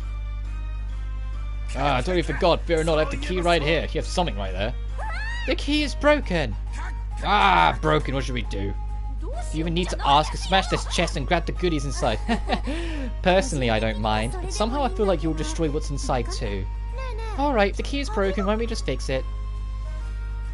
Is he gonna have to leave again? What? We're alchemists, not blacksmiths. Doesn't matter. Alchemy can get this job done. I've done it in the past, actually. Very well. Promise with Mum number 5. Don't worry, just do it. Well said. Captain, will you trust us with the remains of this key? My marvelous minions, this all takes me back. Very well. This useless key piece is yours. The content of this chest is very precious to me. Also, I'm counting on you. Alright, let's go fix this fucking key.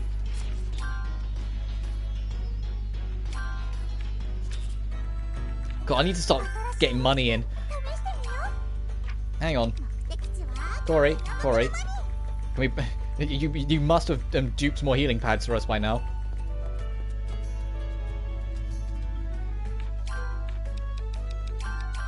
Okay, one more batch.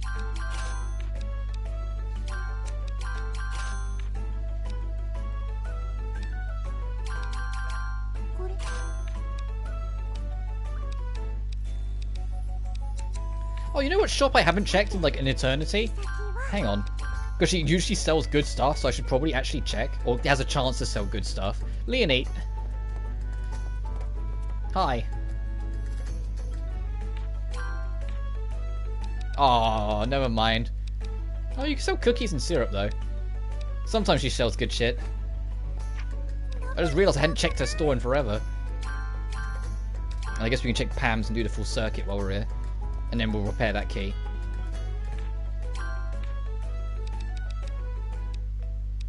Nope, okay, no worries.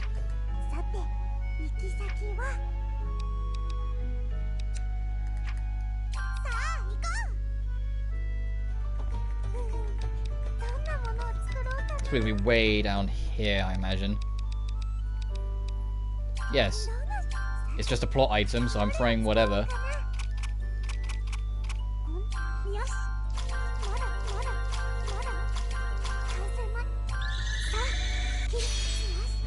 There, key works.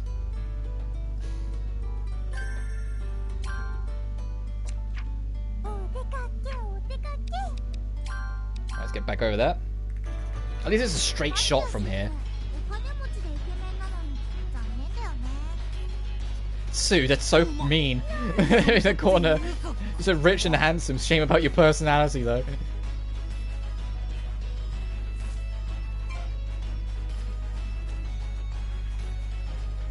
Dun, dun, dun, dun, dun.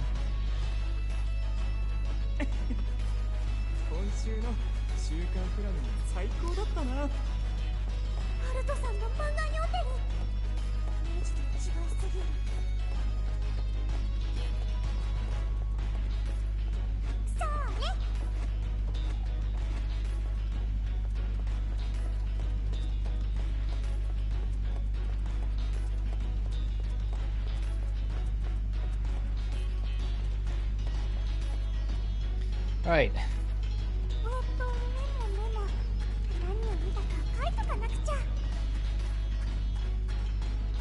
What's this glowing here? Is it actually anything worthwhile?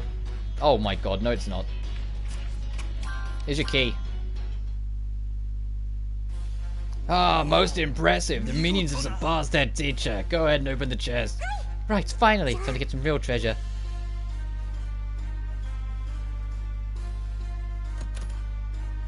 Why does she do that so slowly? Good, the key worked. Time to unveil the captain's secret treasure. What is this? A pistol? It looks pretty old, but... Indeed, it is. That's my very first pistol. Just looking back at it brings out so many memories. This is your ultimate treasure. That's right. I braved the 10 seas with that pistol at my hip. I pillaged many mighty treasures, but doing so always required more bloodshed. Once you have the treasures too, people fight you to take them, and thus, here I am with nothing.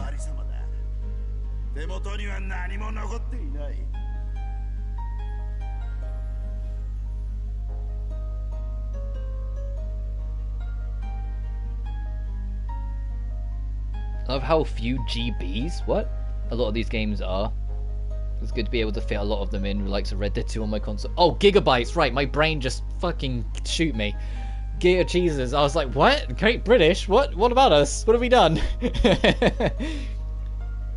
Yeah, I do agree that I like that they're small installs and they're not new AAA Western, hey, how much gig space can we get, because what on earth is optimization?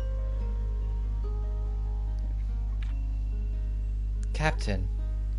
Days spent singing, talking, sailing with my crew. This pistol was there for all of these fun times. That's what makes it my greatest treasure, even if it's just junk to you. Not at all.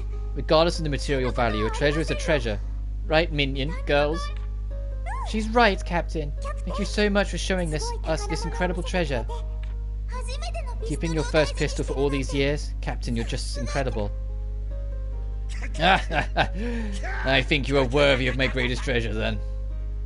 Accept it and go, my dear minions. Use this pistol to bring the world to its knees. The pirate flair received. Ah, the manliness. You can feel the love of the sea coursing through my veins, Captain. I need to look after old artifacts better myself. Ah, I'm happy to have met you all.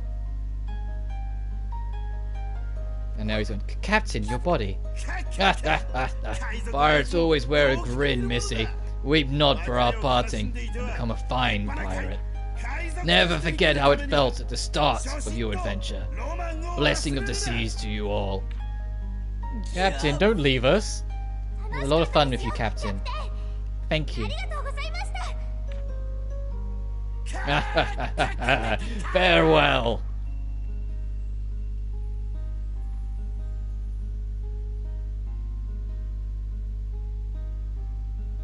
Captain! Goodbye! Ah, no, look, colour fragments. Where the camera... Oh, she's crying. Oh, look, colour fragments where the captain was standing. Hey, new colour fragments. A thank you gift from him, surely. He was happy we spent this time with him. I think you're right. Thank you, Captain. We won't forget the things you taught us. Yeah, he was only here for one level, but he was fun. Oh god, we're kind of going to reminisce about him. Oh, I thought that was going to go into like a scene of its own. Sue has acquired competitor's prize.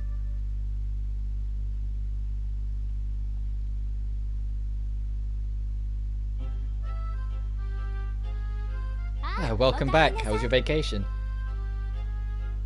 Oh, I totally forgot that we were meant to be vacationing.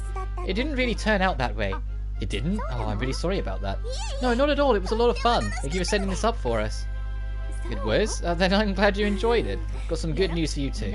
The continuation of the Atelier ranking system has been officially approved. How about a little applause? It has? Yes! Now we can aim to become the greatest in the kingdom once again. But how come? I thought the system had served its purpose. That's true, but I explained how developing alchemy will lead to a further financial wealth. Adelaide has ignored alchemy until now. If we change that, our kingdom can continue to grow. Oh, I see. You've given this some thought, haven't you? You bet I have. We're going to let other alchemists into the mysterious paintings too. Let's all work together to make our kingdom an even better place to live. Count us in, of course. We need to tell Dad about this right away. Come on then, see you all later. We haven't seen the dad in ages. I think he's gone. I think he's been missing or kidnapped or something. Sis, shouldn't you tell him the other reason? I made a big point of it during the discussions. The twins are working so well to increase their rank. Adults shouldn't destroy children's dreams, right? Dreams are a vital part of life. Working towards a dream is where people evolve the most. Well said, Miriel. I think that's a lovely sentiment. Don't tell the twins about this, though. It'll make working with them a lot harder. Yes, I won't say a word. Those two are very loved, aren't they? He's still missing, isn't he? Dad, hello, we're back. Hello? Dad? He's still missing. He's been gone for days, I think.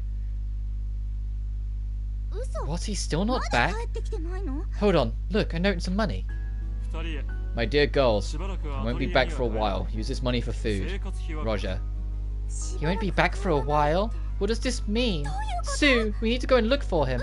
Right away. I don't want Dad to go off somewhere on his own. No way. We searched the whole city, but we couldn't find him anywhere. Time travelers. What? Anyway, chapter 8, time travelers.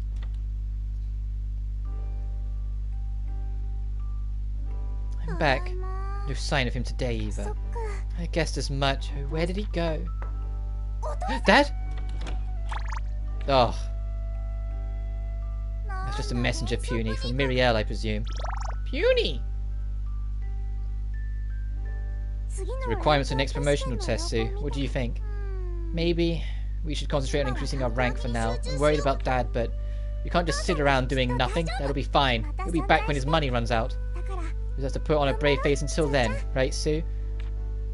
Yeah. Why would you leave these two? Considering their background, considering, you know, they lost their mother only a couple of years back, why in God's name? Of course they're worried sick. Because if something happens to their dad, of course they don't want to lose their other parent. What the fuck? Why? Roger, I'm going to punch him so hard when I next see him.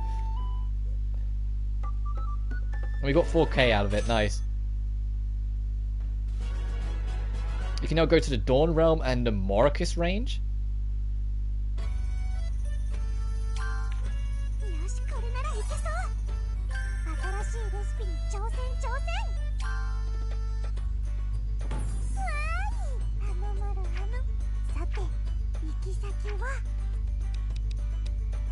Okay, another foresty area and like something snowy way down the bottom. Oh, we've got optional scenes to see. I was like, okay, I'm going to wrap up it. No, because I also don't want to avoid or miss optional scenes. Let's actually have a look at what our ambitions book looks like. Corey, make a wind god bag, high price plus diamonds, dragon scales, okay, spirit rock, ancient water, symmetrical lightning bombs, use lightning flash, use lightning strike, power up a lightning bomb, and you power up a lightning crystal. So we need to make the lightning crystal and then battle mix boost them. Work Matthias into the ground, a cell guard. Engage Furious in a friendly battle, have a use ignition arrow. Have ult fight for the Dwarf's Rage, and go on an adventure with Sophie. Ah! Zora Cannon. Make another one of the Captain's Gun, make a pirate flare. Portraits and display them in your room. Obtain the Bakken's bromide. Some Ice Flower Spirits, Chromial Verd, Snow Ear, and a Big Tree Soldier. Fight the large golem on fire. Alright, that's a lot to do. Let me save.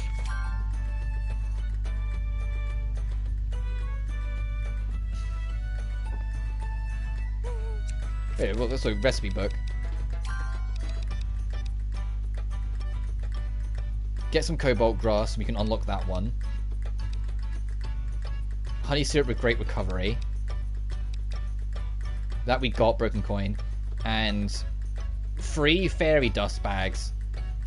And that was pretty the Godfoot wind bag or whatever. I think Origin's way down there because we're not getting that anytime soon. Alright.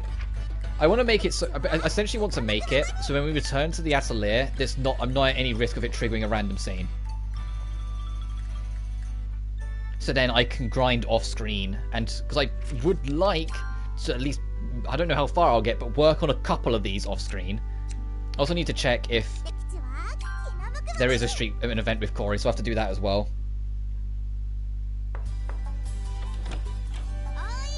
Oh, hello Drossel. Hey girls, I'm here to have some fun. Welcome, make yourself at home. Thank you. The medicine smell in the air, the bubbling cauldron.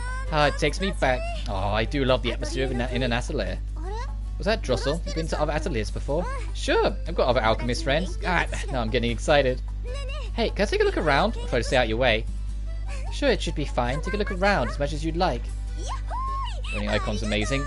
Yeah, in Sophie it just says loading. In Furious, the little slime guys, the Punies, it's one of them bouncing around. Whilst in this, it's either one of the twin, with the cauldron. They've got better as their games have gone on. Every inch of this place with a fine-tooth comb. Hey, stay away from the bedroom, will you? Nothing to see in there.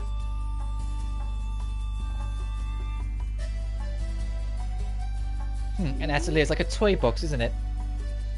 And that's their mother. Is this your mum? That's right, she passed away. Oh, sorry for asking. It's tough not being able to see your mum, isn't it? Well, what's your mum like, Drossel? She's kind, so very kind, and bright like the sun. Just like you then, Drossel. No, not as insensitive as me. She's prettier and brighter. I want to be just like her. I can barely remember her face, to be honest, but I still want to meet her and see her again. Oh, Drossel. Ah, sorry, I didn't mean to do this in front of you two. Don't worry, we were happy to hear about it, Drossel. I'm sure you'll meet your mum again one day. Don't give up. I'm pretty sure it's Grace. Just go to the fucking church and she's there. Thanks. You really are something special. It was fun looking around your atelier, so see you. Drossel is sad about not being able to see her mum, isn't she? Of course she is. I wonder if there's anything we could do to reunite them. Fucking go to the church? Well, I guess not yet. I don't know if that event will still happen, because it will go to nighttime when we get there. No. But we still can pester Corey. Drum roll, please. Fanfare, please. Congratulations. Excuse me, what's going on? You're my 5,000th customers. Well, 5,000th and 5,001st. Oh, thank you, I guess. Do you win a permanent top up your used item completely reassuring refill service discount? Also, you don't have to pay as much to get our stuff restocked now. Great. How often you use it? Go right ahead. Run my profits into the ground. Why did she look so angry when she said that? Saying that kind of makes me feel bad. No need to worry. Go ahead and fill up whatever you need to. I'll just have to cut back on my evening meal. It's no problem. Enough! You'll use it alright, but you better eat well too. Do you hear me, Corneria? I think we just got fucking guilt-tripped. Girls, well, Corneria, are you alright? You look completely exhausted. I'm sorry. I should never let my customers see such weakness. I've been using my copying power too much recently. The two of you warned me about it, I know. You can barely stand. You need to rest. No, as a merchant, once the doors are open, I can't close them until closing time. You take this all too seriously. Very well, at least let us get something for you. Good idea. What do you want? We'll bring you whatever you need. In which case, I'd like some milk. I got a lot of milk. Milk? Like from a cow? Yes, milk. You sure that's what you want? Are you sure you're not taking it easy on us? No, I'm not. I love milk more than anything else. In which case, it would be our pleasure. We'll bring you the most energizing milk ever. You have no idea how much we have, Corey. You have no idea. There you are, little lady. Here you go, Canaria. Here's the milk you ordered. Moo. There's moo! Oh, it looks delicious. You get some of that right away. Glug, glug, glug.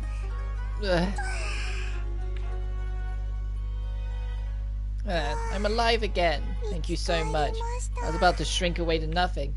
Is that the first time I've heard you make a joke? Is work going to make you shrink? No, I'm not joking. Unfortunately, that's the truth. Excuse me? There's a cost to my power. Each time I copy makes me shrink a little. If I rest a little, then it returns to normal. But if I'm not careful, I'll stay tiny forever. What? That's terrible. If you copy too much stuff, you'll be able to hide in the palm of my hand. That might be cute, actually. Sue, don't start that now. If that's the case, you should stop using that power right away. No, I can't do that. It's one of my main services I offer. But its cost is too great. It's fine. If I can meet my father again, it's fine. Oh. Running this shop, I might meet someone who knows my father. If my shop becomes large and famous, my name may reach my father's ears. So as long as I have this shop, one day I'll be able to meet him. That's what I believe. So no matter how small it makes me, what about to stop copying items? You can't get involved in this, Lydie. You understand how Canaria feels, right? Yeah, I'm sorry, Canaria. I said too much. You're very kind, Lydie. If you're worried about me, there's one thing you can do. Keep buying stuff from this shop. That's what will make me the happiest. I see what you did there. So we just have to buy lots and lots of stuff, right? It looks like it. I walked right into that one. Come on then, Canaria. What have you got?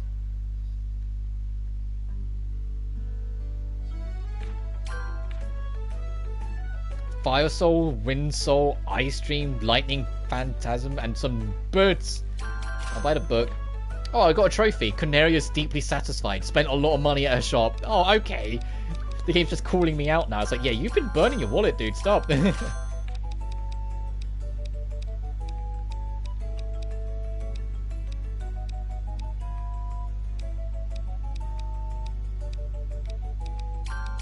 to get some more money. I think we're final Sylvalius now. Call it a hunch.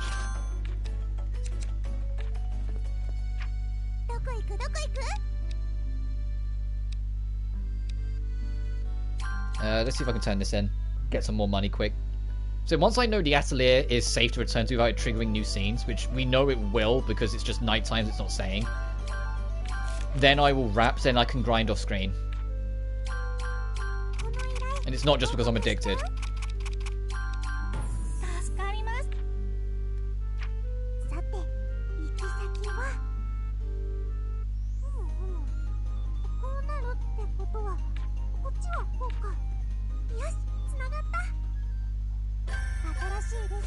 Oh, okay, I know what these talismans are.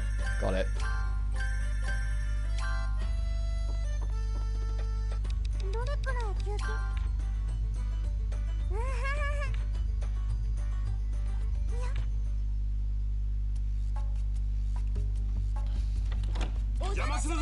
Oh, we're coming in!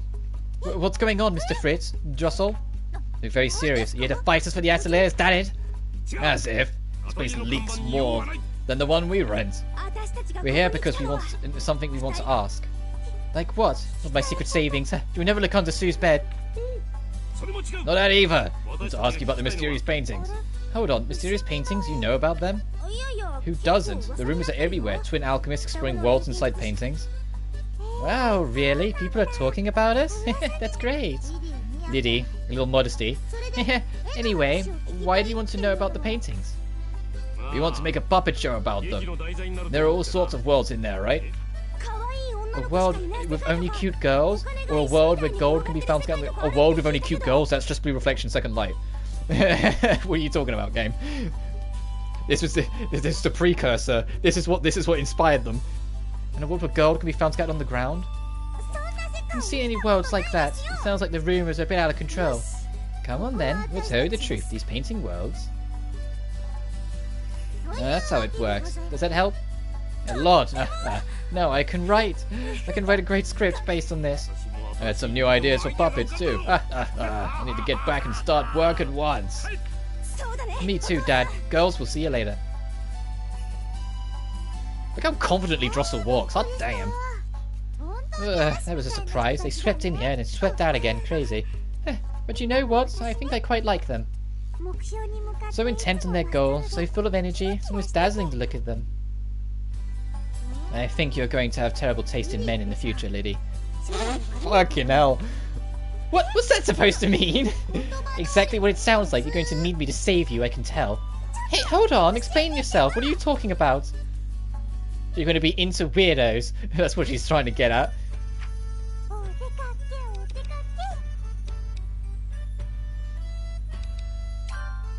And I bet if I go to the church, I can now be like, hey, Grace. Pamela, or Pamela, we're here to check if ghosts really don't have legs. Fucking wow. You are more than qualified, please, Pamela. Will you become head sister and lead this church to an even better future? Head sister? What Pamela would do. Thank you for your offer, but I can't accept. Why? I know you're perfect for this. Imagine a Raina's drawings and go to the Oasis. Yeah. Maybe that's the secret. No, I don't agree. I'm sure you can do a much better job, Grace. Look at Chloe and at Ines. Everyone holds you in such high regard, Grace. So please, you should remain the head sister, alright? I see, in which case very well. I won't say any more about it. But you'll still let me consult with you on the direction the church should take, of course.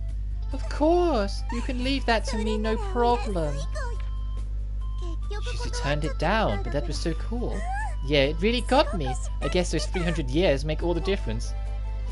What? 300 years? Lydie, what are you talking about? Excuse me. What are you talking about, remember? She told us herself. Pamela's a ghost. Ah, a ghost! Have you been dreaming? Oh, she's in denial of her fear. Got it. So don't tell me you've erased your own memory. Human defense mechanisms at work. Honestly, I guess it was better off this way. Look at Lydie's face in this scene. Look at how shocked she is. She's like,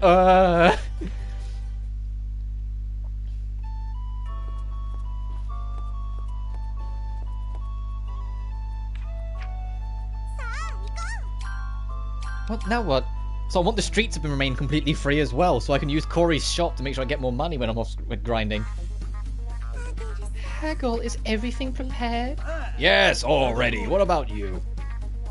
Everything is ready. Good. Now we can proceed to the final stage. Excellent. I'm so looking forward to this. What the fuck? There's facial animations added again. Absolutely. Me too. Let's make a real splash. You said it, like fireworks and gunpowder.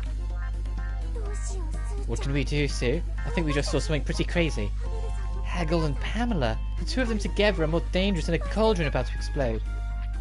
Lydie, promise with mum number 7. Sometimes pretend you didn't see anything. Well said. We didn't see a thing. You don't know a thing. Nope, nothing.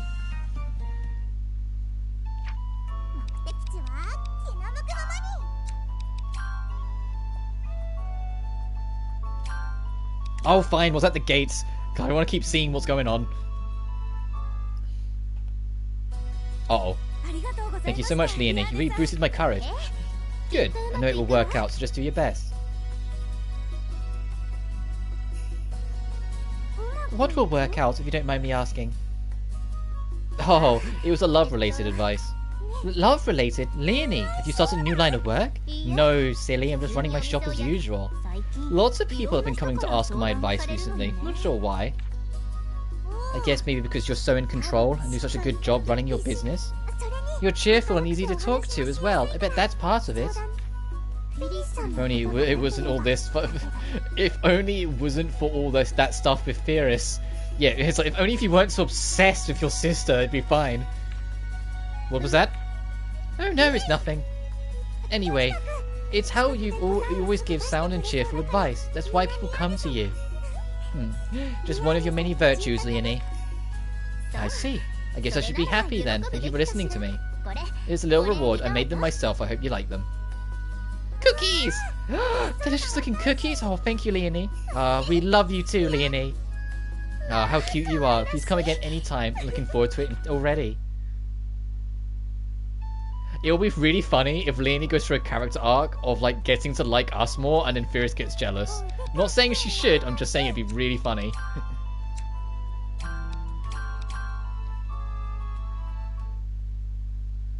Oh, what these two are too. Hey Fierce, did I tell you I ran into Drossel again recently? She patted me on the head so much, just like in the old days. Really took me back. That's just like Drossel. She always doted on you like you were one of her dolls. Yes. Well, a bit hard to take, frankly, but it made me wonder. What exactly is everyone up to these days? Wes, well, we know about Sophie and Plachta, and of course Leonie. Yeah, those three haven't changed a bit since the old days. It's all part of their charm. Apart from them, Angrief that's the mercenary. That's the mercenary I never got as a party member, still working hard as the headmaster. Can't tell. Furious said he predicted I would never grow tall. Oh, I saw a cookbook written by Revi, the only party member I kind of used for a while that kind of stuck around, I guess, in a bookshop the other day. Really?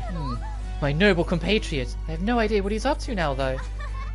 That's true. I wonder if he's making a real effort to find that treasure. I'm sure he's doing fine. I wonder if Cold and Oscar are still on their journey. Oh, I remember who Cold was. He was the moody one. And then Oscar is, of course, Oscar. I guess they are. Those two always had a concrete girl.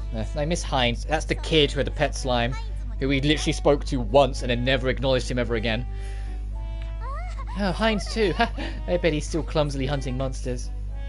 That's right, I almost forgot. Shannon.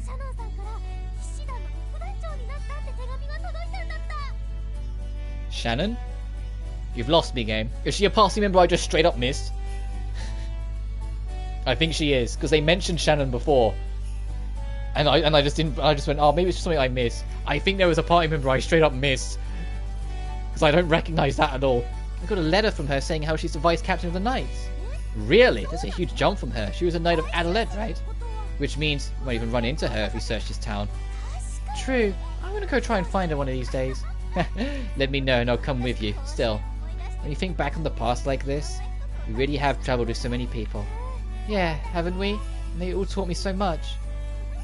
Me too. I really am glad I met them all. We've all gone our separate ways now, but I'm sure they're all doing fine. Exactly. They're all walking their own paths, and I'm sure they're all happy. We have to make sure we keep on doing our best, so that when we run into them again, we can declare with a smile that our lives have been great too. Of course, just who do you think I am? I'm going to make my name known far and wide, so that they hear all about me, like it or not. Well, I won't be left behind either. May fortune smile upon the futures of us all. Oh, Fierce. And then we just walk in. Oh, what are you guys up to? Oh, there's more stuff in this cauldron, so let's leave and re-enter.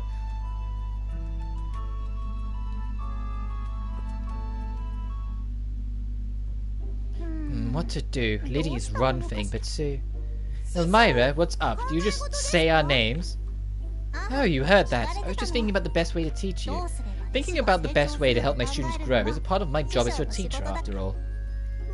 You're so incredible, Elmira. I don't know what to say. Incredible, you say? Recently I've been thinking, actually, about what kind of teacher I should be. What kind? Well, my teacher was also my father, and he was very, very strict. Of course, I improved and matured a lot thanks to him, but it was also very difficult.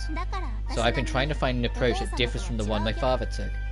I see, I hadn't really considered the need to be a kind of teacher before. Nor I, until now. What do you both think of me? Do you think I'm doing well as your teacher? Aww, these two. Of course! That was a little too smooth. You don't have to worry about my feelings. We're not. You're so kind. You always listen to our problems. You explain things clearly and help us with so much. You really are a great teacher. Girls. And more importantly, you're so cute. That's right, that's very important. Hey, stop calling me cute. Don't pick on your teacher. You're even cuter when you're pouting. You might be right. Hey, Sue, hey. This feels more like we're becoming friends, doesn't it? You continue to underestimate me, girls. I'm going to teach you how fearsome I am. Both of you stir the cauldron 1,000 times each. 500 laps contain a marathon. Go now. What? That's not fair. I think that's one of your flaws, Elmira. Silence! Students must listen to their teachers. Come on, move. We got a bit carried away. We'll apologize. Forgive us. And Elmira got hard work's reward, and a combination are for Furious and Elmira, Crimson Treasures.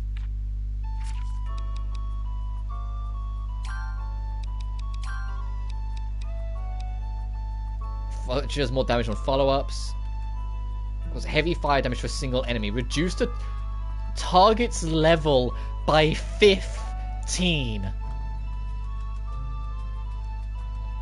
What? What? What?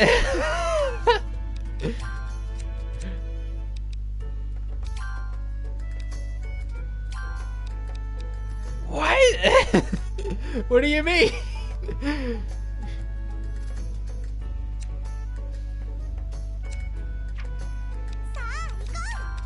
Let's go to the Atelier.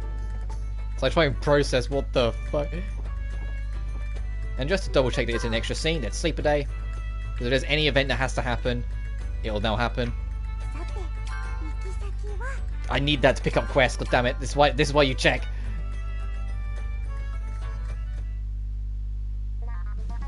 What the fuck's this music? Come on, you rabble, make some noise! And You over there, come and watch too. What's this? Isn't that... What the wig? He's wearing a... What the... Pamela, why did... What? Haggle and Pamela, what are they doing now? Come on! Are you having a good time? Yeah! If you aren't, I'll have to punish you. I want to be punished. Fucking Jesus Christ, it's a simp in the audience. It's me in the audience with Pam. What is this? Someone please, I need an explanation. Comes our first song. We're going to sing with all of our hearts, listen with all of yours. This song is called Burning Sisters of Love. It was incredible, I'm so pumped. Yeah. When the big guy dived into the crowd though, I thought I was going to be squished. Oh. I was hoping that young lady would take a stage dive. What? So, this is what they were planning. Yeah, a totally bizarre concert, right in front of the castle. Even crazier than I imagined. Those two really are something. What that something is, I'm not quite sure. Yeah, I agree. Well, that was a thing. I got a trophy out of it, so let's head home. And think about my life. Yeah, I'm gonna actually wrap up now. Oh, jeez. So obviously I'm gonna try and work on a few things. Get some Cobalt Cross and whatnot. I'll just see how it goes. But I digress. As always, thank you so much for watching. I'm gonna maybe mess around with party members as well off screen. I don't know. I kind of like my main party, but I kind of want to mess around with them as well.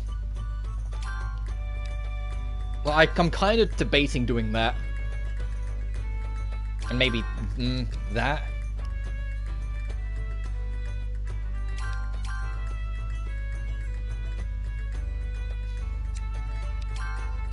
That's cool. Does Sophie give it any like extra power skills?